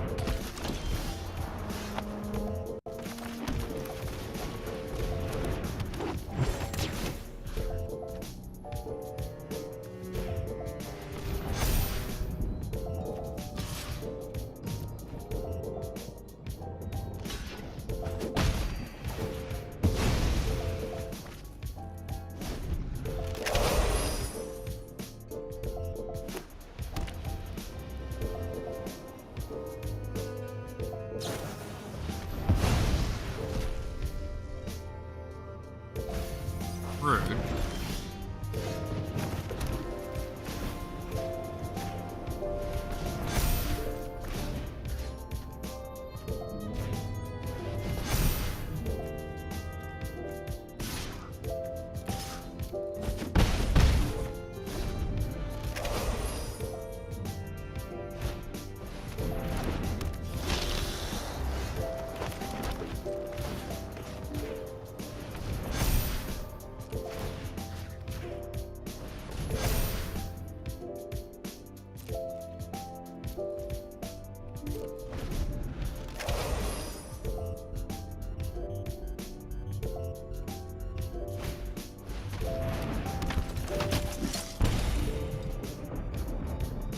Alright.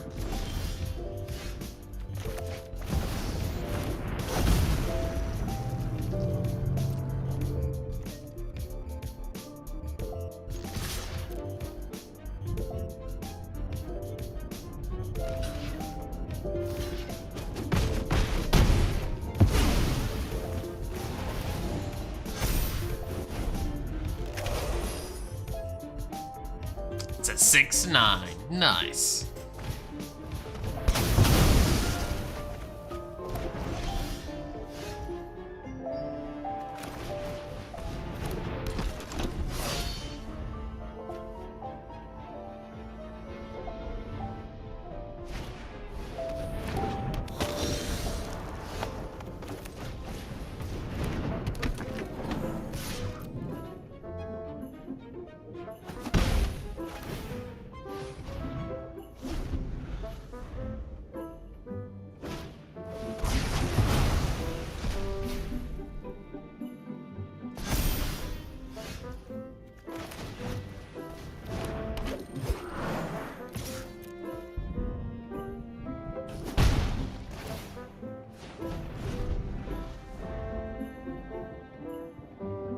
Whittle him down.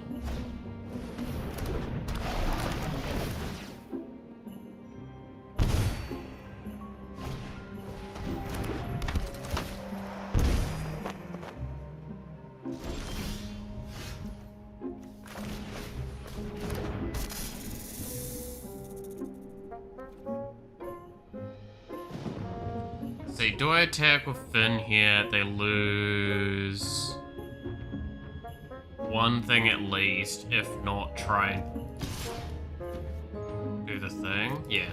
I'm gonna do this because it either takes one thing or it takes two things. Or it just goes through and he's now 2 attacks away from dying. With poison, if he doesn't get rid of Finn here.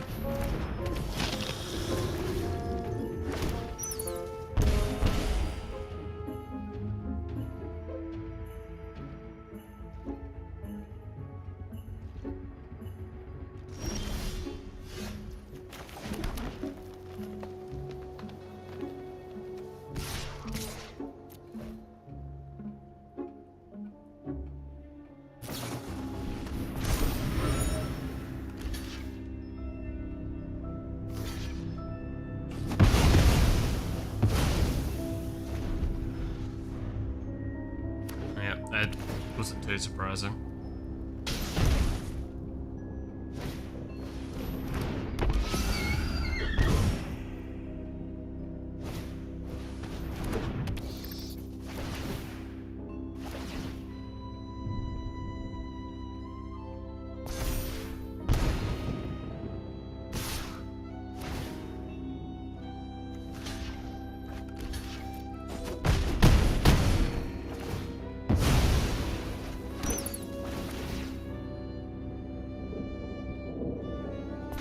Probably, yeah, just lost here, I'll be honest. I'm never gonna catch up.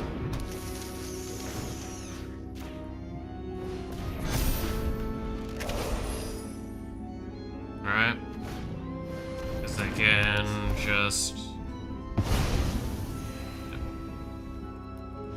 Cool. I'm not gonna bother wasting more time then.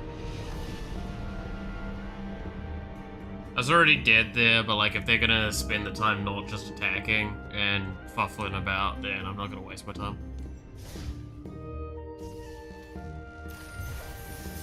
Got my quest done. Black and red, so that means we're probably going to play Let Them Feel Pain. Which is a deck that if it does the thing correctly, the opponent can't do anything and they die. It's funny. Right?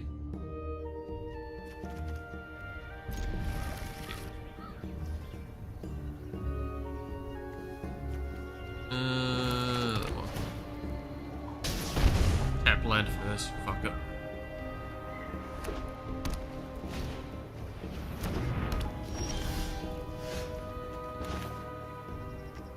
Okay, so they're gonna be doing the same bullshit as me, so I'm gonna do this.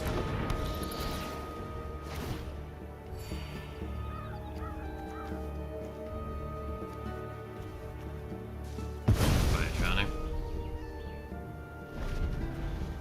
Gives me how many turns? One more turn, potentially. Or that gets an exile, but they're also now gonna have to consider this.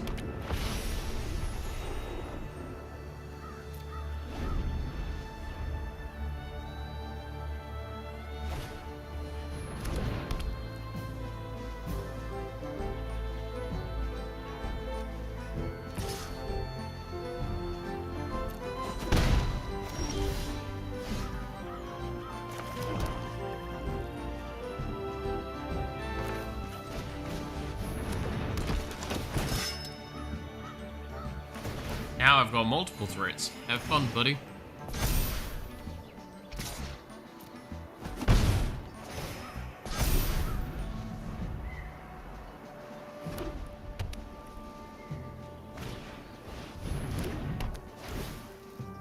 Twin Blade or Deep Bear?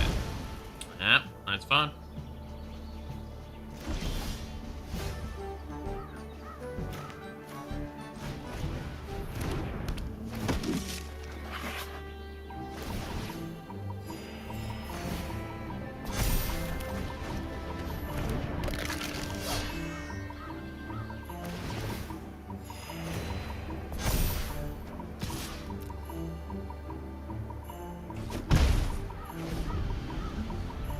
Evening out the health.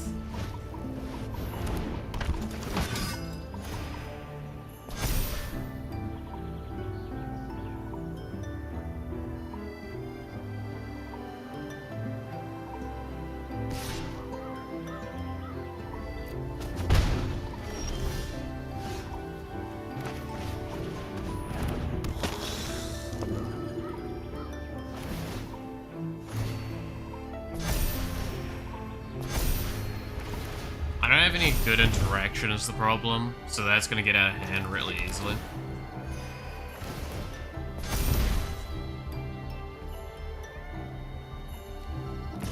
So I'm gonna leave them with an ultimatum here.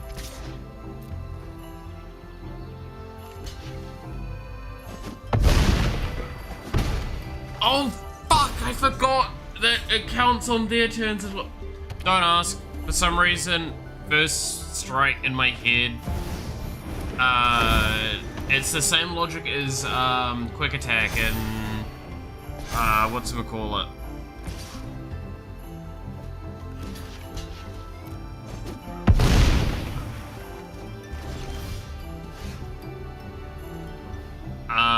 Quick attack and Legendary Terror. I thought it only affects when it's attacking, not the fucking blocking, which, yeah, that's on me.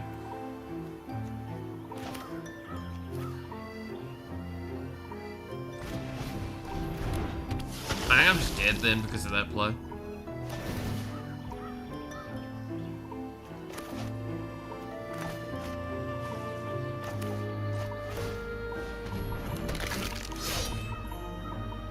I just straight up, I just think I'm dead. That was a hell of a fuck up.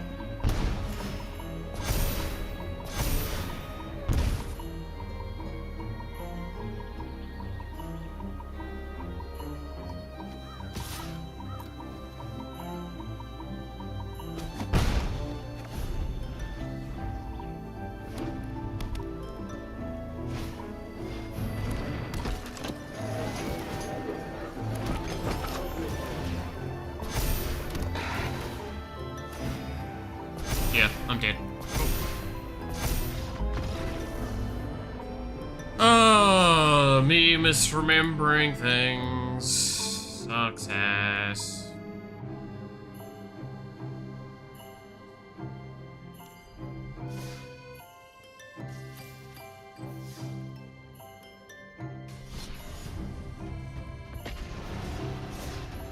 Not my best play.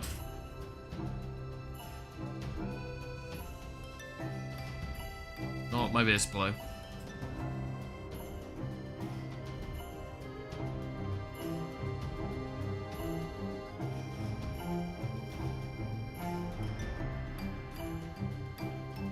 That was upsetting.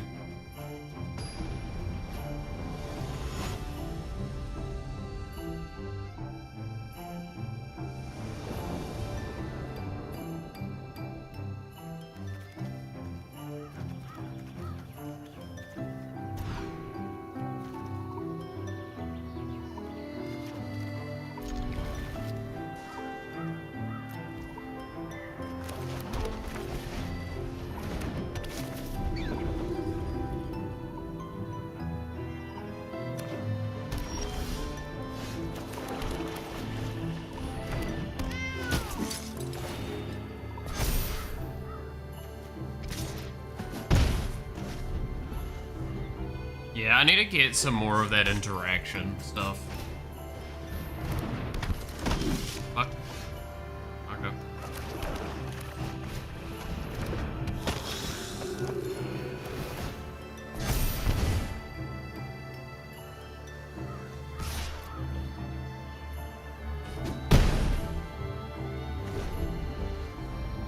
I mean, that one enchantment for 1 mana where it's like heal from when they play stuff and it comes in tap is very good. I probably should do something about it. Yeah, I see you holding the open, dumbass. I'm not fucking letting that go through.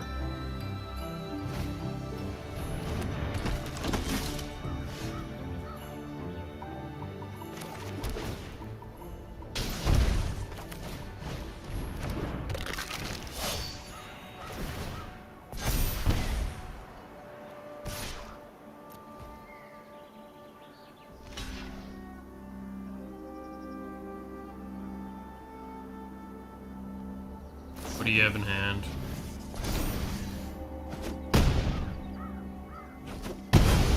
Fine. Yep. Alright. That's fine. Fiendish is coming out next turn. So I get a new thing that's going to scale based on heal ETPs.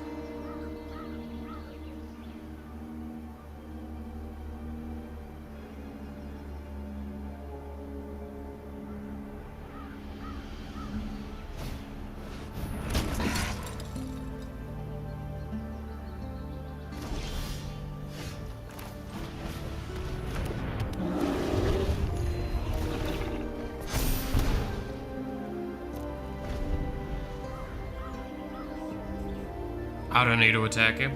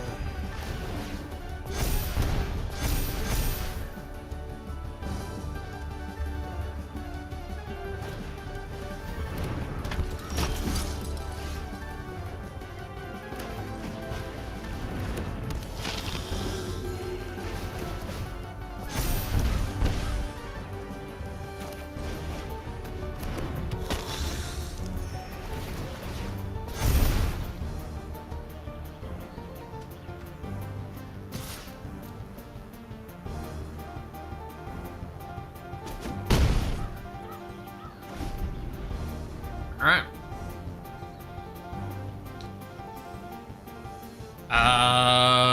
I kill him next turn if he doesn't heal, but he's gonna heal at least once.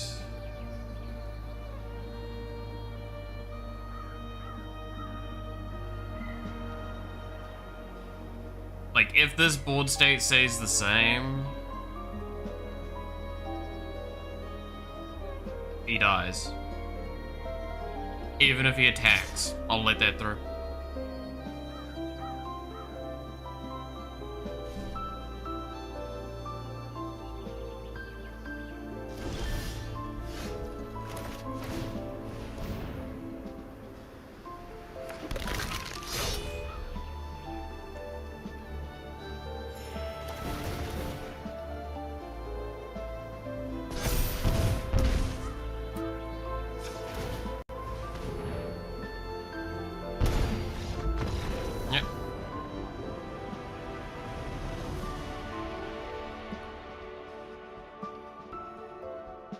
Go over the top. It's one of the reasons why this deck does play nicely, is that I don't have to interact with your board unless you're attacking.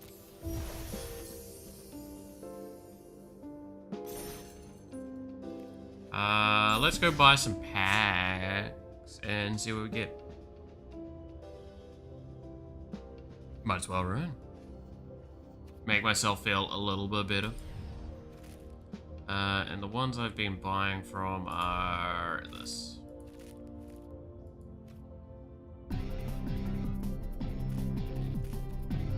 Wish you could buy more than one at a time.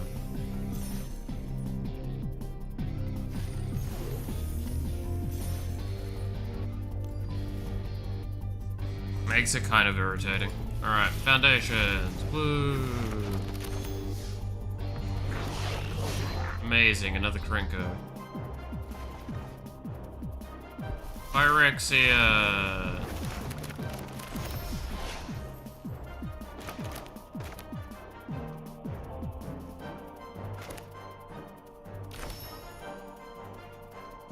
Hey.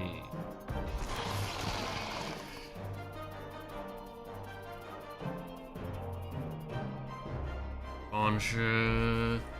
Card named Nicholas into your hand. Activate only if opponent has 3 or more poison counters. Interesting. Glistening Extractor.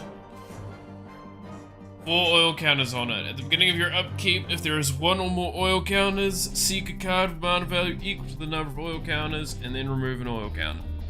Ah.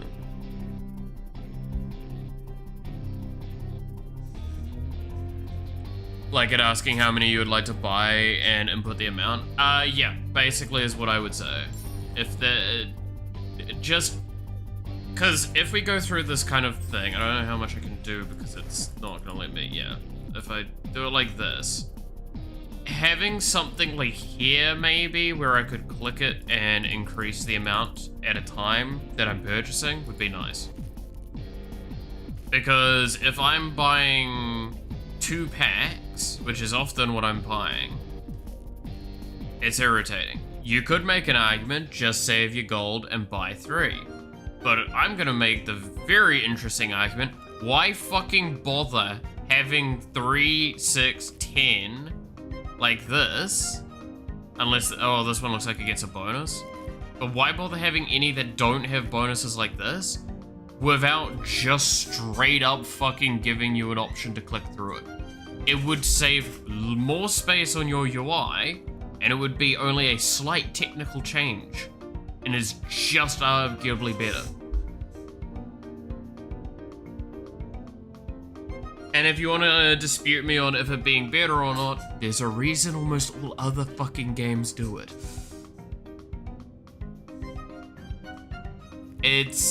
I don't agree with it. It makes it really awkward to work around. And it means that it just takes time that it doesn't need to take to do. Because like, yeah, clearly, okay, I'm buying 45 packs. It looks like if I did this, I'm getting a guaranteed Green Sun, Twilight, and like an extra pack or something. Like I'm getting extra from purchasing a larger bundle. So it's very clear they're trying to orientate you towards doing that. But that's just not how that's gonna work. Especially when you generate per week probably enough to buy a total of 3 or 4 naturally. It just feels weird. Feels very, very weird.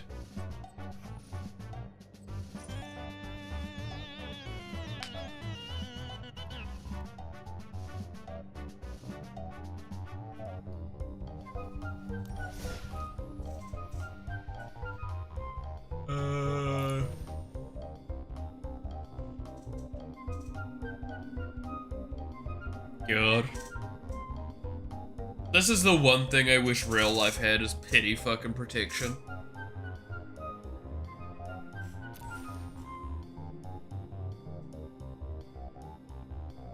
Right.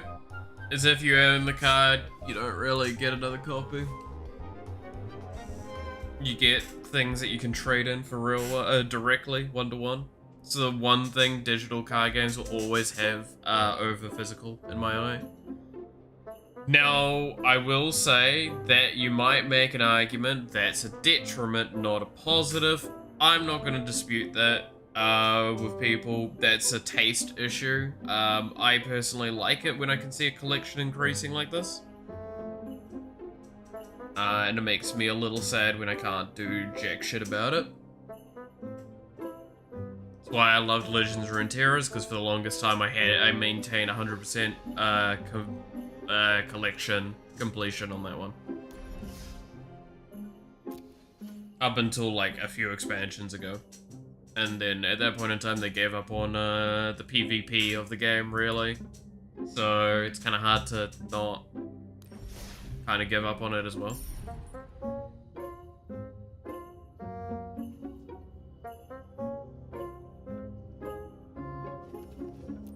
Because like, can I showcase Legend of Runeterra?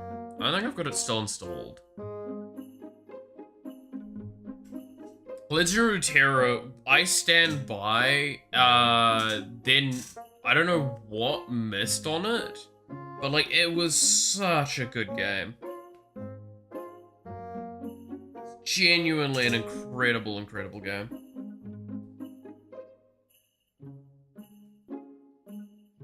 The flavor was there, the animations were phenomenal. I will say this now, I do not think any digital card game is arguably better in any way than Legend of Runeterra. And that's digital card games specifically. I'll make that very, very clear. But it's just, yeah, I think, like, cosmetically speaking as well, they did some fucking amazing stuff with it as well. They're just awesome.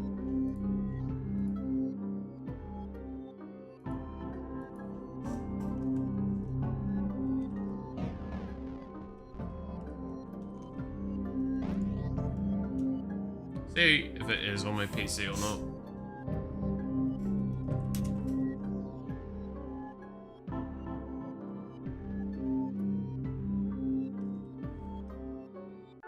It is not. Okay. Oh, wait. Wait, I saw it for a second.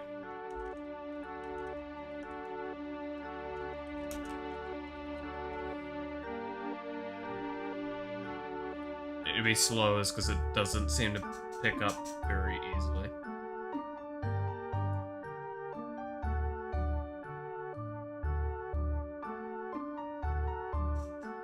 Let it load. Let it load.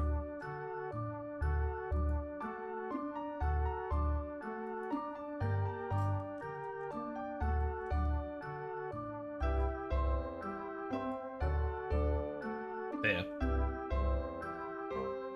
The app is still registered, but I don't think it's installed. And it's just because I have Riot Games in.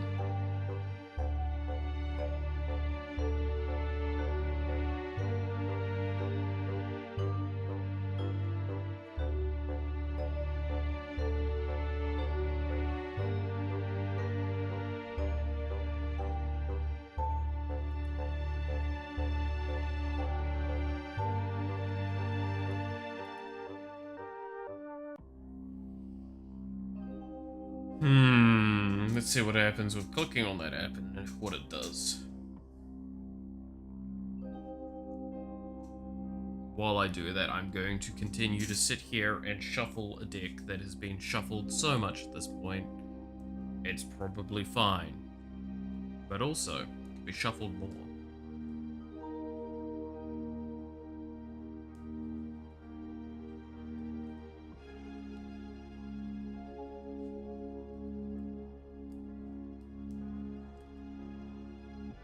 Actually, maybe that's one of the things Runeterra missed on. Is that, like, you don't really buy packs. You get boxes of cards. You get, like, the chests. But you don't really buy packs. You buy wild cards, which can be transferred in. That's about it.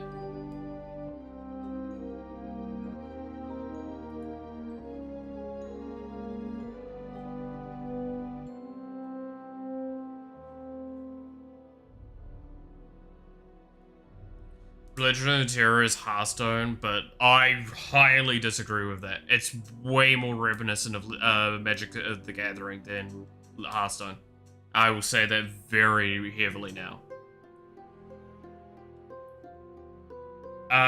Think of it like this. Legends of Runeterra is if someone saw the stack in Magic the Gathering and was like, what if we made the entire game around that?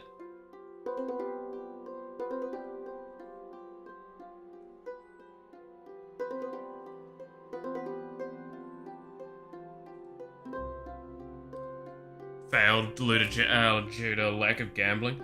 I'm gonna be honest, I don't know if I can fully pick why Runeterra was considered a failure.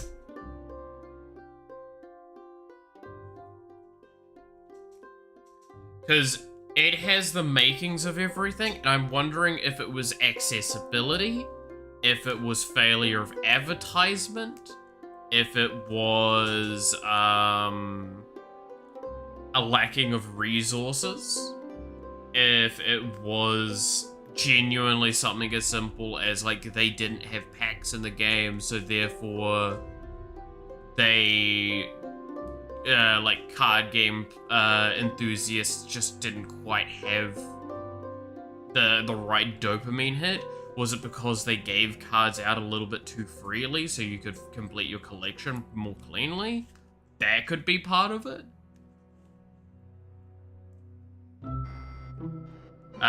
Where the stack is on crack sounds headache-inducing. Yeah, I will kind of agree with that. I have a couple of screenshots from, like, Twisted Fate. Twisted Fate is the best example of this. Okay, I see what's happening here. It's not gonna load. I need to force close it. Twisted Fate's the best example. So, Twisted Fate, I'll try and use Magic the Gathering terminology to understand it the best. But basically, when you cast your first spell, you get a trigger on the stack that is a blue card. The blue card is you'll draw 1 and regain 1 spell mana.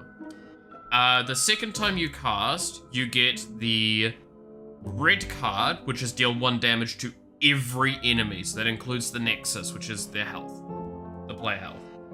And then the third one is gold card, which is deal 2 damage to the highest attack, or the highest power, and stun it. So it can't attack this turn, or defend. This is per turn. Thing is, if you play 3 fast spells or slow spell, whatever, right? You can only play 1 slow spell at a time because that's your sorceries. But if you stack it, it will stack inversely to that. So it'll be the first one will trigger to get the blue one, but that won't trigger until the previous one's done. So potentially you're getting it the wrong way around. So you're getting the gold card first if you do it in a particular way with the triggers.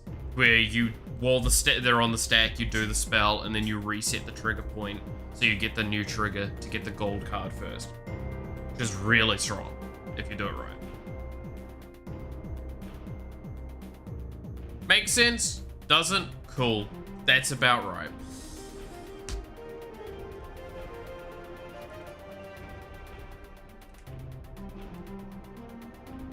I'm not gonna, like, make it sound like it was great and easy. It was painful.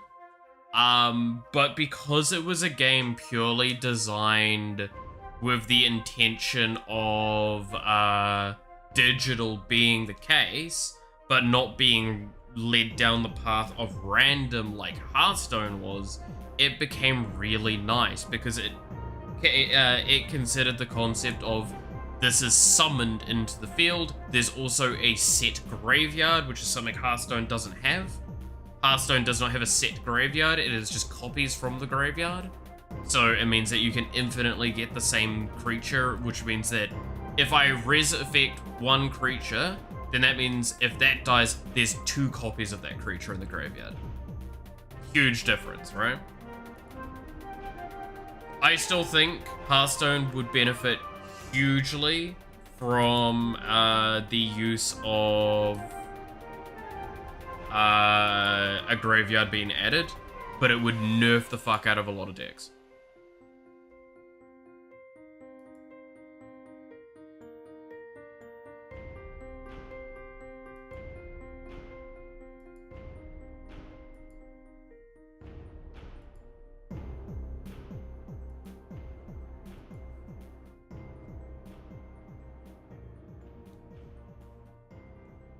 Now, again, Legends of Runeterra isn't fully dead. It's just now it is delegated to PvE content is the major point of call for it. Which is its problem in my eyes.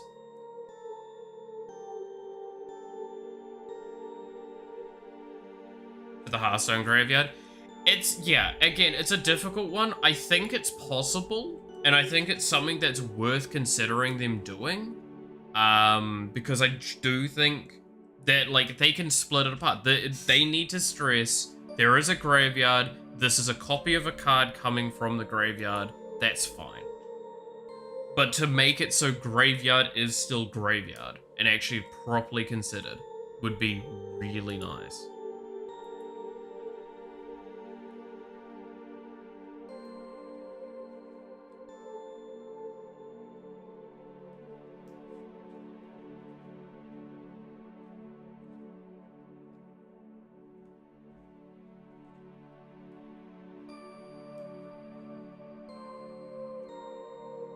But no, like, Runeterra does take that stuff into consideration and is built very particularly with that in mind. There's a couple of decks I have, in fact, that are just super scary because of that. Because it's about recursion of, like, very specific things to get very potent effects.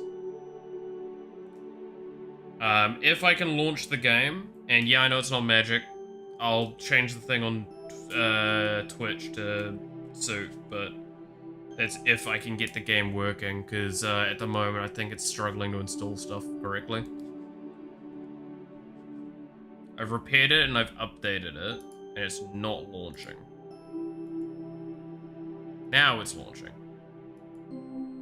Now it's probably going to have to do the internal update. Don't know how long that's going to take.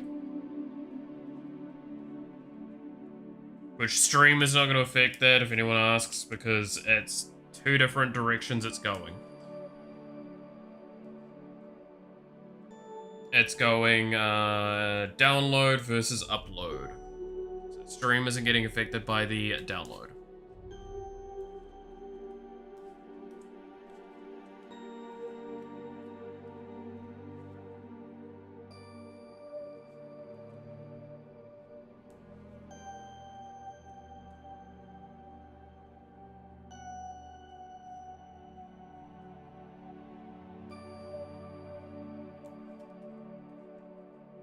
If this doesn't work, I'm gonna have to uninstall and then reinstall, I think. But I feel like that's what I did before, is that I uninstalled it, and now it's saying it's installed, so now I'm trying to reset stuff.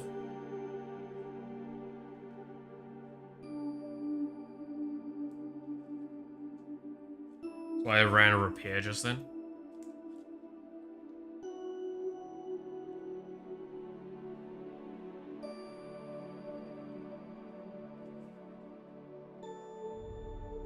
Service error again, yeah.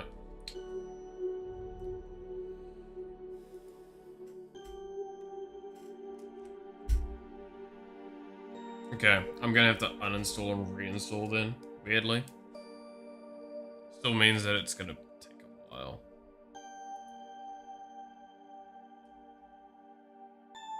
But like the moment they introduced the idea of potentially doing the same character more than once as well was awesome.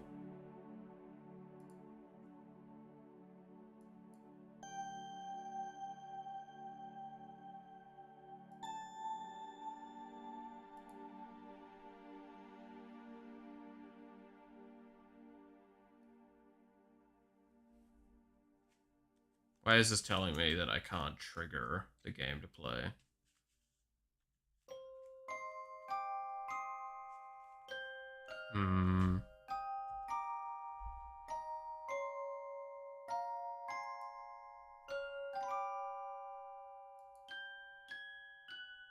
But yeah, like they've also Riot have done one thing now that's a little touch and go, I will say.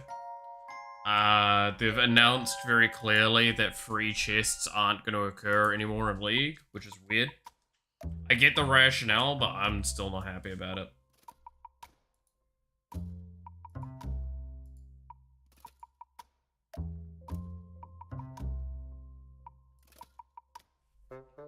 Because the rationale is that it is a hemorrhage point, so the vast majority of skins obtained are via chests. And if you're giving away free chests, it's basically...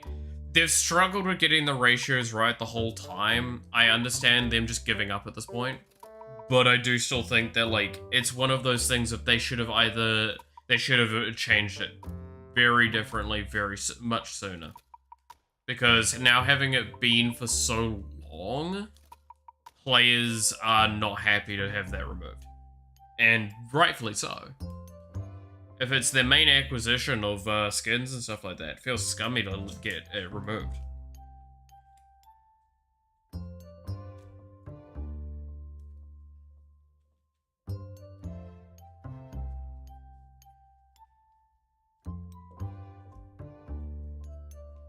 No one likes losing something they've already had. Taking away from players is almost always the worst thing you can do.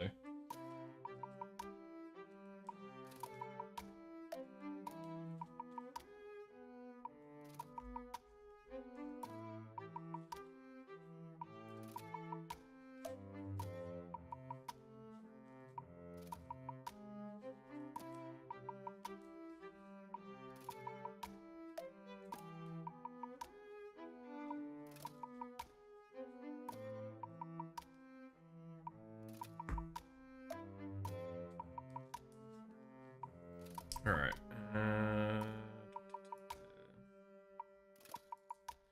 Is it gonna work now? Or is it gonna continue being an error point? Yeah, it's just saying local not found. Right? On the bottom. Which indicates to me that its local files are not correctly there. But it's telling it that it is. And because it takes so long to do the fail check, it's annoying.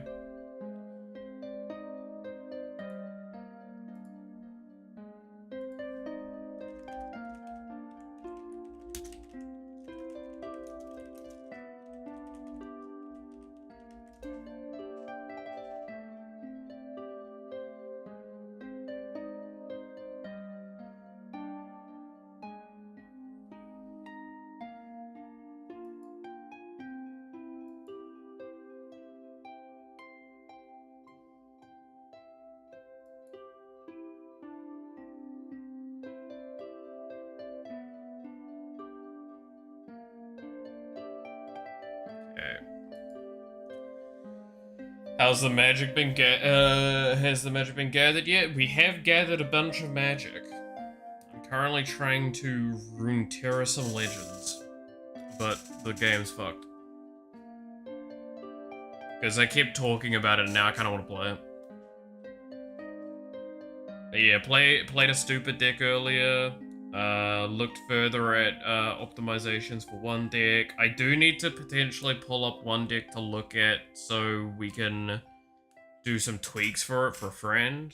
But I'm hesitant on that as well because like I have some cards sitting there that I kind of want to just hand over to them and see if any of them are useful before I go like, hey, here's more stuff to do.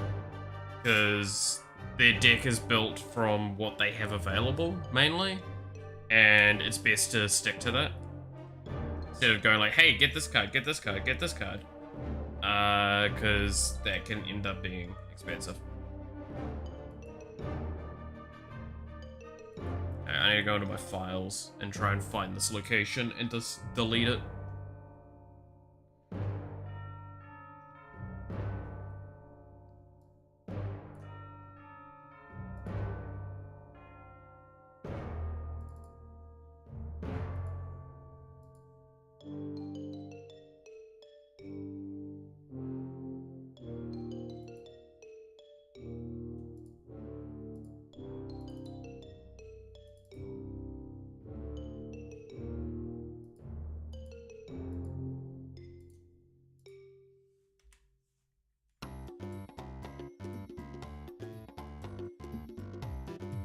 What are you calculating for?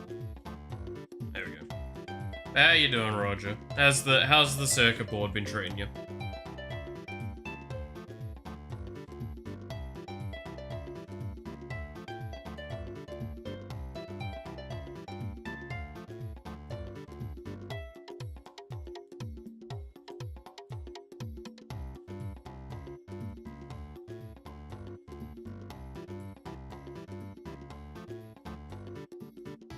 Got sidetracked into a new one, for fuck's sakes.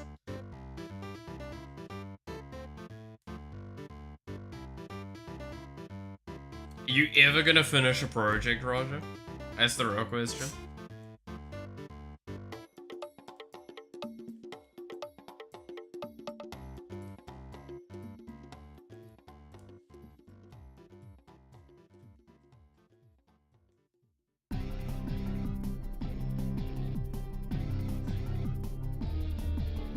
Who said it wasn't finished?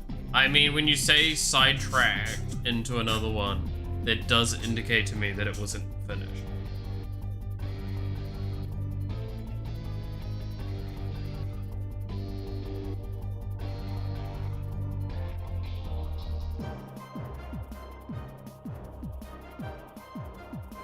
I wouldn't use the wording sidetracked otherwise, personally, but maybe that's me.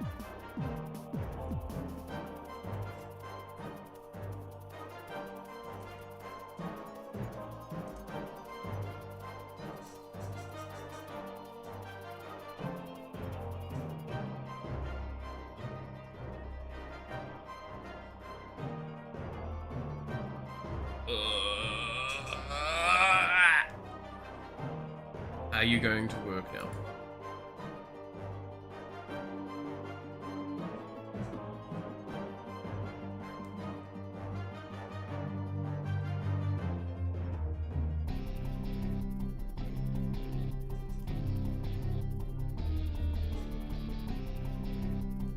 I love how just for like sanity purpose, I'm still just sitting here shuffling cards.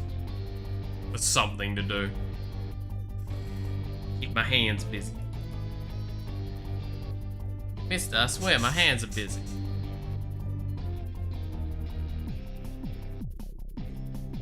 I'm making this one to fit under the LCD display. Okay. What's it planning to do with it though?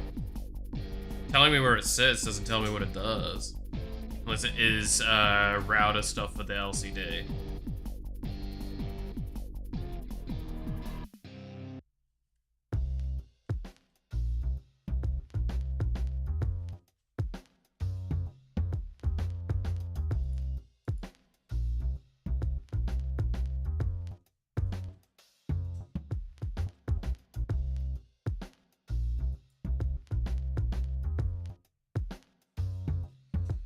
Let's see.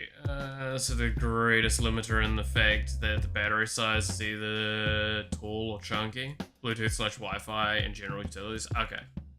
Giving the I/O to a row on at the bottom so I can just plug extensions into it.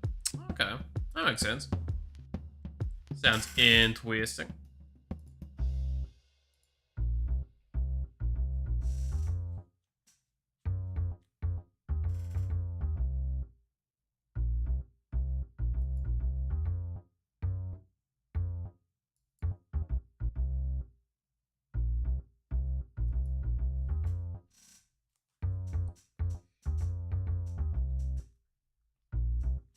I got a 3D printed cone I'm fidgeting with now.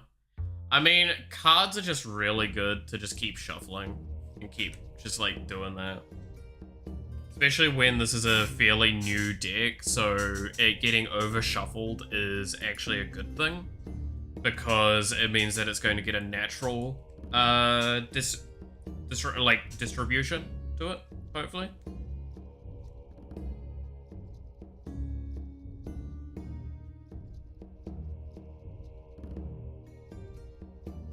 So what I'm doing is I'm like taking segments out, I'm shuffling them for a few moments, and then I'm splitting that apart and putting that into different spots, and then segmenting out the existing cards and the current card, yada yada yada. So it moves them all over the place.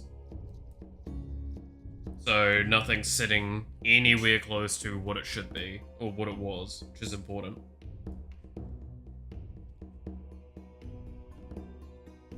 Because, my god, yeah, no, I stand by, though. If I play this again and I get to a point where I can do the Toxic Deluge thing again, I'm very scared for how this deck's going to perform if it's consistent. Because again, I didn't expect Yagdra to just be a one-shot monster like that. Just one spell and it now can kill someone. From being like kind of a bit of a thing to being literal lethal. But I guess that's what I should expect when everything's fucking food. So.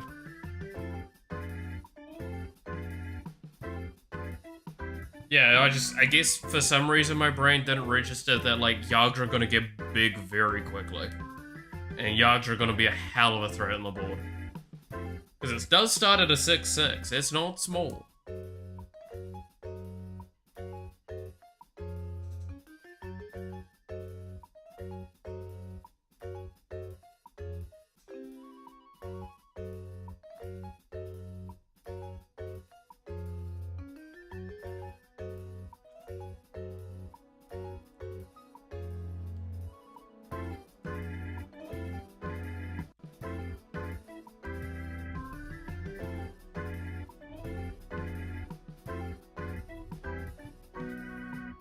Just knowing his Overload and Vandal Blast. Well, I mean, that's gonna nuke the whole board. That's the best part. That's gonna be funny. Because that's all targeting when it's overloaded. So it even hits themselves. So that's no creature coming out of unscathed. Thankful I don't have the Vandal Blast. God, I would run that in a heartbeat if I could. Yagdra, but with a little bit of dash of red.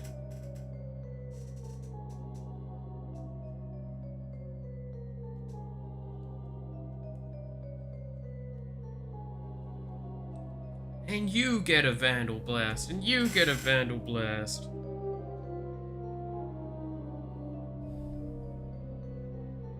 Only potence for Vandal Blast? Is it? Damn.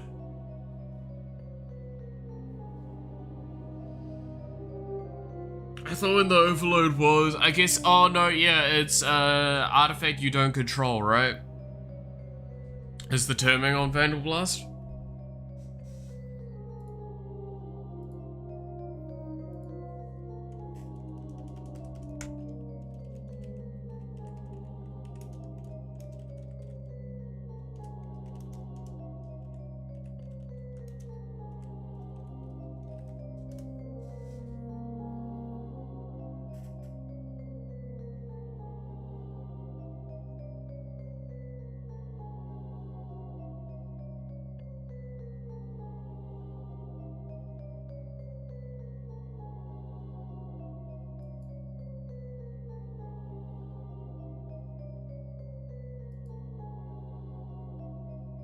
Destroy target artifact you don't control. Yeah.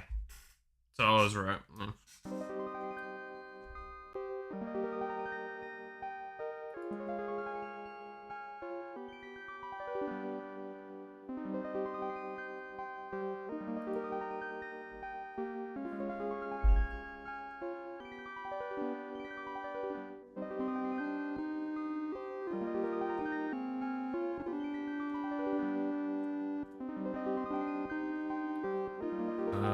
Let's see.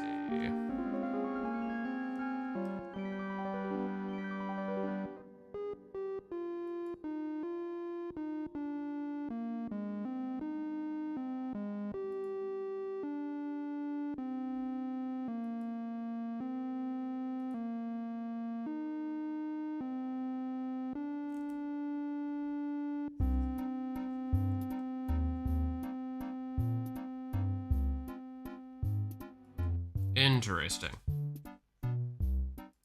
I'm getting a server-related error.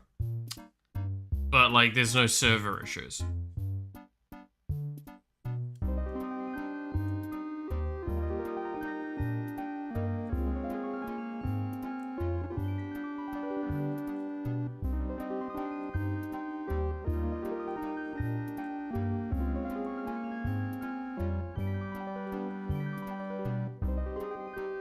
Am I plugging in somewhere wrong?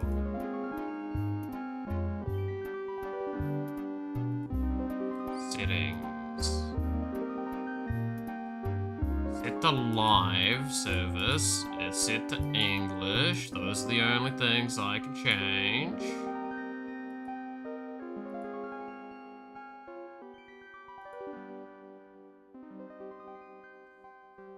Maybe it's not getting fully closed from that the first time. And from that it's not getting cleanup.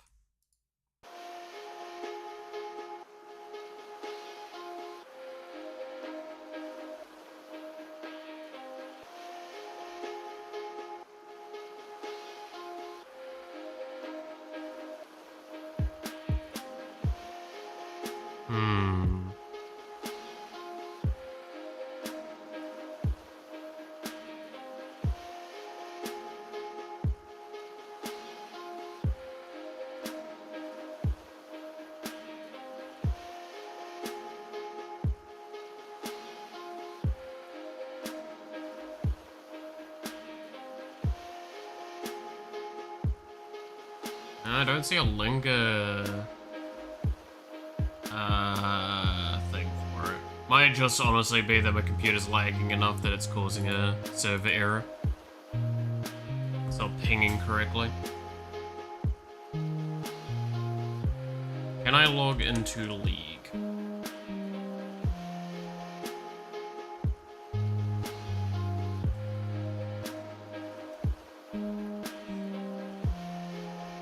If I can log into League, then that resolves something in my head.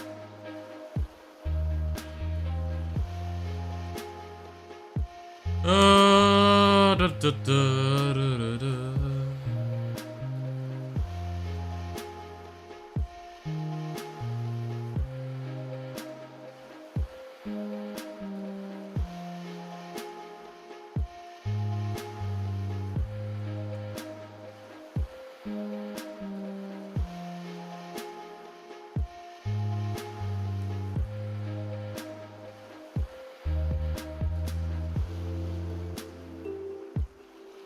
Cause like, I'm trying to think, what?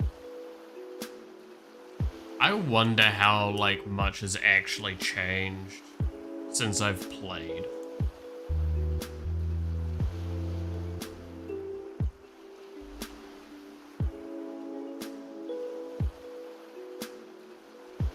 Cause I know I haven't played that long ago. I think Fiddle 6 had just come out.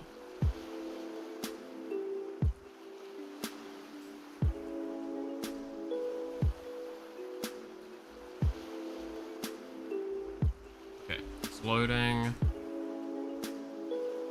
That.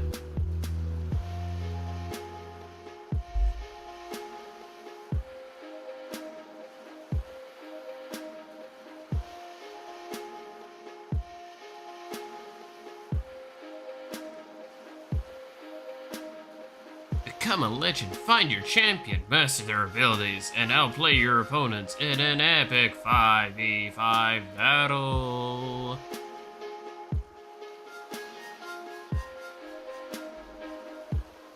Destroy the enemy base. Apparently that's the description they give for League of Legends. Who would have guessed?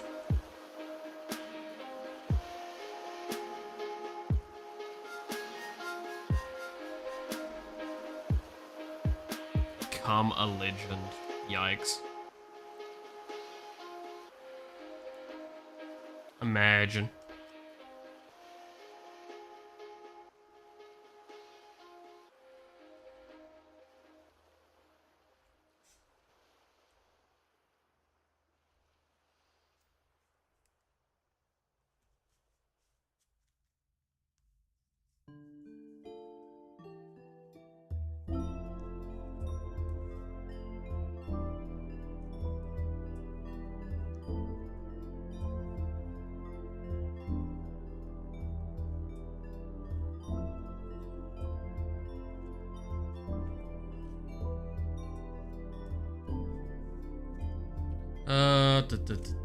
Oh.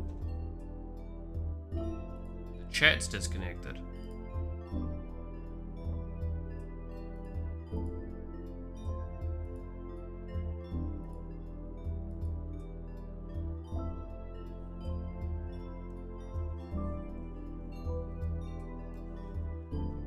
Interesting. There we go.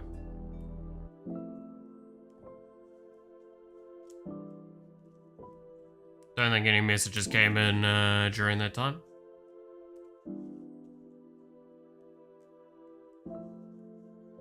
Don't give me that face, Roger.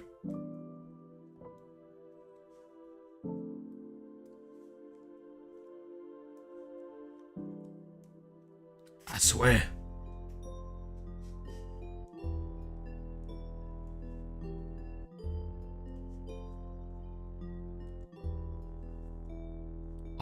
No way. That wouldn't be what's happening, right? God damn it. You two behave. Behave over there.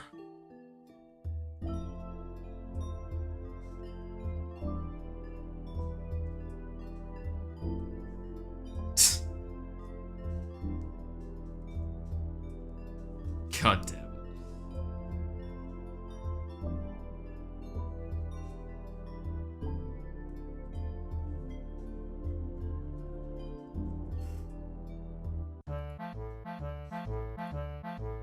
Is this even launching? Wow.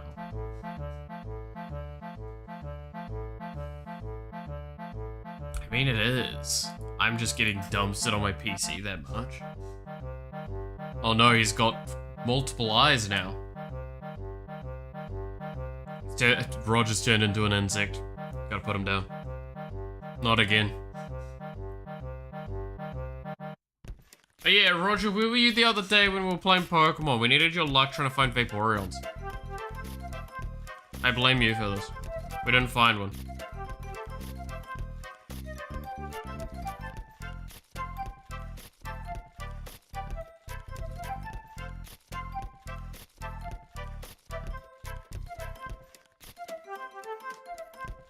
Fish me, if you hear me. Yeah. Scrap it.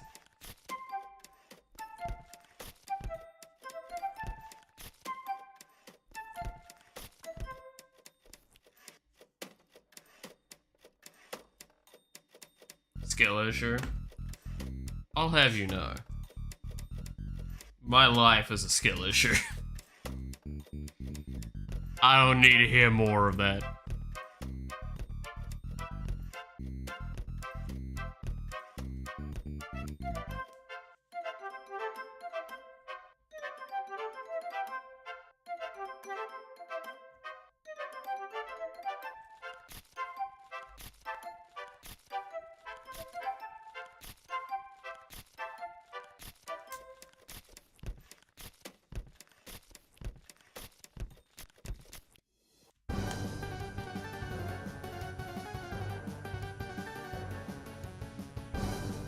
Hey, yeah, what happened there?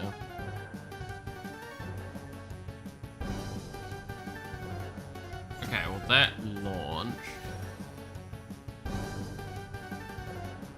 But I don't want that. I want this.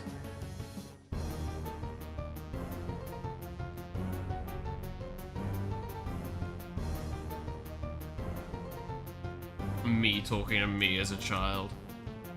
The parents talking to me as a child. So I don't want this.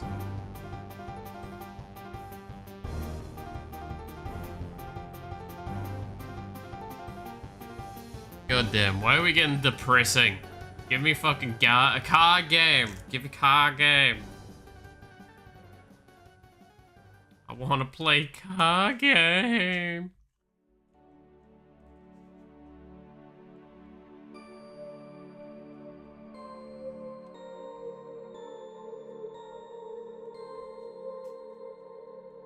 Yagdra is an elemental cat. I forgot about the elemental cat at that. Big old beastly cat.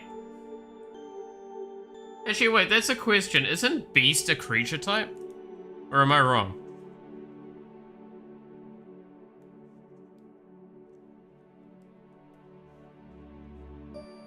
Because if beast's a creature type, that just becomes like such an excessively redundant thing. I know there's things called beast, and those are the tokens. Beast is a type. Then what's the fucking point? A cat's a beast, a dog's a beast. I'm still upset from earlier where we found out there's not that many fox fucking types in the game. And like the only way to play fox is for aura enchanting, basically.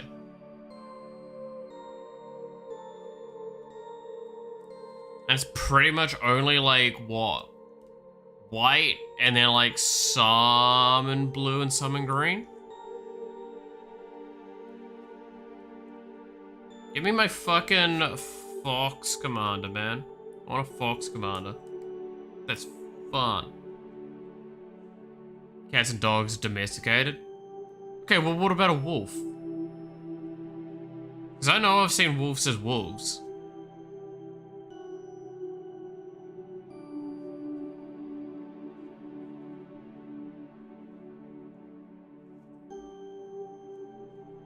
And also, I've seen some of those cats that do not look domesticated. Telling you that now.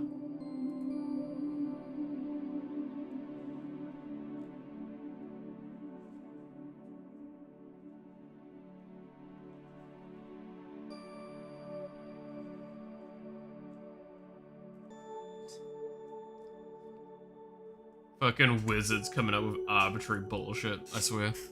You're gonna do a type like that, you gotta understand you need to have, like, it is a cascading thing down. It's the only way to do it. Everything's undetermined. The humanoid cats? I mean, there are humanoid cats as well.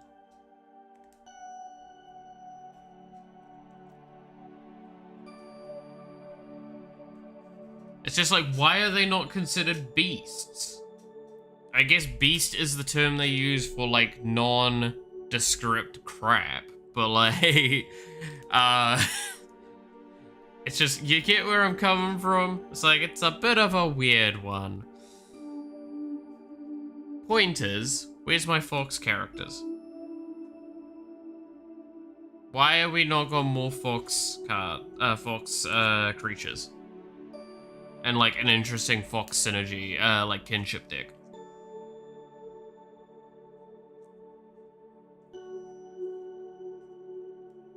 Because I was trying to theorycraft one, and it's just like, yeah, it's just gonna end up as an auras, like, Voltron deck. And not, like, in a fun way. And, like, most of the foxes are in there just because we want to have the foxes in there and not because they're actually playable.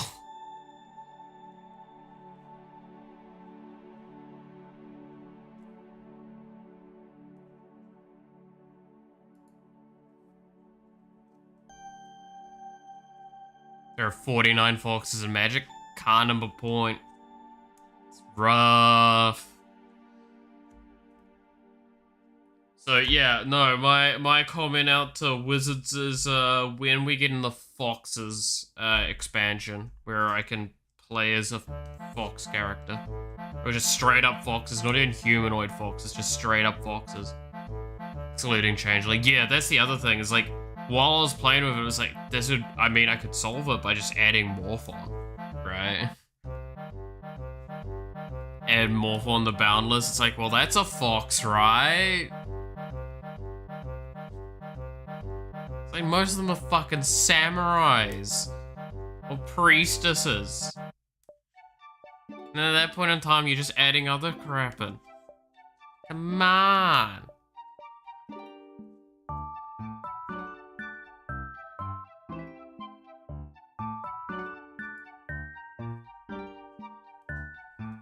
What would I do if I was trying to make a fox commander deck? What kind of cards would I want to see for it? Well, again, so the better question is where the sponge expansion, there are only 2. Jeez. Like, with foxes, for the most part, it's like Fox Samurai and Fox Enchantment, or Enchanting. Those are the 2 kind of things. So Samurai also benefits from that. So clearly, if you're doing foxes, you're going for slyness and in terms of design. So you'd be trying to filter in Aura Enchanting to that. How would you even do that? What is missing? Because there's a little bit of cost reduction, there's a little bit of getting them moved around. So, what would you want from Commander? There's ways of getting Aura and Recursion, but like none in actual foxes, so they don't really care about their graveyard. So black's probably not something that they're focusing on. From what I saw, again, it's mainly white, a little bit of green, for mana reasons, and blue, which also has a lot of good enchants, like, or creature enchantments. But it's also targeted enemy enchantments.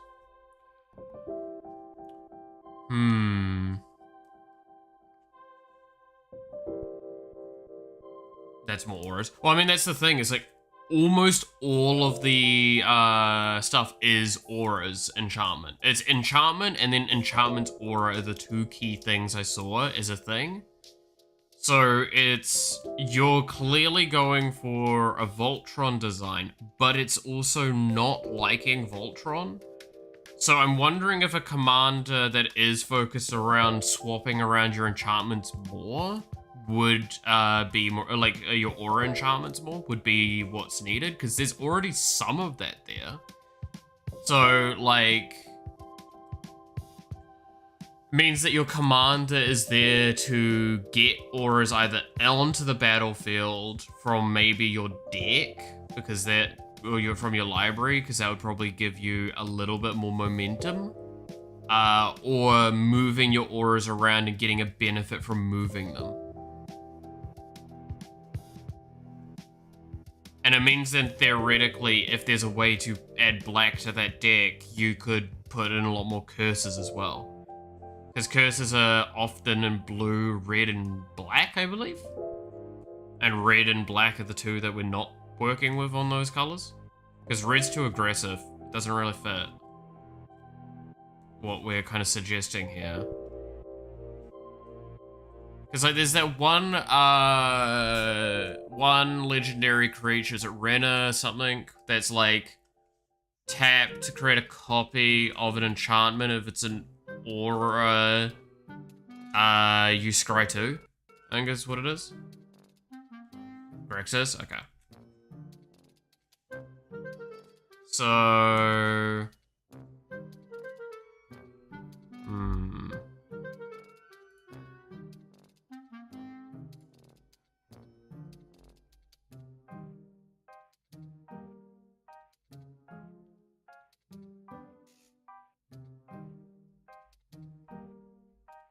I'd also like to point out how cute the art for the Arctic Fox is. Yes, the art is really cute. This is why I'm like, I really wish there was more there. I think it's got to be aura enchantment focused, because I think that's the most like consistent concept that exists currently on the Fox kin cards. So maybe something like oh, I wonder. Tap to move an aura from one card to another. Doesn't probably need a cost, but then it has on your end step, draw cards and gain life equal to the amount of auras that were put on a new character this turn. So that means the first time the aura would come in, or if it got moved. So that means that you're potentially doing 3 or 4 per turn, and that's on end step, so that's not a huge bonus. That would fit the colors as well, fit the style, because there is a little bit of healing in there as well. Then making enchantments cheap to get in means that it's more about finding ways to shift them around faster and easier. So you definitely want recursive auras, because if you lose auras, then you're losing a lot of things. Your board state matters quite a bit, so you'll want to try and figure out defensive stuff, but that's not there and immediately available. It's probably a fucking card that does what I just said as well, is the worst part.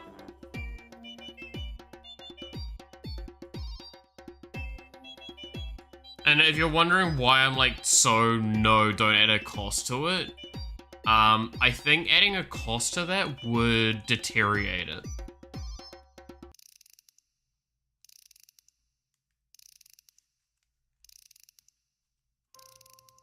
Because like you'd want, by having it as a untap thing, there's a lot of ways you could go infinite, but there's also a lot of ways where you can just sputter out and do nothing.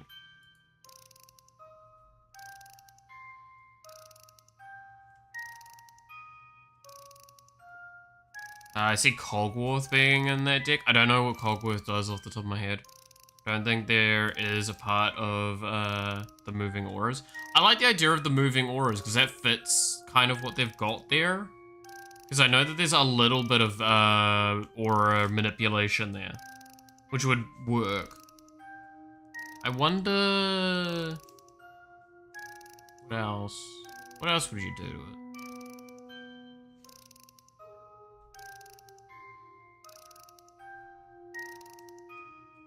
I don't think you do anything else to the commander. The commander's also going to have to be like a real small body. Honestly, there's a good shout the commander just be a 1/4. 1/4 for like, blue, white, green, maybe 1 or 2 mana on top of that. I don't know if you really want to put it at 5 mana. No, you kind of do. You want to keep it later. You don't want that sort of effect coming in too early, because then it just starts going out of control. The thing is, because it's heal, if it's a heal and draw, or a 0/4, the problem is, I don't think it goes 0/4. I don't think it goes that far, because you want it to cost a bit.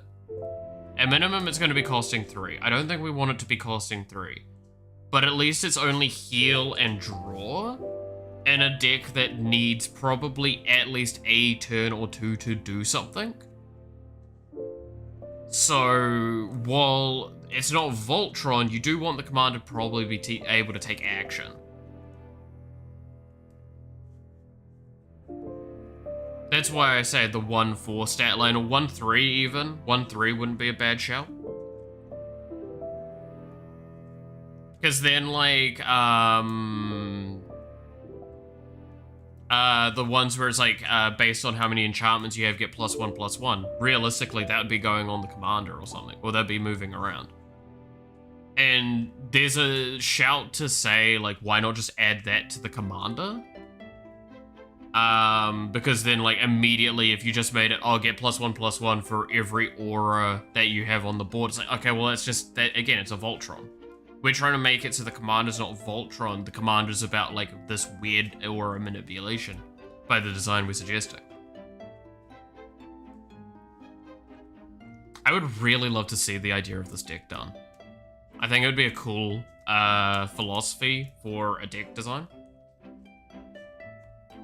Obviously, again, this card does not exist, therefore, whatever, right? Doesn't matter.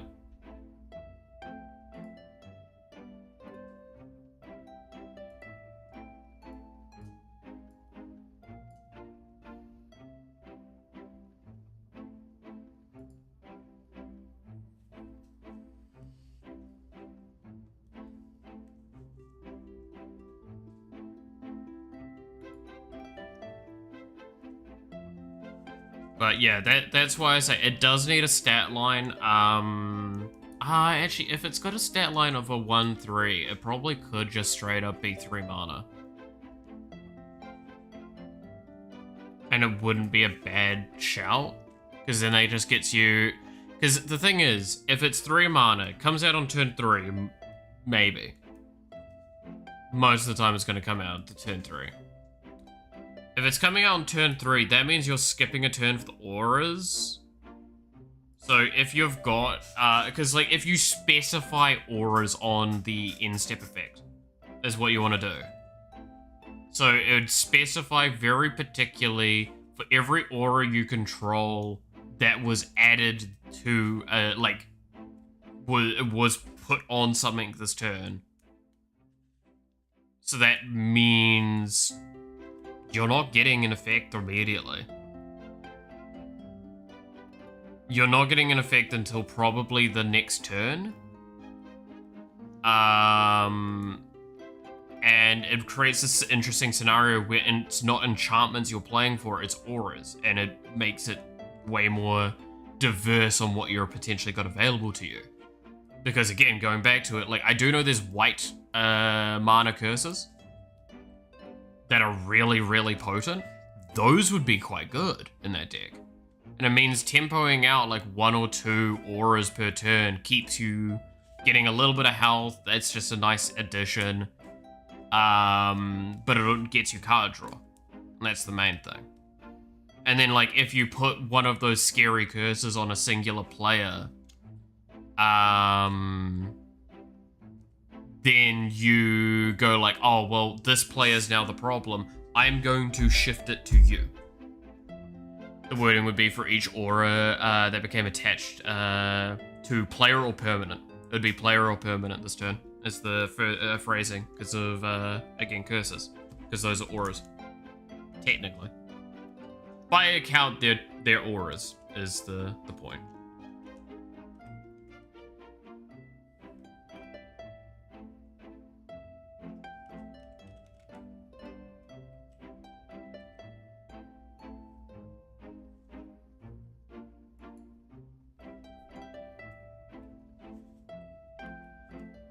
And because you've not...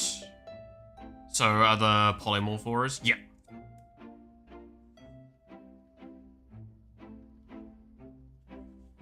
So the benefit you have is by removing black not being one of the things, it avoids a scenario where you utilize that health aggressively. We don't want you to utilize the health aggressively. That is to give you just that top off, because you're not going to probably be doing much on your board, realistically, with that kind of build. Or you go hyper aggro with it, but the problem is you've still not got red available. It is blue, green, white. Whatever order that's actually supposed to be set in.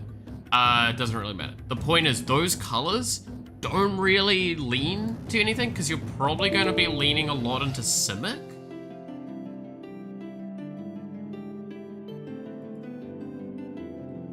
I'd assume.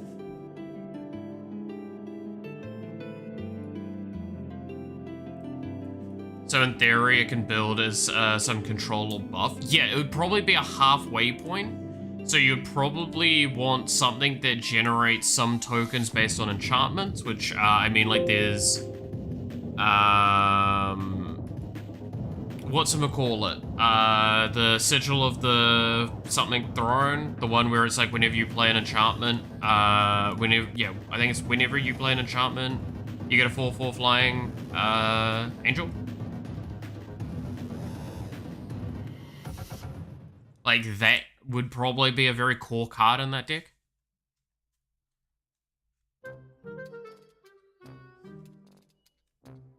Ooh, would Flickering Auras then be worthwhile? Sigil of the Empty Throne, thank you. Flickering Auras might be interesting, because that would count. Oh, actually no, can you flicker an aura? Because when it re-enters, is it gonna re-enter on the target that it was on, or are you gonna have to retarget it? Or does it break because it doesn't link correctly? Like, because what happens if the target's no longer a valid target?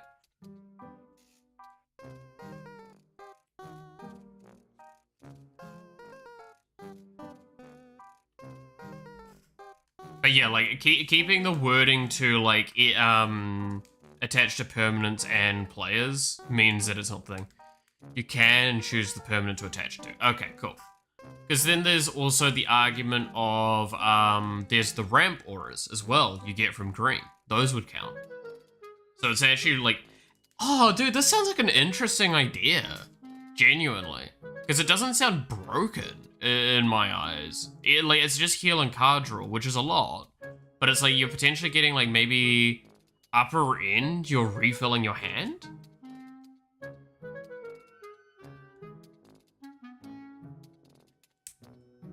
And this gets past Hexproof and Shroud. Well, it's because Hexproof and Shroud are instants and sorceries, right? Or... No, it's targeted abilities and instants and sorcery. So yeah, I don't know how enchantment works with that. Because it says enchant creature, it's not enchant a target, so it doesn't say target, therefore it's fine. That's right, I remember the rules. I remember the rules.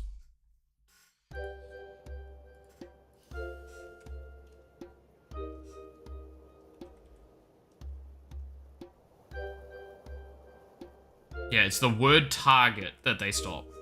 Anything that actually uses the word target.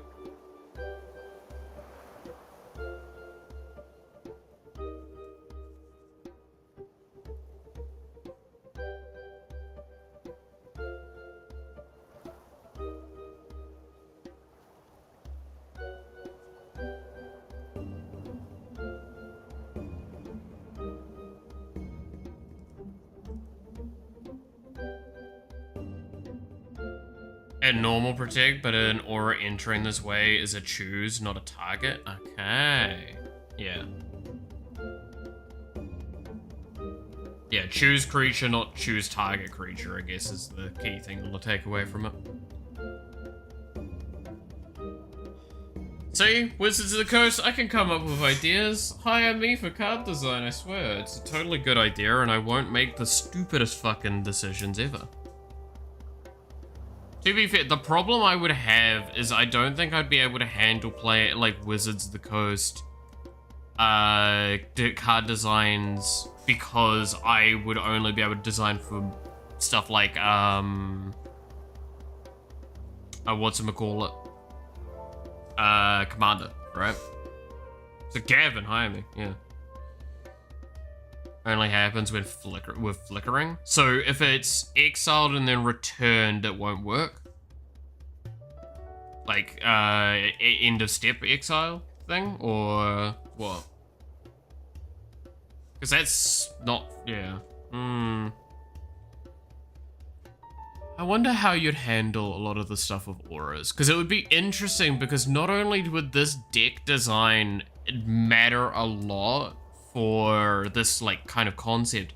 God, can you think of how good some of these cards might be in like other decks all of a sudden? Just introducing this one card that we're suggesting as a commander into like enchantment decks, potentially. Because that's the best part.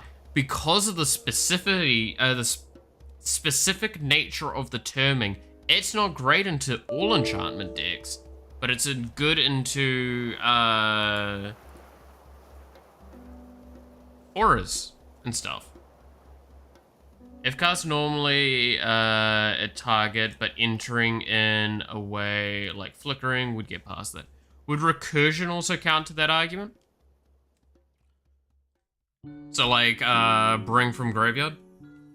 I mean, I guess it's probably on the phrasing, right?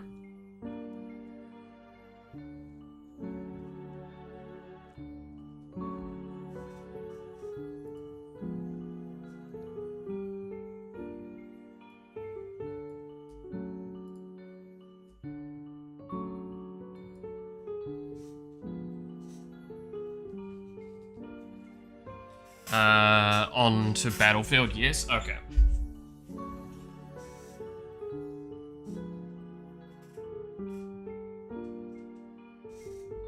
So it's play from hand specifically that it is the bad point for it. Cool. But yeah, like, because yeah, having Xur the Enchanter as its attack ability also works. It's not cast. Yeah, okay, got it. Because yeah, like, Xur... What's Xur off the top of my head? He's blue and white. I remember that. I think he's one other color, right? He's over here, I believe. I can look.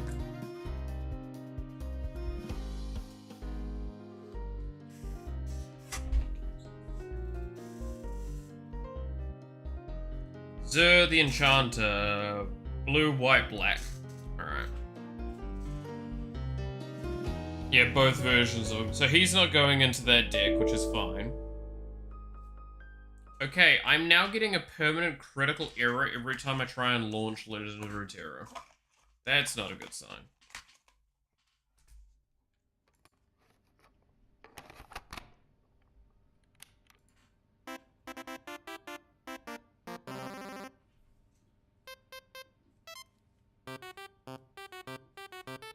Close one. God damn it.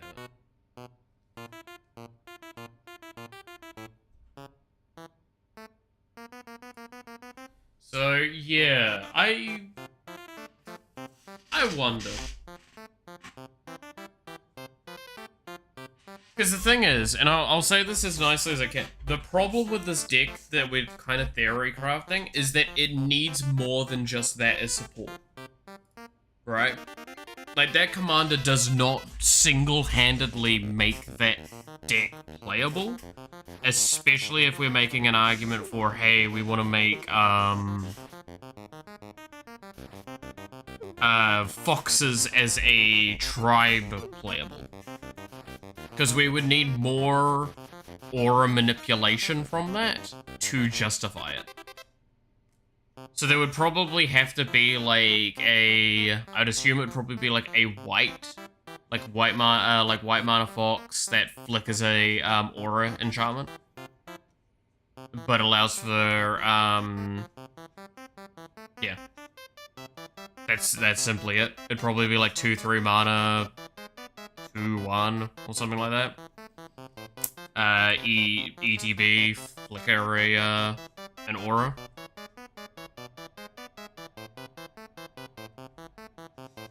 That you control, specifically. Gotta keep a little bit of that safety net there.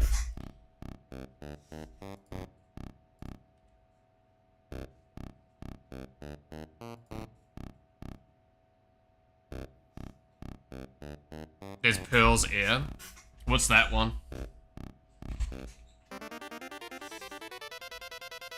Can't look at the moment because I'm trying to still sort this thing out.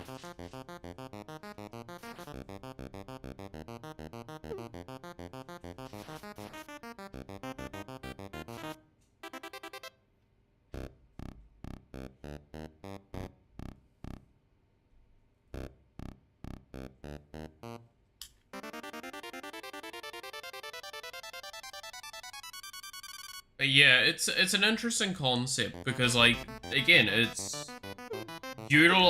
does kind of what I feel, look, anywhere near to the same extent, but it's doing the same sort of theory as what Goshintai does with shrines, where it's not reinventing how shrines work, it's supplementing a way of playing shrines to a point where it makes it feel better.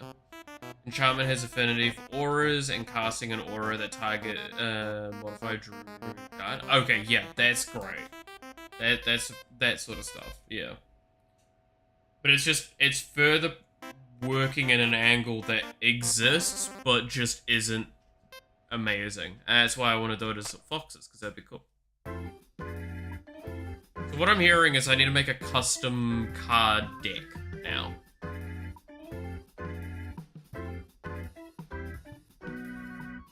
And that's a fox. Exactly. There we go. See? This is what the kinship of the fox is. We know this.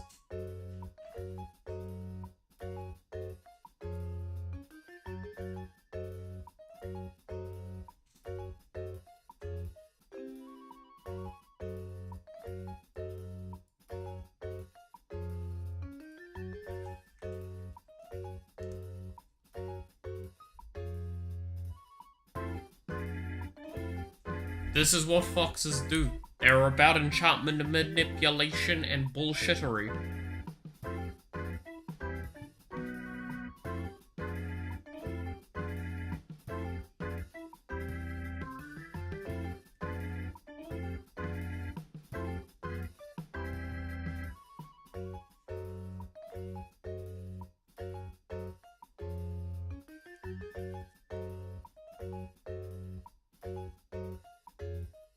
Yeah, my internet is really starting to fucking pack in, so I might have to pull up soon. I'm just gonna toss some stuff around though before I do.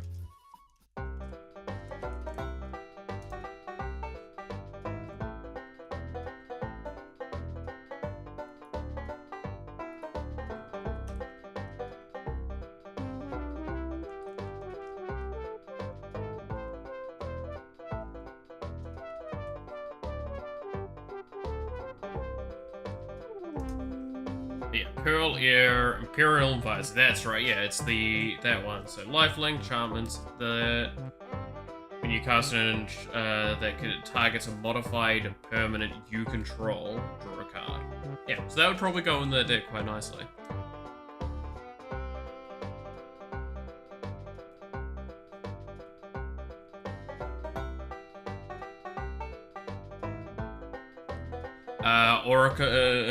Let's see.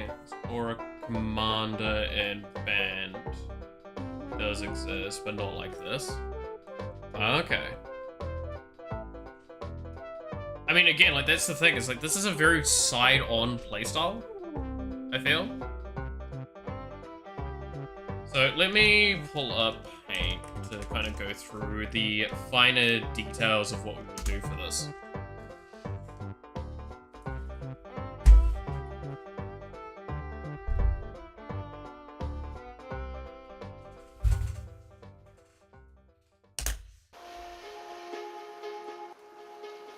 So I'm actually curious about the design on this now.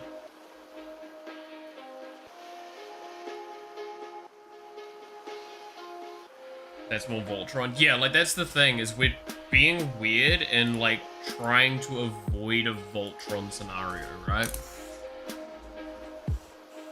That's why we're just not doing, like, oh, enchantment, ETBs, and all that sort of stuff. We're trying to work with enchantments doing weird things.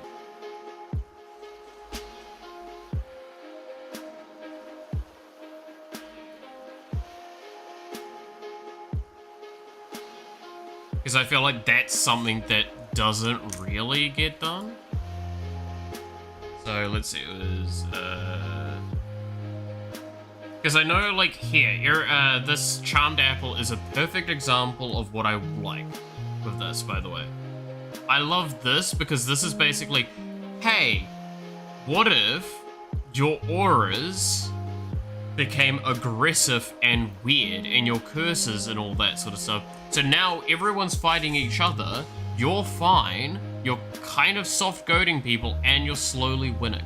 That's a great idea. I love that. Oh, there's that one you were talking about. Enchantment you control whenever you cast your first enchantment spell, draw it. Yeah, see, this is exactly what I say. Is like, we could add that, right? We could add the +1/+1, and it could just be a 1/1, and it would be fun, or a 0/1. It genuinely could be. But the problem is how quickly that would get out of hand and how strong that would be.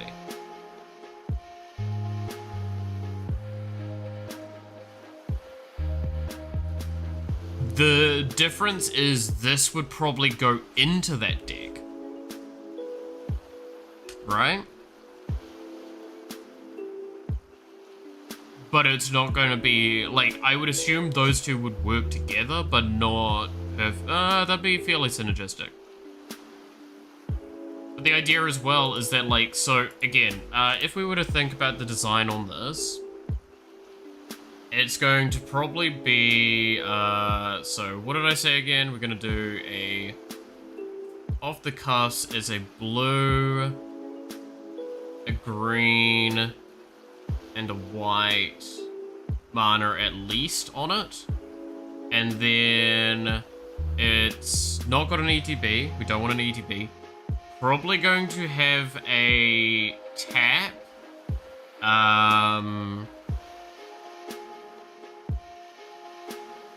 Basically move enchantment. Alright, move and aura. Not the wording, but we're just using this as an example. And then we'd have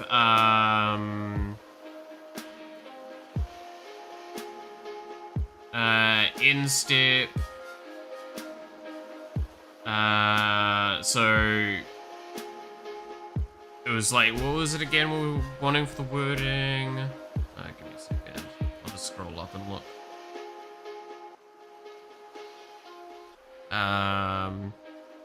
Instep for each aura. That, whoops.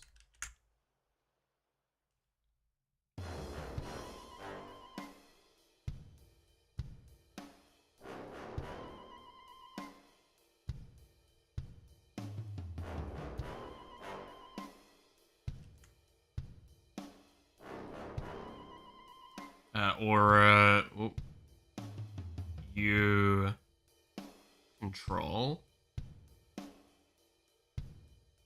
the player or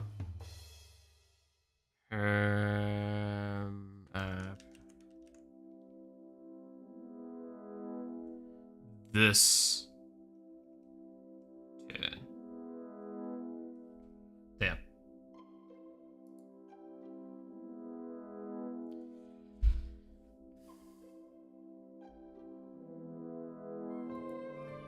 So this is what we would probably have. So this text here is basically the main meat and gravy of it. The only reason we're giving this is so it means that at least on your second turn, you might get two triggers.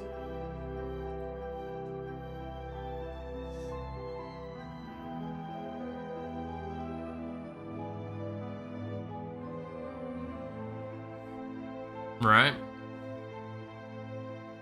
So I do actually think we give the stat margin of this, like, probably... I stand by, I think it's going to be 1-3 by design of this, and it's going to maintain just the 3 colors. Because this is your core draw point, probably. It's got a lot of core power in it. You're going to want to get it out early, but it's not going to, like, blow out the game too quickly.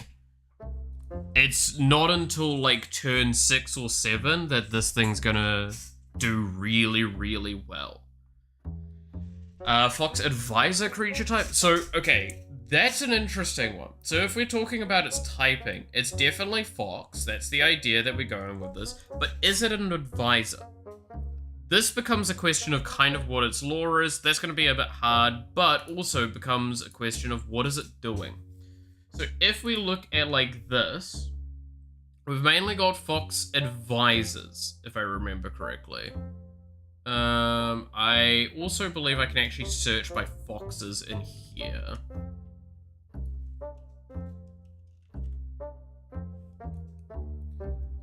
And we can like use as an example point. Because there's a couple of different ways we could approach this.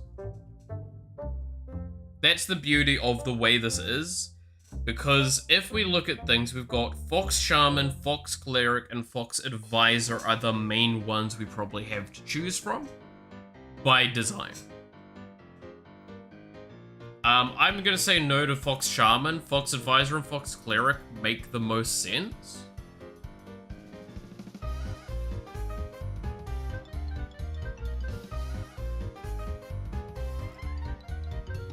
But there's also an argument to be made a Fox Spirit would also make sense, or no?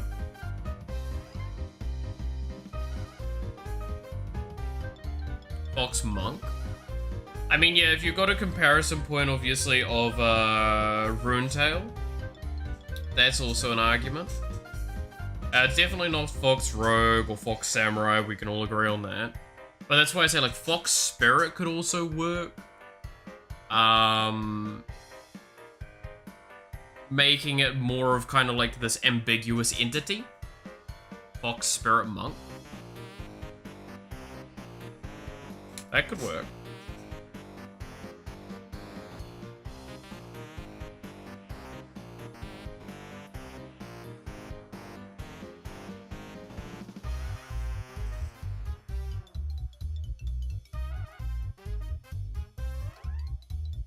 Question. Weird question on this. So we know it's a fox. We also know, obviously, it's legendary.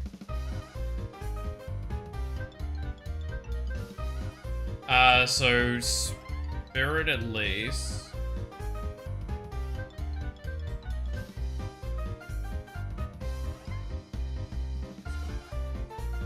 Would it be an enchantment creature if it's a spirit? If we take in consideration, it might be a spirit as well. So if we do Fox Spirit Monk. The problem is we're starting to get it loaded in that card text area, because it's a legendary creature. It would be... I don't think it needs to be an enchantment creature, does it?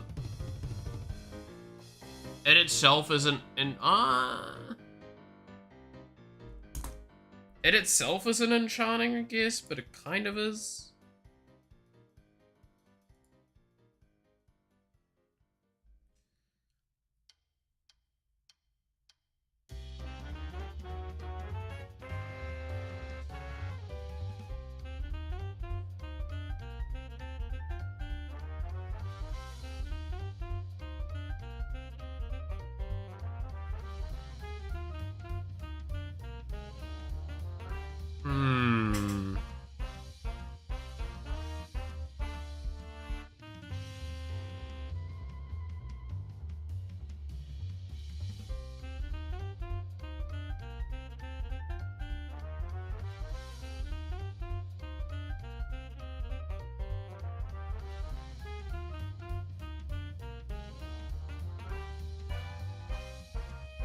I think it can be an enchantment. I think it could be an enchantment creature. And it would fit.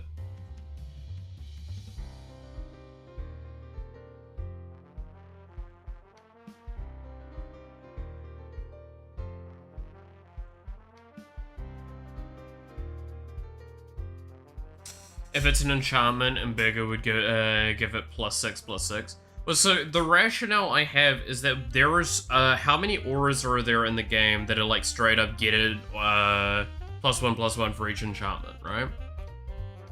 You're already gonna be playing those in this deck. Do we make them better or worse is the short answer. Or do we make them just objectively better? Because again, it's one of those things, we know you're gonna be playing those. That's the point. You're already gonna be playing auras, you're gonna be playing a lot of enchantments, you're gonna want them.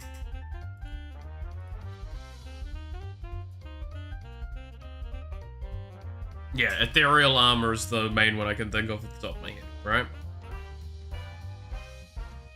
So it's one of those things of, it also means in the case you're not having it as the commander, stuff like Scythius feels better. Like, Scythius is again, this is one of those things. Scythius goes in the deck. We're not stupid. You have to, that's the thing about designing cards like this, that I give, again, Wizards a lot of praise for.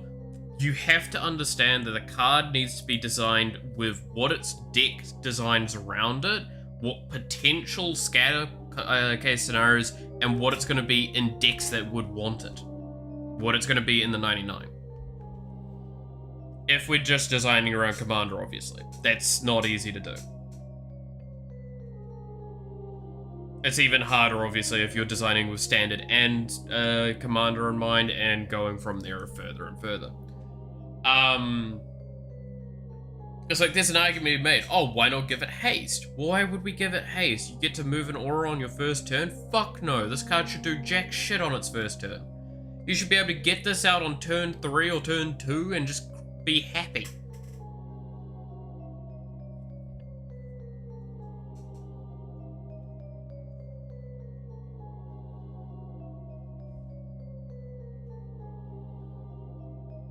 So then the question, this is where I definitely would need, like, the resource access that Wizards of the Coast has. Or for Modern and Commander, like, no, yeah, exactly.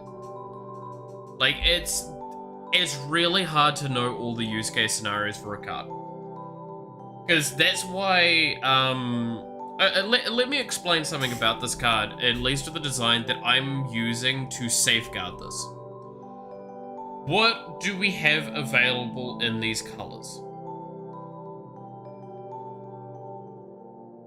There is a couple of key things we need to acknowledge that aren't auras that also need to be stopped from ever being a problem.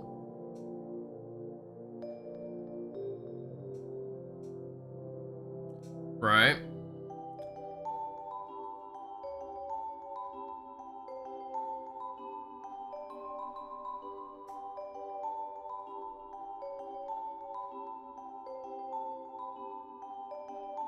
So, these two colors have flickers. What does that mean in this case? That means keeping this as an end-step trigger is good for it. Why? Because if we made it, for example, you draw a card and gain 1 life for the first aura you played or whatever, or you may make it on something like that, you could flicker it and then get more of it. And it's like, that's immediately going to cause problems. Doing this means that it still has a biggish payoff, but it's non-stoppable. It's non-interacting sort of weirdness. And it's very easy to remove this with having the 1/3 stat line. Like, that's very easy to remove, and it's very easy to buff out of control as well. Even with just the Ethereal Armor in play, this is great because this is 1 white mana, right? On turn 2-3, if you're really lucky with stuff, you potentially get your commander out and you could potentially get Ethereal Armor out. Enchanted creature gets +1/+1 for each enchantment you control and has first strike. Now the commander is a 3/5 with first strike. Still doesn't get to attack. Like, that's the main thing. We're saying that there is only 3 flicker cards that flicker enchantment, I believe. Well, I mean, that's the beauty, is we could add more with that. Like, the idea of this deck, if we were to go with a commander deck, we'd probably get like about 5, 7, maybe 10 cards we could make very specifically just for this use case scenario, at most, maybe. Sitting at, like, preferably wanting to stick about around 7 unique brand new cards that get made just for this commander deck. Excluding, again, the other benefit you have of if you're making this with a set, you potentially get either more cards in the set that would come out, and you could use those in there, or If it's a brand new, off its own commander precon, then the benefit you would get is you could make up quite a lot more than 5 and 7. You could make most of the deck be brand new and unique to only that deck. That is a design thing we've seen with how Wizards approach this. So adding another one of these enchanted aura gets equal to how many enchantments you have. Probably one gets added in by design sake, right? So you're going to get a max critical point of wanting to get those cards, but also at the same time, what creatures are you putting them on? Because you're going to want to have creatures to put them on. You're going to want to have a decent board. This is probably a deck, reasonably off the top of my head. Sanctum Weaver probably goes in there, stuff like that. This is a deck that likely goes for, I don't know, like 20-ish creatures, 20-ish creatures, probably less. A lot of auras, not much instants, not much sorcery, then decent amount of land. Maybe a planeswalker if you're lucky. And like, if I'm being honest, I think there's only like one planeswalker I can think of that might go in here at this stage. And that's probably Calyx of Destiny. Destiny's Hand. That's the first one I can think of. I mean, you could do Estrid the Masked. That wouldn't be, like, the worst. Because that one's the, like, enchantments and then auras come in. From your graveyard? Yeah. Estrid would be really good in that deck, actually, because of the -1.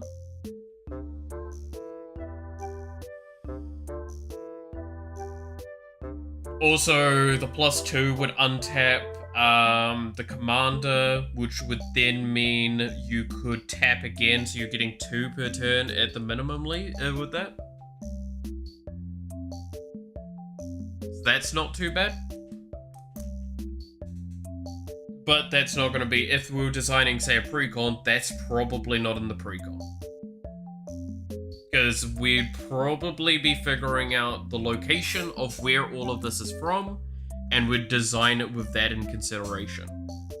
And normally, from my experience, they've not wanted to put commanders as cards in commander decks like that. Especially when they're like so specific and unique like that. But yeah, Sigil of Empty Throne would be incredible. Angelic Gift. It's cards like that that would just be really nice. So it'd be about a lot of that sort of token enchantment stuff. Sphere of Safety would probably go in there just because it's good. Hyena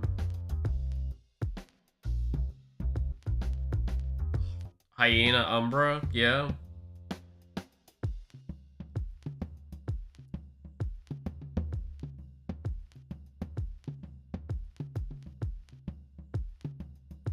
Because you've not got black, there's no recursion for auras naturally. That's the other thing.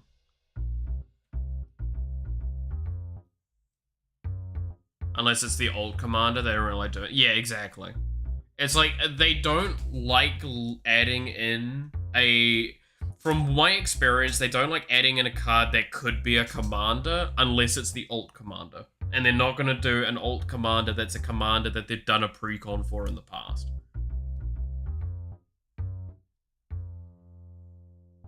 So I doubt that would go in there. As well as from the kind of experience I have, most of the time the alt commander is like just straight up a brand new card as well.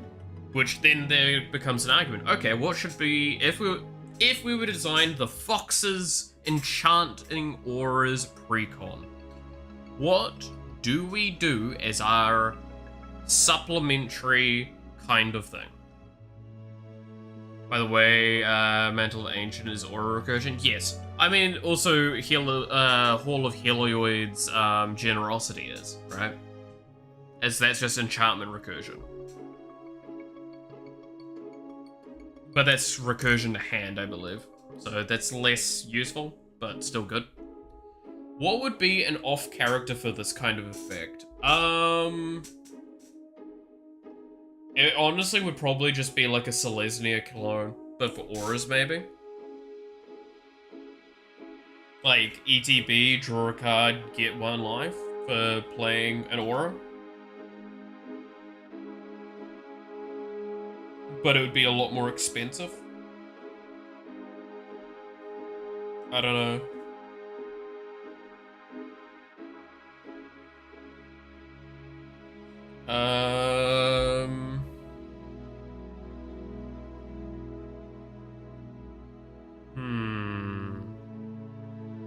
What would be an off commander for this kind of deck?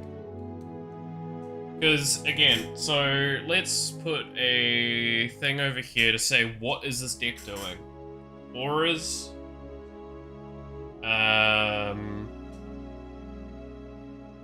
Underneath this terming is moving around. I mean, subline of enchantment, right? Has decent draw. Health gain.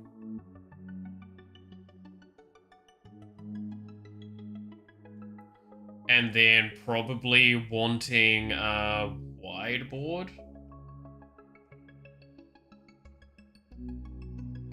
And then control. Like, whiteboard's very tentative on that statement. Celestia's hard. Yeah, no, that's what I mean. Is we pointed at her earlier.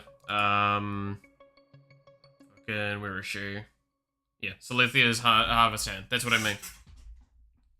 Scythius is how I was pronouncing it. Yeah, Scythius. But yeah, Scythius is one. Basically that, but like for auras, would be an idea. But I don't know if we want to do it that heavy-handed. If you were to do that design.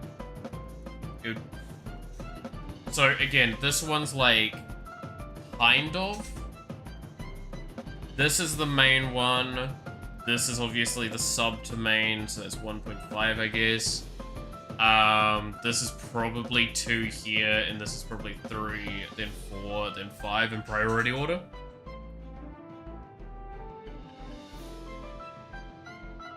So... Ramp's gonna exist, though. Ramp has to exist in a green deck. It's just by the law. What probably ends up happening is it's actually gonna have, like, a lot of enchantment ramp. I think that would be great for this.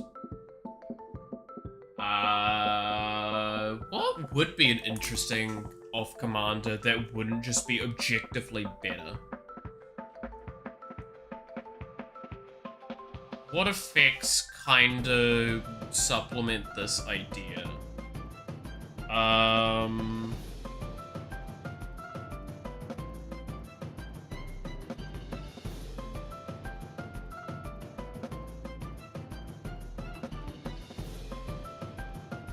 No, that would be too strong, wouldn't it?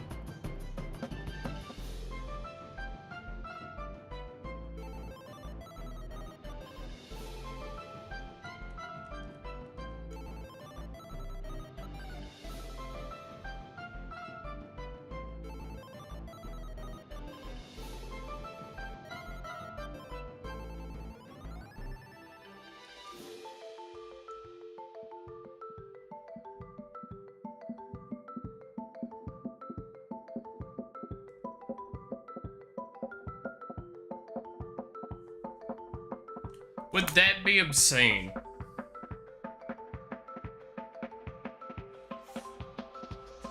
First aura per turn, ETB, tutor an aura from your deck. I feel like that's too strong to put on a commander. Or a potential commander. Even if it's the secondary one. Making it like 5-6 mana would be the minimum. One that focuses on charting opponents and their permanents. That could work. Because that would fit to the control archetype. What would you do for that though?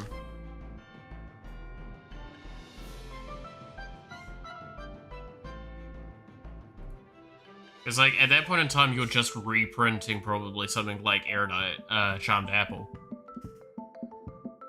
Already, sorry.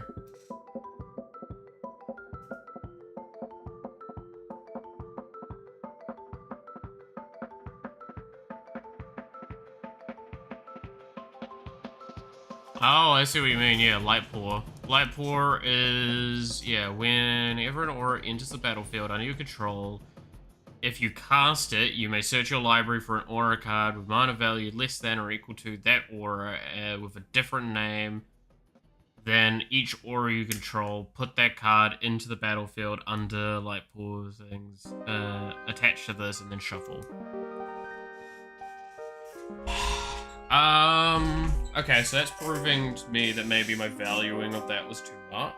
Well, it's because, no, I'm tutoring the hand, so it's still going to be a cast, but it's still just once per turn, but then there comes to that argument of flickering the character.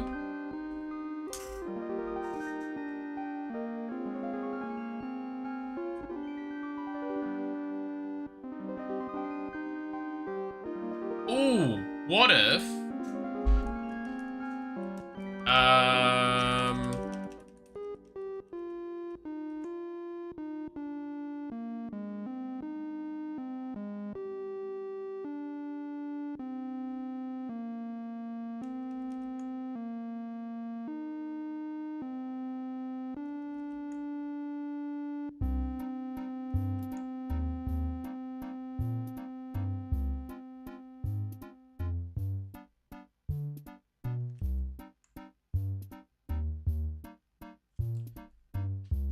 let's see.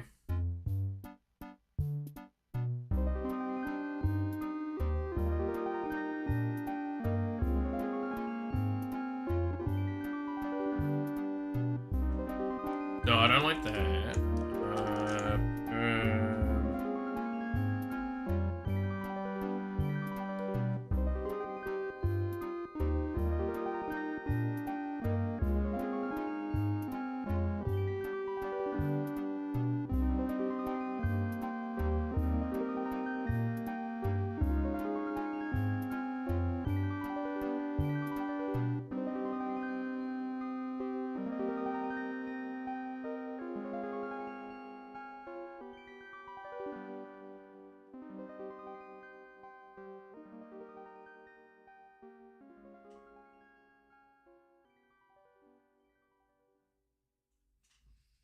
So, I've got so far, when aura attached to permanent, if you control it, create a 1/1 fox. If it's your opponent, do something else maybe.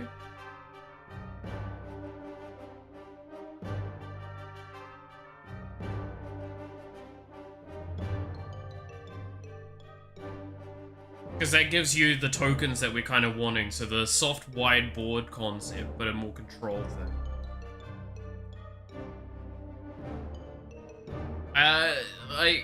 Not discard, we're not black, and ping doesn't feel quite right. Because again, like a drain or something like that from them wouldn't work. And we're not red or black, so yeah, dealing damage to them for it wouldn't work. What would work? If we were to make it a modal sort of situation. Or a case-based scenario.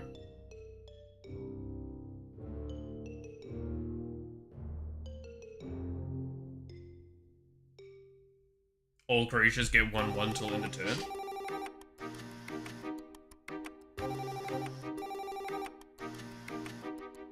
That's dangerous, but yeah, that could work. Probably not all creatures. Probably like, 2 1/1s that you can put, 2 +1/+1s where you choose. And it's actual token, or like counters. So, the question is, are those counters going to be till end of turn though? We are kind of keeping to momentum of turn. And that would stack up permanently very highly.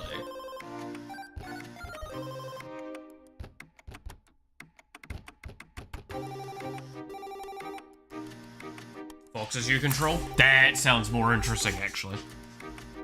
If opponent, all fox +1. Oh, well, +1 +1 till end turn. So that gives us a card that can basically then be the blue, green, white, and that's probably going to be like, I'd say 5 mana for that, right? Make a foxes matter. Yeah, I think I very much agree with that sentiment.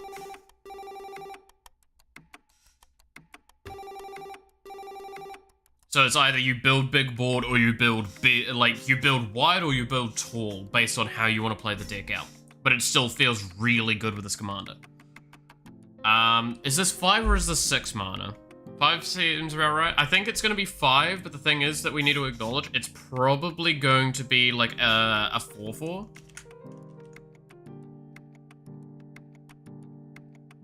Is it a 4/4 or a 3/3? Actually, no, I think it's a 3/3. Unless we make it so it's all other things, and then we'd probably want it as a 4/4.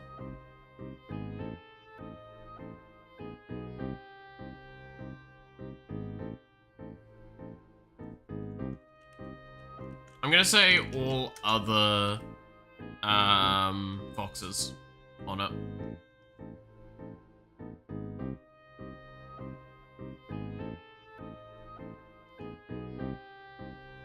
And make it a, and by that, it can probably be a 4/4, because it's still removable pretty easily, and you don't want to swing it. But it won't die to just a very simple clear.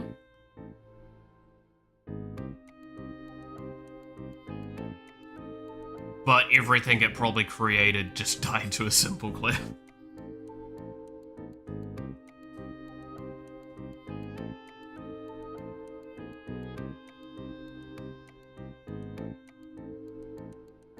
Or make it not a fox. Nah, it's gotta be a fox.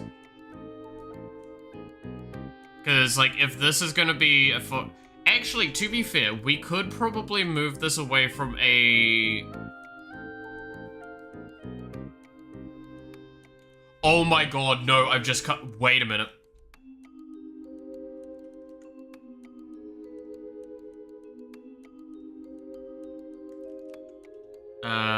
No, it keeps that.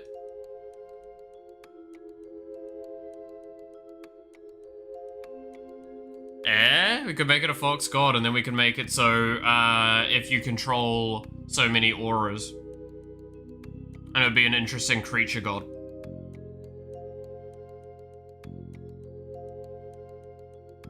That could be an option.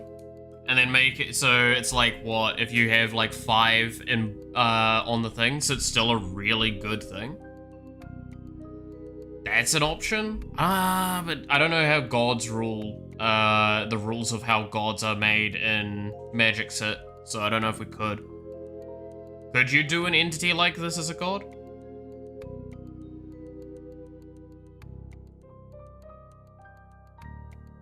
Because then you can make the other one a priestess. So a cleric or something like that, I guess.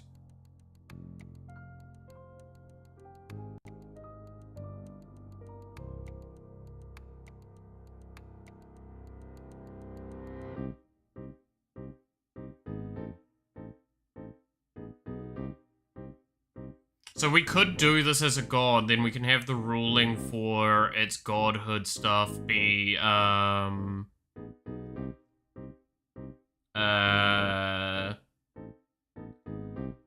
control, control 5 aura.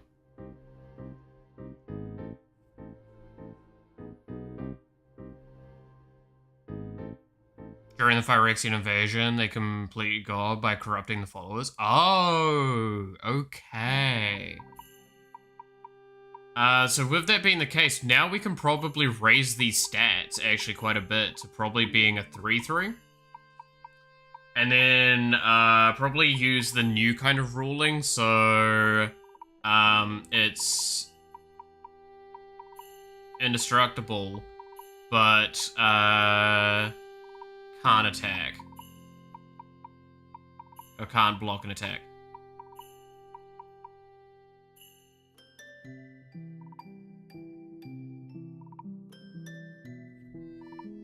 And requiring this.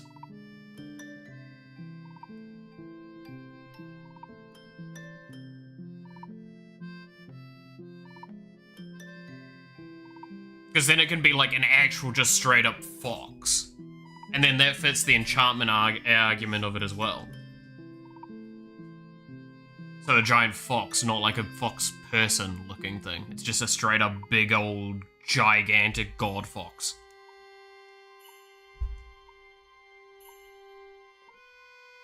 And then like this could be fox. Is priestess one, or is it cleric that we want to go with?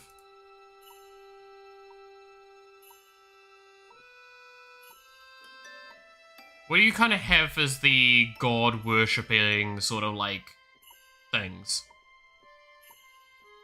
The things that are like underneath the gods that are doing their bidding.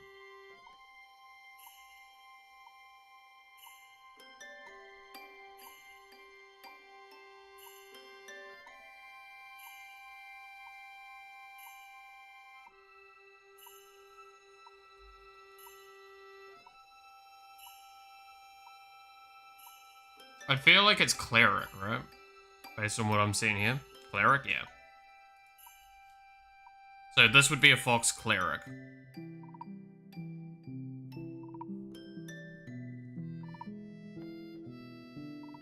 And this wouldn't be an enchantment creature, though.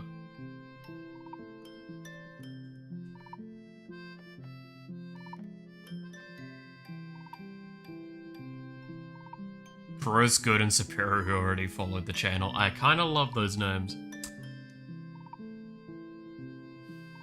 Would we want to give it any other keywords then if this is the god that we've got? Probably not. And I think having it locked behind auras is nice. Because we've seen, like, with the new Exile God, like, how that works, and that really fits nicely and in a cool way.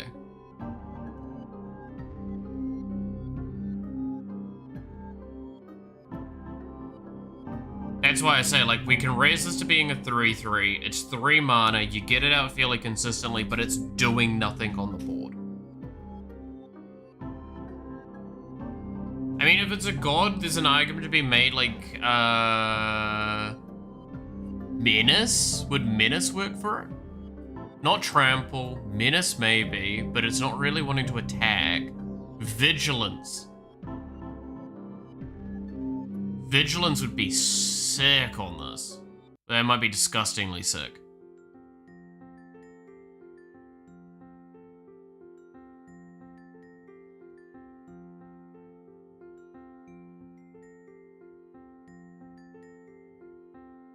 I'm trying to decide if that would be too much.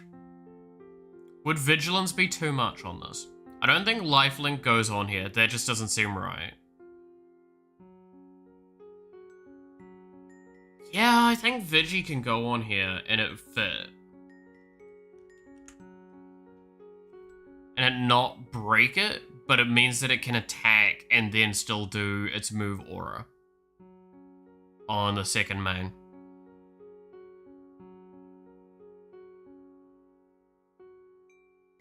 Banding, yeah. Like, it's trying to find it not in a way to make it too strong, but the benefit we have is if we declare it as going to be a god, right? We can load it higher in power because it's not going to be on the board properly. Because I think, can I do God as a type search here?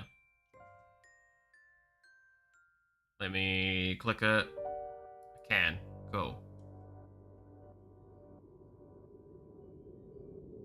So legendary creature, God, trample. So we're looking for specifically the ones that can't exist naturally.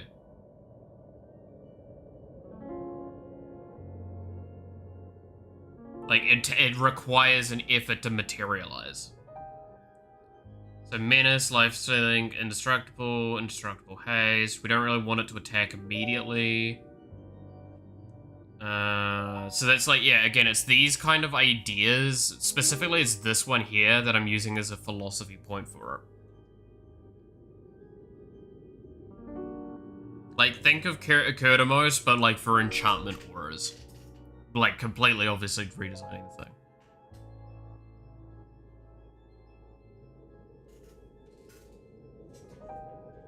And specifying it to be auras as well is really nice.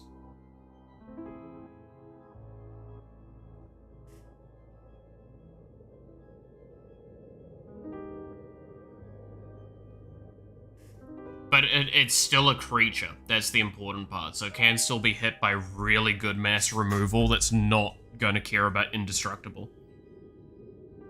So it can still be sacrificed, which is cool.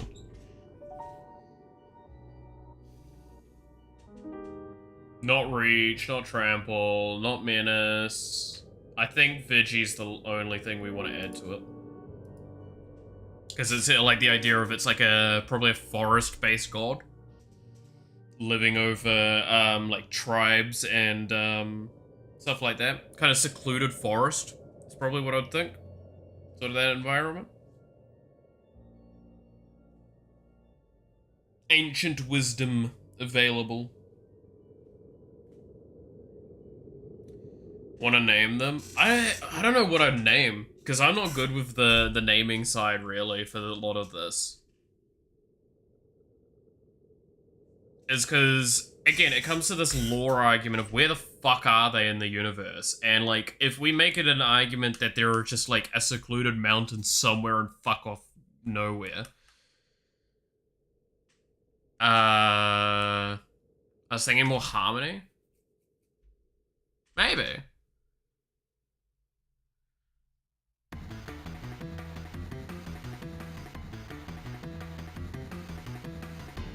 Cause yeah, like, it's just, I don't know quite how I would do the story for these. Because then, like, once we figure out the story, we can design the full deck from that as well. Kamigawa. Oh yeah, no, it's definitely in Kamigawa, right? Some secluded fucking, like, space in Kamigawa, probably. Because that's just kind of where, like, those sorts of, more Asian mythos sort of stuff is, anyway, by lore.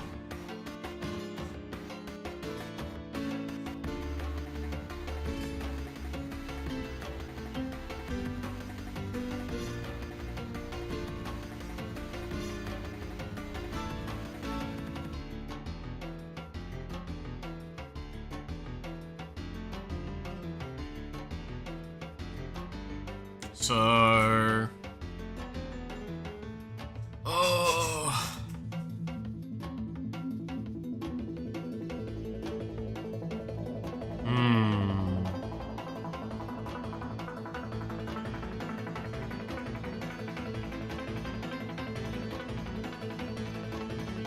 Wait, is there after Amaterasu?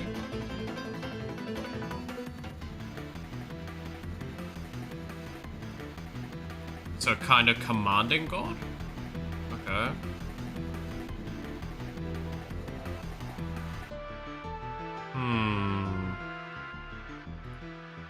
I mean, that would sit the secluded still as well, but it just means it's a very well-known one. So the followers are secluded, but the pantheon itself is well-known. Or like the specific head being heading point of the pantheon.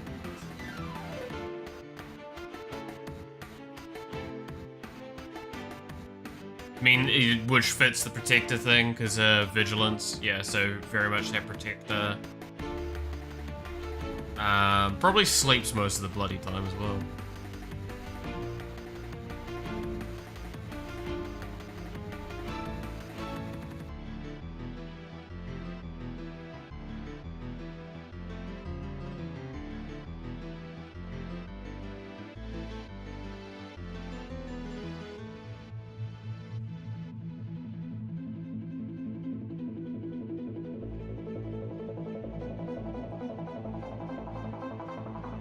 I just thought of something really weird. What if we made it so this creature, instead of having like this weird requirement here, like the cool requirement that I like with the gods, what if we made it so it has basically a text that says it doesn't die if it has only 0 toughness, or 0 or less toughness? But then make it so it's a 0/0 base, and then make it so it gets +1/+1 on auras again, but it can't block unless it's like below, or like block an attack below 3 or 5 even. That creates this really weird design thing for it, because it means that it's basically stuck on the board. So I probably have to remove the indestructible from it.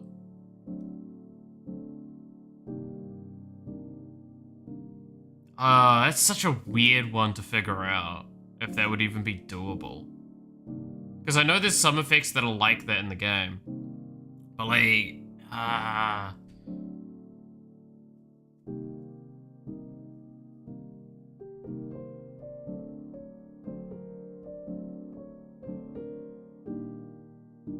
no, I feel like that makes it way too strong too easily, even if you remove the indestructible from it.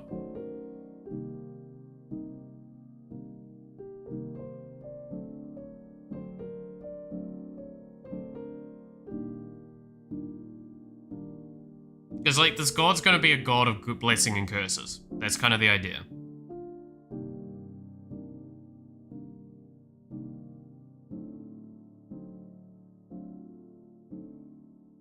And it's probably like a god that wants peace very much. That state-based action. Imagine it though. Just specifically this one card that's just like, yo, this hits fucking 0 or below toughness, ain't dead. It ain't going anywhere. Because the problem, again, the problem with that, even if you remove indestructible, it's basically unremovable outside of hard removal. And then when we're talking about aura and enchantment, it's already gonna get a shitload of totem armor and shit, right? So it's gonna basically be just a straight up unbeatable thing. And like any enchantment that then gives like +1/+1 for enchantment count, it's just gonna turn this creature into a Voltron by accident. So we can't do that. No, we can't. We can't. I thought it would have been an interesting idea, but no. It's just, that's a hard no.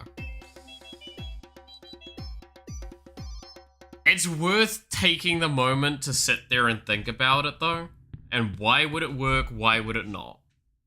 Because it just would be a fairly poor idea designed with that aspect in mind. If it wasn't for the fact that we're playing around auras and stuff like that, I could see a way of doing that working. Like, I'd love to see that with like the devotion aspect, where it's like your devotion equals your thing, but it has to be above a specific like amount of health and stuff to threshold it correctly. Would be interesting, but then at that point in time it doesn't need the like doesn't go to minus thing, because you just make the devotion like obviously it gets devotion from itself, right? So it's gonna get at least +1/+1 potentially.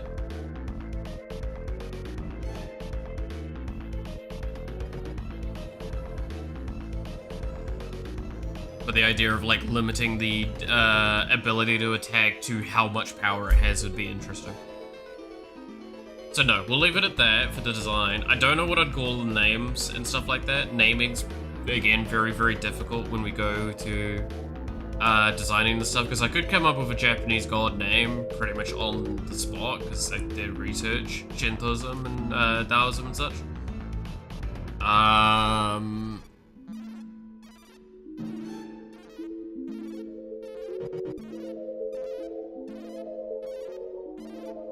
I mean, like, I just call it Inari Karma.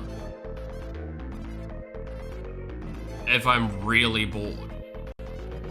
Right?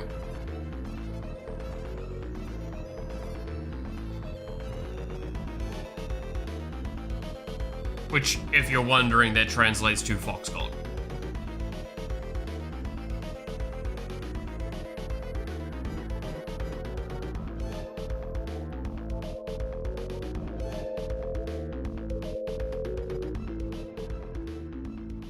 Like, if I was to name this loosely just here and now, I might go...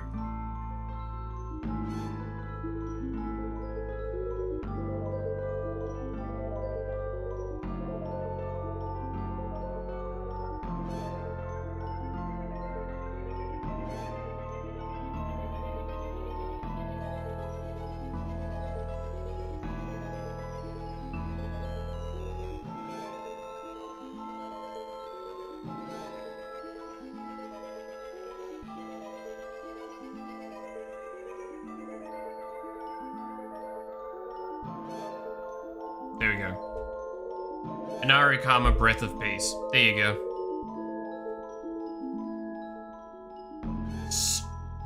Silly, stupid name.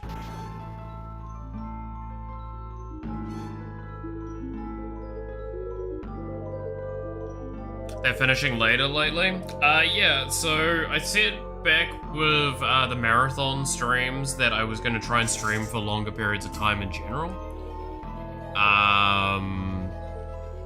And I've committed to that. I've gotten my stamina for streaming a bit further up. And it's kind of down to like when I get tired or hungry or have too many other things I need to do that need to be done off stream is when I like call it at this stage. At the moment, I'm probably not too far off finishing because I am starting to get kind of hungry. Was worried for a second. No. It's just straight up I like doing longer streams now. Well, I like trying to do a bit longer streams. Because there was a portion of time where I was fairly consistently doing like 2-hour streams. Inari Kame. Is the spelling correct? Is that the spelling correct? No.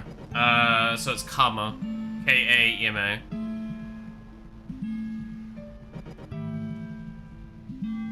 Kama, Kami, yeah, Kama should work. I could turn it into Kami, which would just be K-A-M-I, and that's just straight up full Fox God, but I didn't really want to be that on the nose. Guess we could be. So, it'd be I then, so K-A-M-I, like that. I'm glad I can watch you a little bit. Been out all day lately because of work and sick grandparents. Oh, it's never great. Hope things go well for them. But yeah, long days, I understand that. Kind of why I'm being naughty and trying to not find a job that I need to stick with and potentially jeopardizes doing long streams like this even. Because I really like having the control over my life to not deal with a long fucking shitty day. Because I empathize with that, I've done it a lot. Not that I can't do it more, but I prefer not to. No, definitely dragging my heels because of that. But yeah, no, I do hope all's going well. It sucks to hear when like family's sick like that. Or those that you care about are sick, I should really reiterate, because you have friends that matter as well. And for me, I don't have family I care about, so. But yeah, Inari Kami. I believe you got the right thing for Inari though. Yeah. Inari Kami, Breath of Peace.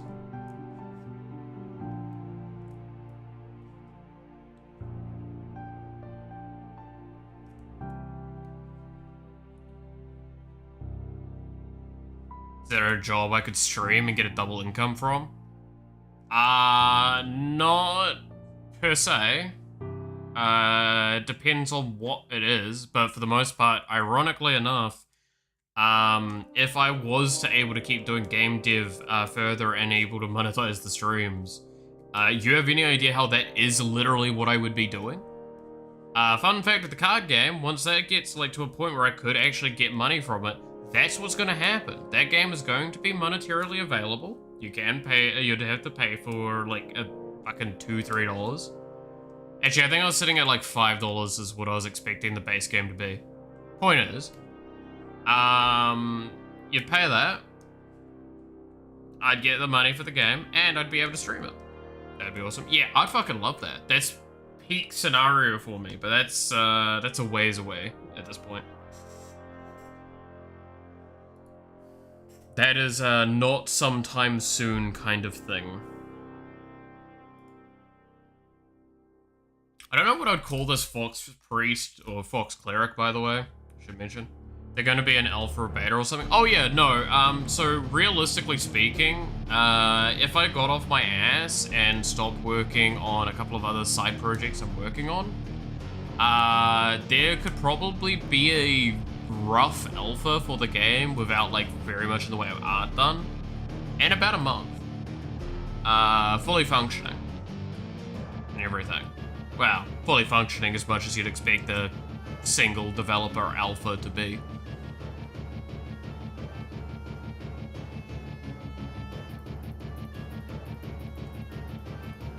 There's a reason why I try and I'm kicking myself so much about it, because I should just be working on that as more.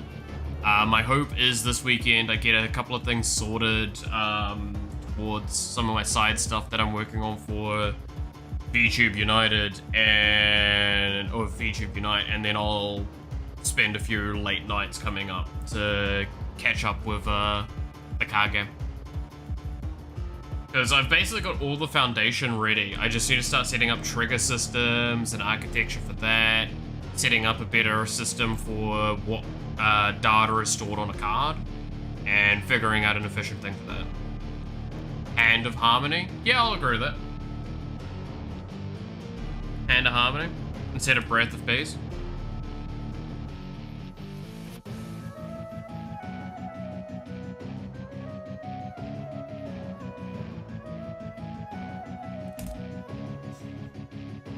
So, Inari Kami, Hand of Harmony.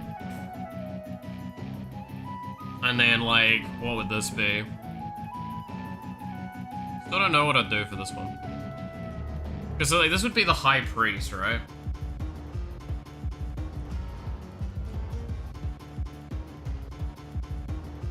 Or the main Shrine Maiden, I guess?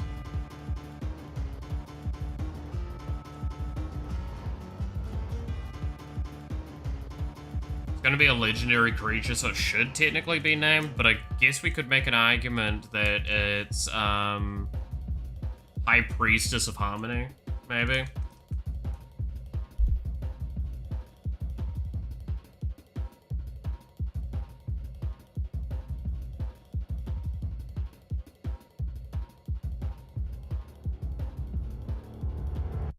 There we go.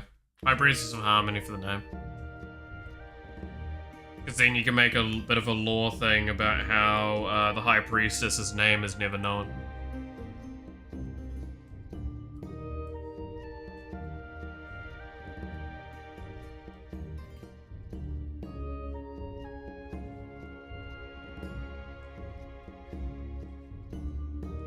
The one that remembers.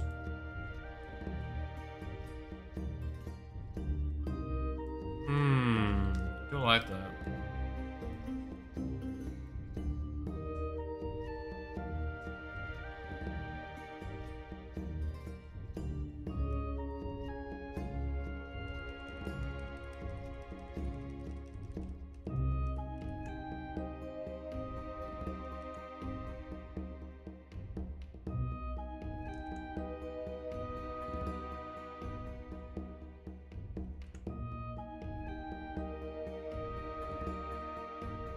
Yeah, one who remembers works.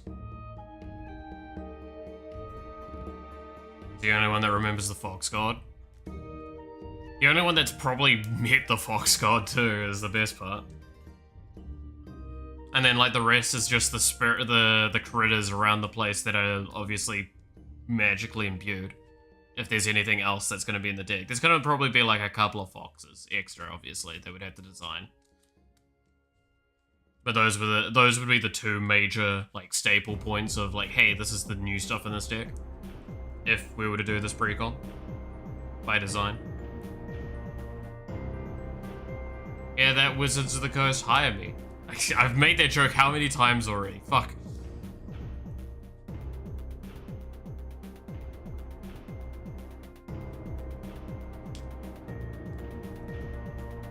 You know what's best is if I like design this and like put this on a Reddit or something.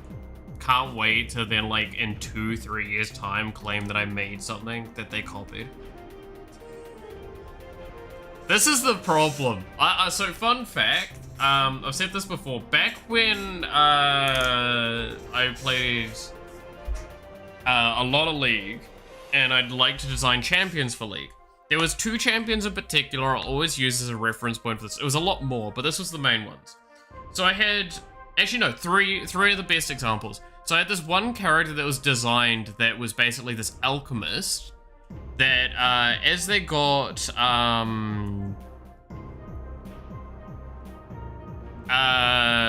lower in health, they got higher health regen, and they benefited from that some capacity. They had like one big strike that they had a big slam, and they had basically an ult that meant that they could run up to someone and do something to them.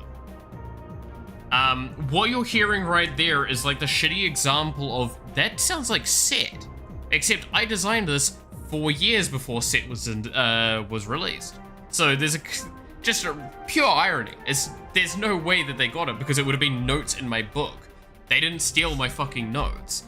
And then there was another character around that time I also designed where what it would do, it would ball up and it could run in any direction and it could go through walls. It had a spinning scythe and it had a line shot thing that it would do. The ult meant that it switched form, so it was a bit more range and stuff like that. But beside that, basically, that was like a loose idea of what Kane ended up being. I found that really funny, because I said to myself at the time, the ball up into a thing and run through walls, that was such a bad idea, because it would never get done. Like 2 years later, it got done. It's great.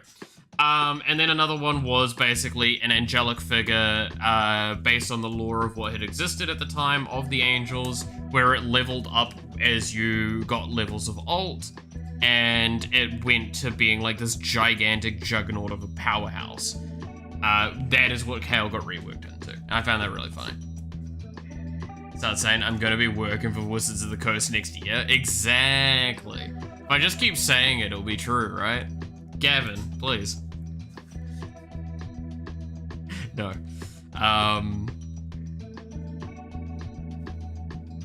Yeah, like, where do I send in my resume, Gavin? I'll send you literally like 5 precons designs, and you can base off that if I'm worth your time. And if you told me to have to make all of them from the ground up, and it's only like 5 of them are unique, the rest have to be from pre-existing, and then I have to work around like that ruling, fucking I'll do that shit. You'll get that within the week. You think I can't do that? I'll even try and make it lore accurate of everything, too. Get to this level of stuff. I'll be very honest, I could probably finish this deck precon design by the end of today. And have, like, a lot of it sketched up. If I was really intense about it. Trying not to be. But I find it really cool.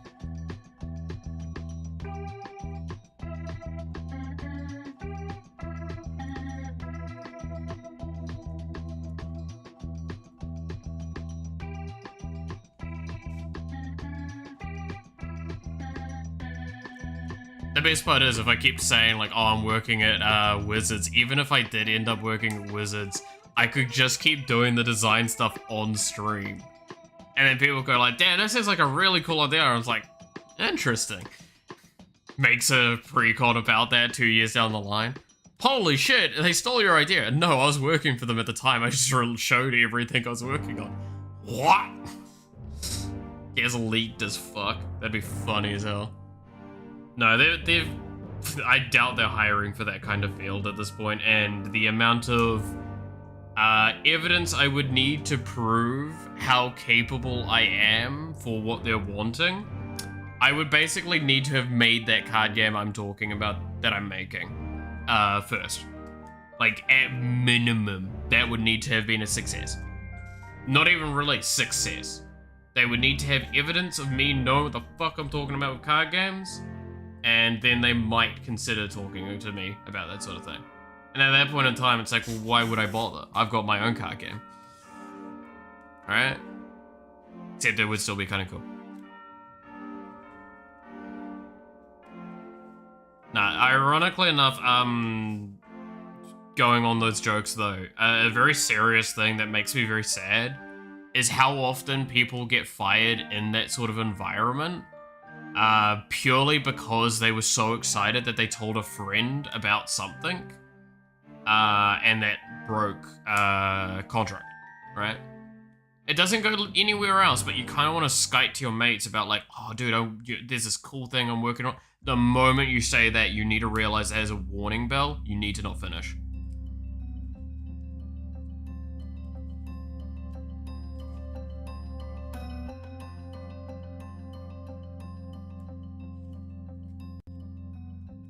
I mean, wizards? What about wizards? They're fine. Right? Yeah. I'll be honest, Hasbro has made some very interesting decisions I don't fully agree with at some times. But I appreciate their transparency about a lot of things. That's one cool thing.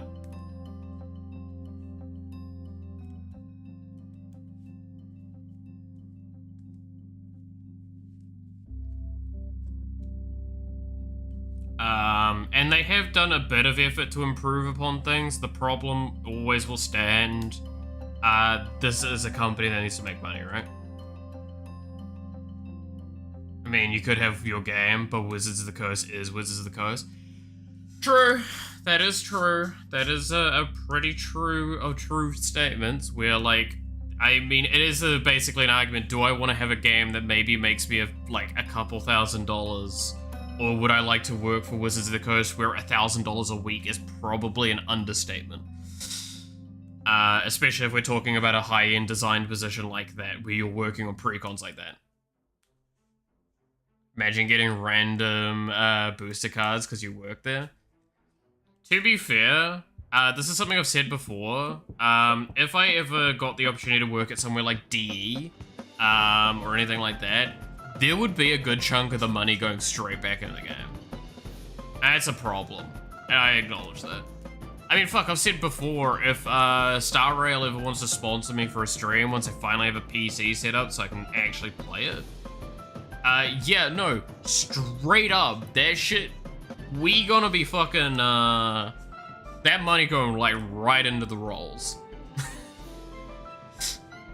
Like, how much are you gonna pay me? It's like, what are you expecting for your pay? How much is it for getting a guaranteed E6?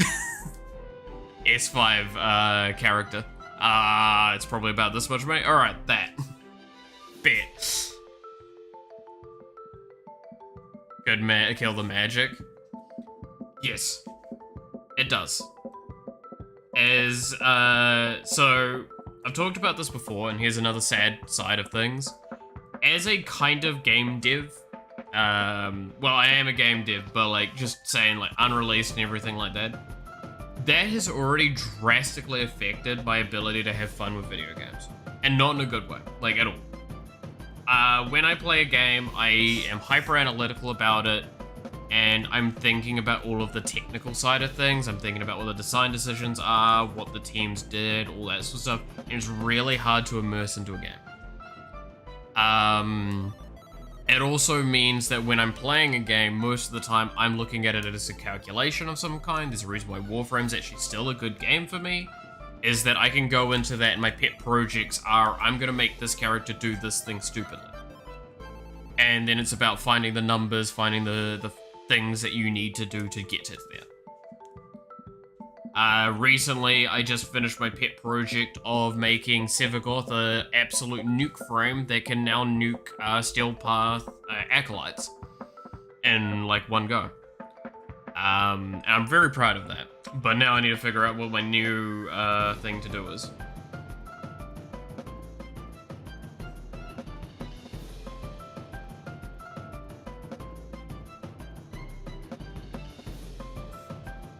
Right. And yeah, I mean, fun fact, I don't know if it's actually very evident, I actually don't play very many Survivors-like games anymore. I really run out of steam with those games. I hate when I'm super analytical of a game and people think I don't like it because of that. Yeah, that's the thing that also needs to be acknowledged. When I say I'm super analytical of a game, that is not me being like awful to it. In fact, it's probably the opposite. It's me trying to find what could be better about a game. And especially as a game dev, that's something you should actually be doing.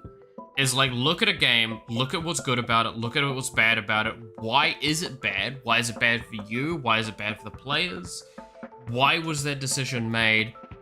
Can it be avoided in a future iteration of the game? Could it be something that could be patched out, potentially, once the developers realize that it's a problem? And yeah, that's kind of shitty. But, like, yeah, I do it's the issue when someone hears you being negative about something, they assume that you dislike it. It's not the case. I feel like everyone here, we've all been, like, negative at some point about something, and it's because we care about it.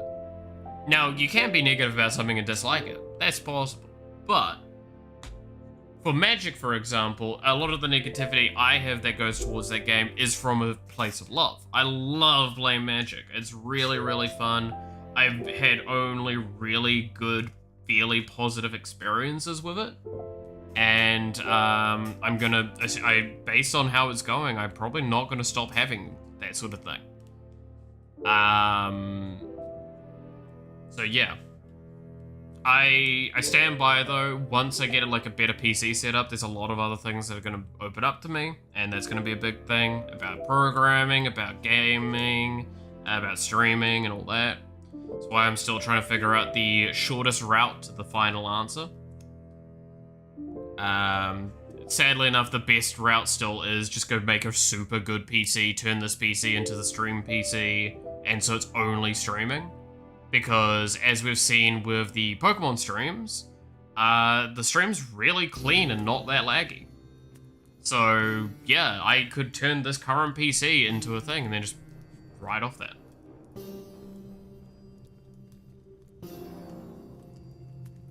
Be really cool if you started playing standard and streaming some local tournaments or something, some other format. I mean, we've played a little bit of Arena, a fair bit of Arena. I would like to probably play more of that, but I just struggle because I don't have a big enough collection. I don't know how I would be with standard physical, because I've said this before, what I want from a like standard mode, or like just general normal play, I get that from Hearthstone. Because I still play Hearthstone like every day or every 2 days. At least. And that's kind of the issue there. But like, I agree with what you mean. I would love to do tournament stuff as well. That would be really cool. I mean, fuck, you have any idea how much I would absolutely love to go like, okay, here's like, everyone pitch in $5, everyone get a pack, and then, or like, yeah, everyone pays $5, everyone gets a pack of foundations or something, and then like, whoever wins gets $100. And it's like, 10 people or something like that, all together doing that. I'd fucking love to do that. That'd be an awesome thing for me to set up. Because the thing is, if I set that up, I'm probably not playing, I'm probably commentating.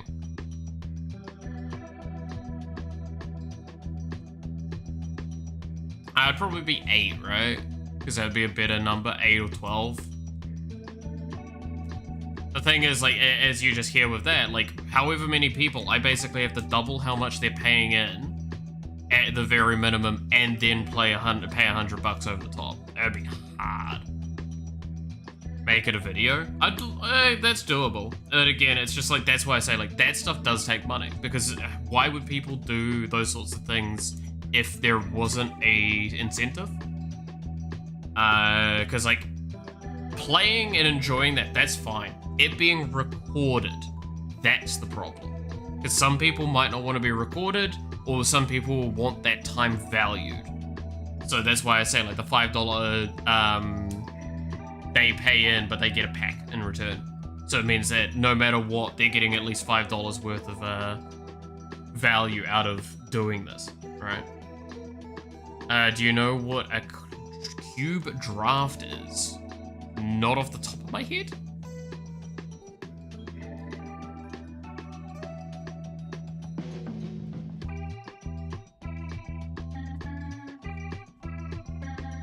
Dear me, explain. I'm curious.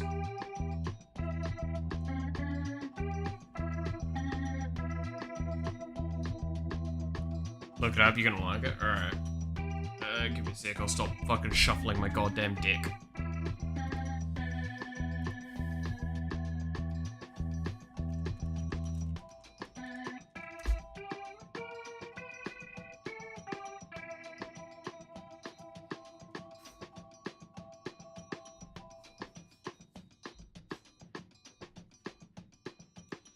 Cube, a large pool of cards select by to play a limited game.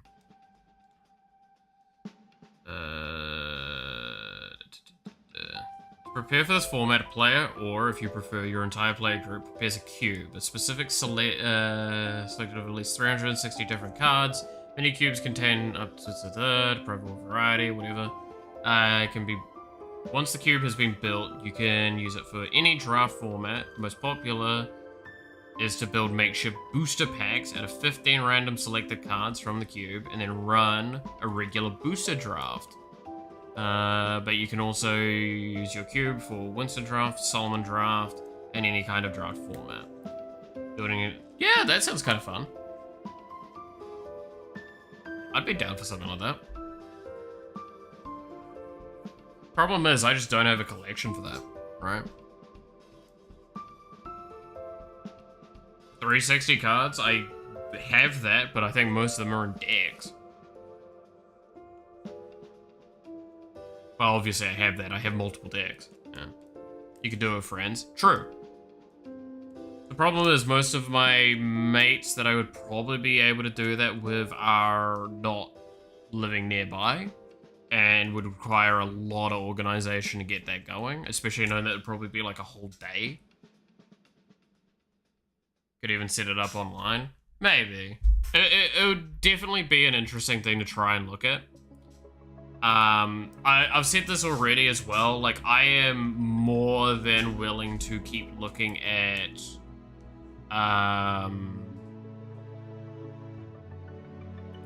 ways to justify playing Magic the Gathering and playing,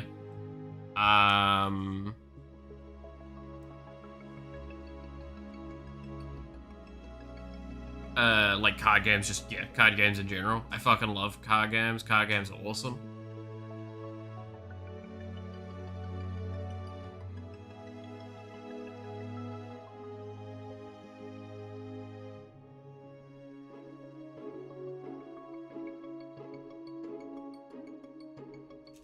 So, yeah. I think if you manage to play some kind of draft, you're gonna like it way too much. I wouldn't be surprised, I'll be honest, just because at least at that point in time, it's about playing in the moment. That's why I do kind of want to try a pre-release draft event someday. I was just really not interested in this expansion for it, and I felt like it was just not going to be the right kind of thing for me. But I definitely could see trying to do it in the future and enjoying it. I mean, fuck, you wanna know, one thing that, like, I learned when I did the Miku concert, ironically, is how much of, like, an idol person I am. Like, how much I love idols, and that environment of, like, you're in the crowd, you're bouncing and you're shouting and you're fucking flicking around your light sticks and stuff like that to the beat of the music and just listening to whatever on the stage. Fucking love that. Now you can make an argument that that's like all kind of music sort of things, but like there's a difference when it comes to something like Miku and idol culture. And that's why if I ever got the opportunity to live in Japan, trust me, not only would I do that, but I would just lose my life to fucking being an idol fan. I would absolutely love it there. It's that and fucking Gunpla. Gunpla would just destroy. I would get like a room just for Gunpla. Or Gunpla, if you're preferring me to pronounce it a bit better. My voice is dying, so I'm starting to pronounce things a lot more lazily. I apologize.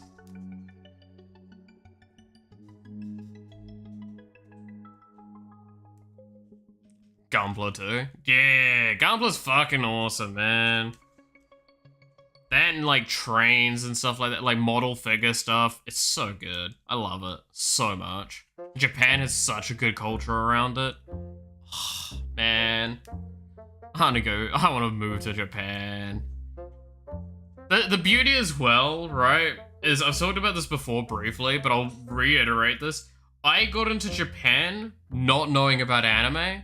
I got into Japan because I thought it would be useful for like learning Japanese and getting ahead for tech industry. That's why I learned it in high school.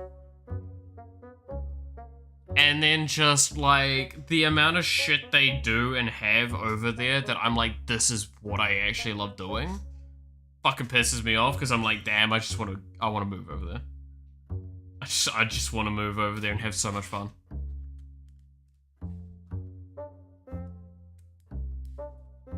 But that is, one, expensive, and two, not gonna happen anytime soon, because where the fuck am I getting my money to, one, move over there, and two, live over there?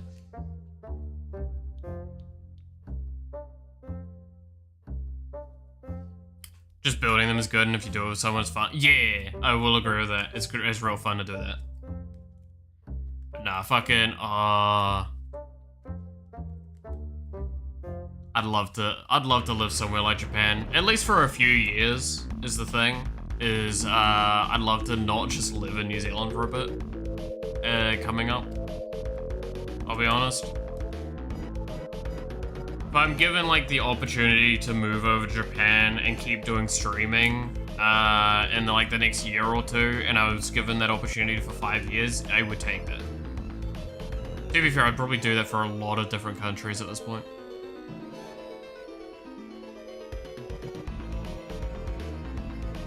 Like, to be fair, if I did start doing Gunpla stuff, you realize that shit's getting streamed, right?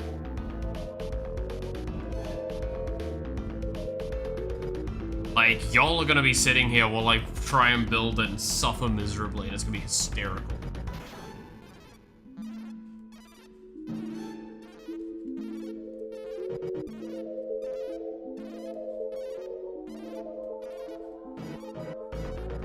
That's why I was like, I'd love to get into Warhammer as well, like Warhammer 40k specifically, but goddamn, that shit's expensive and I do not have the space.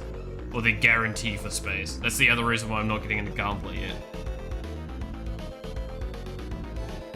I'm not watching you anymore if you yeah, that's fair, that's fair.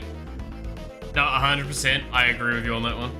No, you have full right to just like send me to the fucking depths of the earth. Let me cook and die. I have clearly forsaken my livelihood at that point.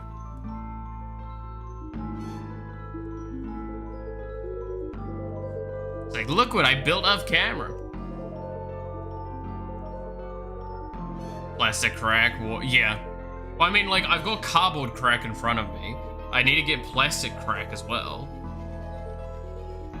So what we need to do is we need to get my channel big enough so I can afford to keep buying Magic cards and get Warhammer stuff and all that, right? Warhammer's too much. Oh yeah, no, 100%. Fun fact, so like I saw some videos talking about like the difference between price of Gunpla and Warhammer, and it's just like really funny. For basically 5 times the size, you are paying like not even a sixth of the cost. By comparison. Gunpla is significantly cheaper and just kind of better quality as well. Warhammer's had some issues for a while. I don't know really what their options are if they're gonna keep doing stuff like that. You need to get enough money to buy a shit ton of magic, shit ton of Gunpla, and move to Japan and live there. Exactly. So, you know what's worse? I could probably do a soft calculation and tell you how much I'd need to do that. It'd probably be about... Let's see, if we're talking comfortably, probably about 2-3k per week USD. That's how much I would need to justify all of that.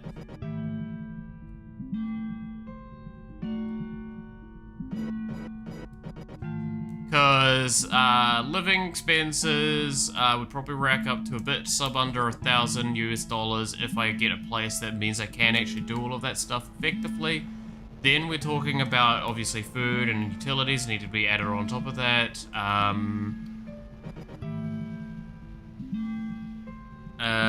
So especially if like it's either we get that from stream or we do a job, and there's not a job in fucking at all that hits that kind of money that I'd be able to do right now, that they'd be willing to hire overseas, because I'd have to get a business visa if I want to stay there long term. The best way to do that is via pre-existing systems over there. There is, for example, you get the one that's run by, I believe, Crunchyroll, that like Gant, Connor, and Joey used to get over there, because they basically give them business visas so they can do their streaming and help them out with a little bit of stuff.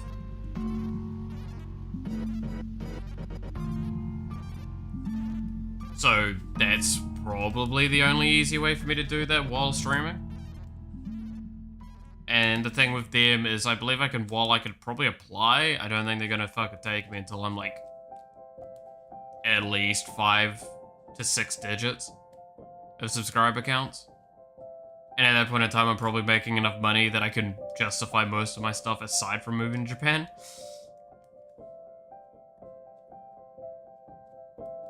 So, yeah. This is the sad part of going through the analysis of all of these things, is when you start actually breaking it down, you see how not only is it easy, but how my shorts doing? They're doing pretty well, actually. They're doing... I mean, the channel's on a massive upward trend because of them, is the main thing. The numbers aren't huge, but obviously, like, my general numbers aren't really high to begin with. So if we just go into here...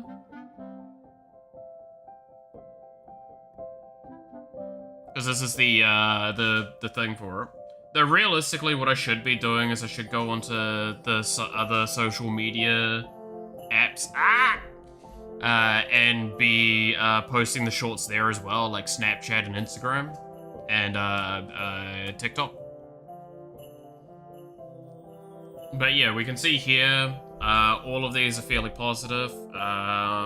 Typical range is about half of that, so, and same kind of thing there, indicating numbers are going up quite a bit.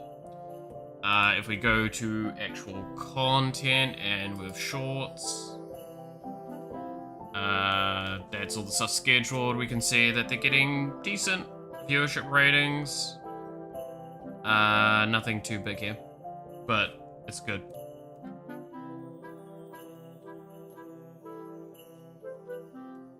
Flashbanged you? Yeah, I do apologize. Ironically enough, the Thor one, which I thought might do a bit better, did really badly.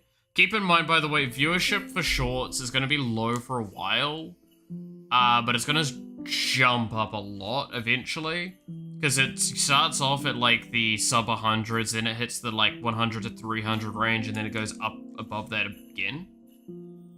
Can't see views because of big head, yeah, there. It's a bit better there. So the fact that some of these are sitting at like just under 100 in some spots, some of them further down also, it's actually very, very good. And it just requires a bit more consistency. Because, like, if we go back to here, you can see, like, 500, 500. There's another one down here that's 400. It's working. Again, it's, how YouTube works is it's momentum-based. It's all about keeping going through. 92. That's the just gonna one. Yeah. That's 92 there.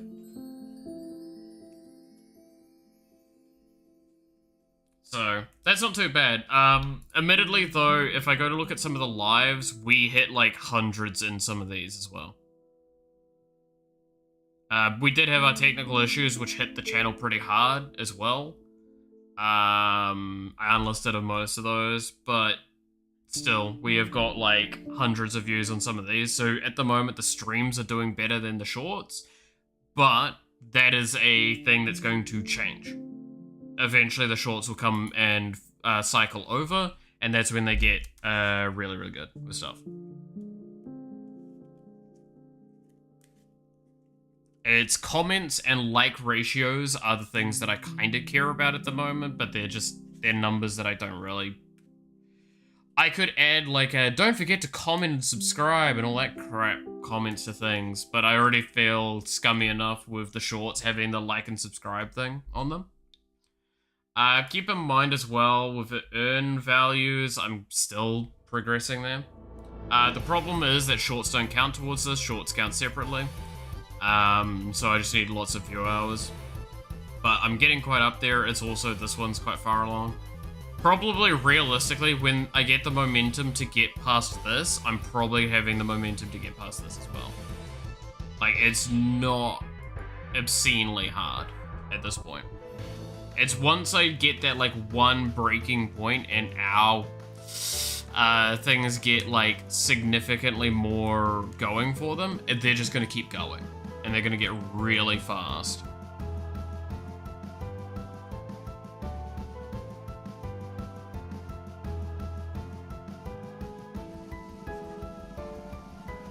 And that's kind of the point, is, again, it's escalation. Twitch is a thing. We stream to Twitch. Some people prefer watching on Twitch, and that's fine.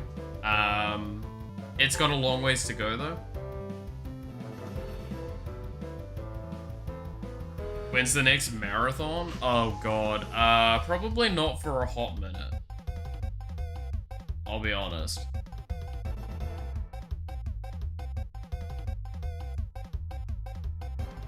I think it's not community, it's analytics, achievements. That's where I need to look. The show off Discord channel. I'll have a look in a quick second once I've shown this. But like, we've got build communities done, affiliate, we're pretty far along with. Again, the only thing is average viewer numbers need to go up. No marathon unsubbing. That's fair. So, okay, do you want to know the real talk with the marathon thing? The reason why we can't do it often is because I can't do it while I've got the flatmate around. And that's fair, because she has work. I'm not going to jeopardize her day-to-day for me doing fucking silly, right? That's just not acceptable. But if she's gone for another week at some point, like she's been gone since Wednesday, and she's probably coming back today, tomorrow, so there's an argument I could have done it then, but like that was told to me after I'd already locked in for the schedule, right? I'd like to do another marathon. I'd like to, genuinely. But I've said pretty clearly I don't think another one's happening either while I'm living here or while I don't have a reason to basically kick the flatmate out for a period of time. Like, a justifiable reason is the big thing. So it'd have to probably be monetary. Still is important though. Oh yeah, no, 100%. But yeah, It Begins is done. Path to Affiliate's pretty far along. Path to Partner is obviously still getting there as well. Okay, what am I looking at in the Discord again? Once Discord loads.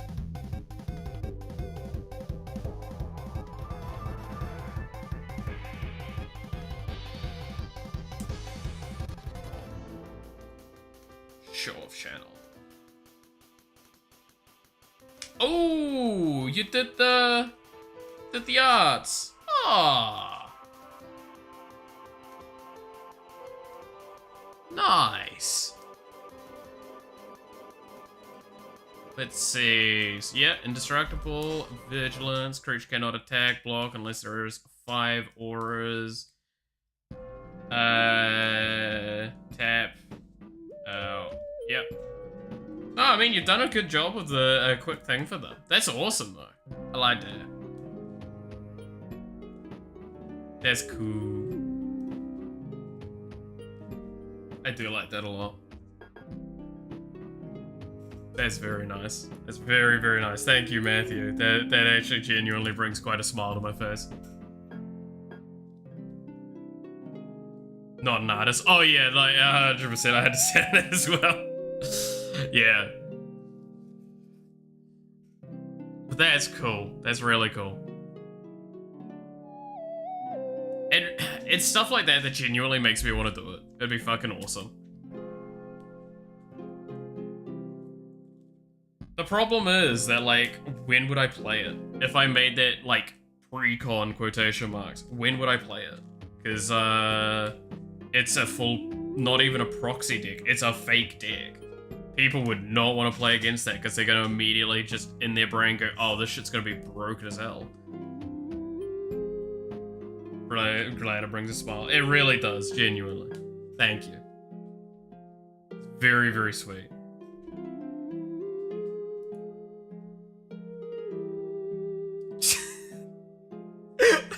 I love how I tapped in Twitter and it's immediately like this shit. Yep, that's Twitter. Yeah, there's more talk on that subject. That's a boring subject. No one likes that subject. But yes, I look at this stuff. I look at this stuff regularly. I have nothing else really to say on that. I'm glad that things are progressing though. There's a lot I could do to Twitch to improve the experience. One of the things I should be adding soon, because I'm probably gonna need to do it, is make emotes for both. Because then that would make you guys maybe more interested and definitely justify adding in, if we get it, the membership thing for like YouTube. Where it's like, here's the membership, you get cool emotes you can play, use, which will probably be like fully done by me.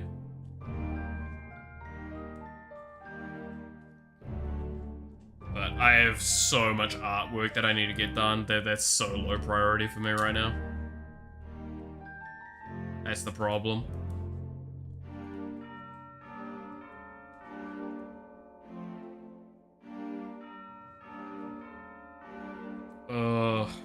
Things are getting fucking piling up. I gotta get through it all at some point. But yeah. It's good to see things are positive though on the channel. It's always nice. In case any of you were slightly interested in that stuff. I don't know, it's stuff that I feel like is not really transparent or talked about much. Maybe I'm wrong on that.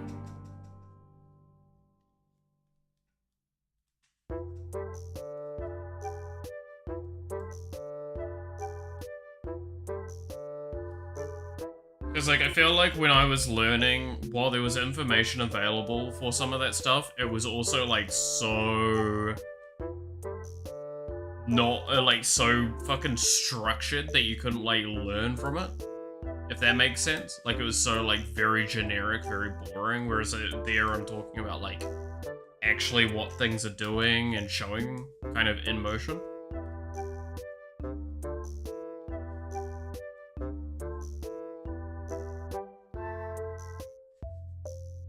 which I feel like helps cement what it does in your heads. But yes, I am now ranting and rambling and hungry. So, with that being the case, I think I'm going to call it here for today. Because we have gone on for a good solid 7 and a bit hours.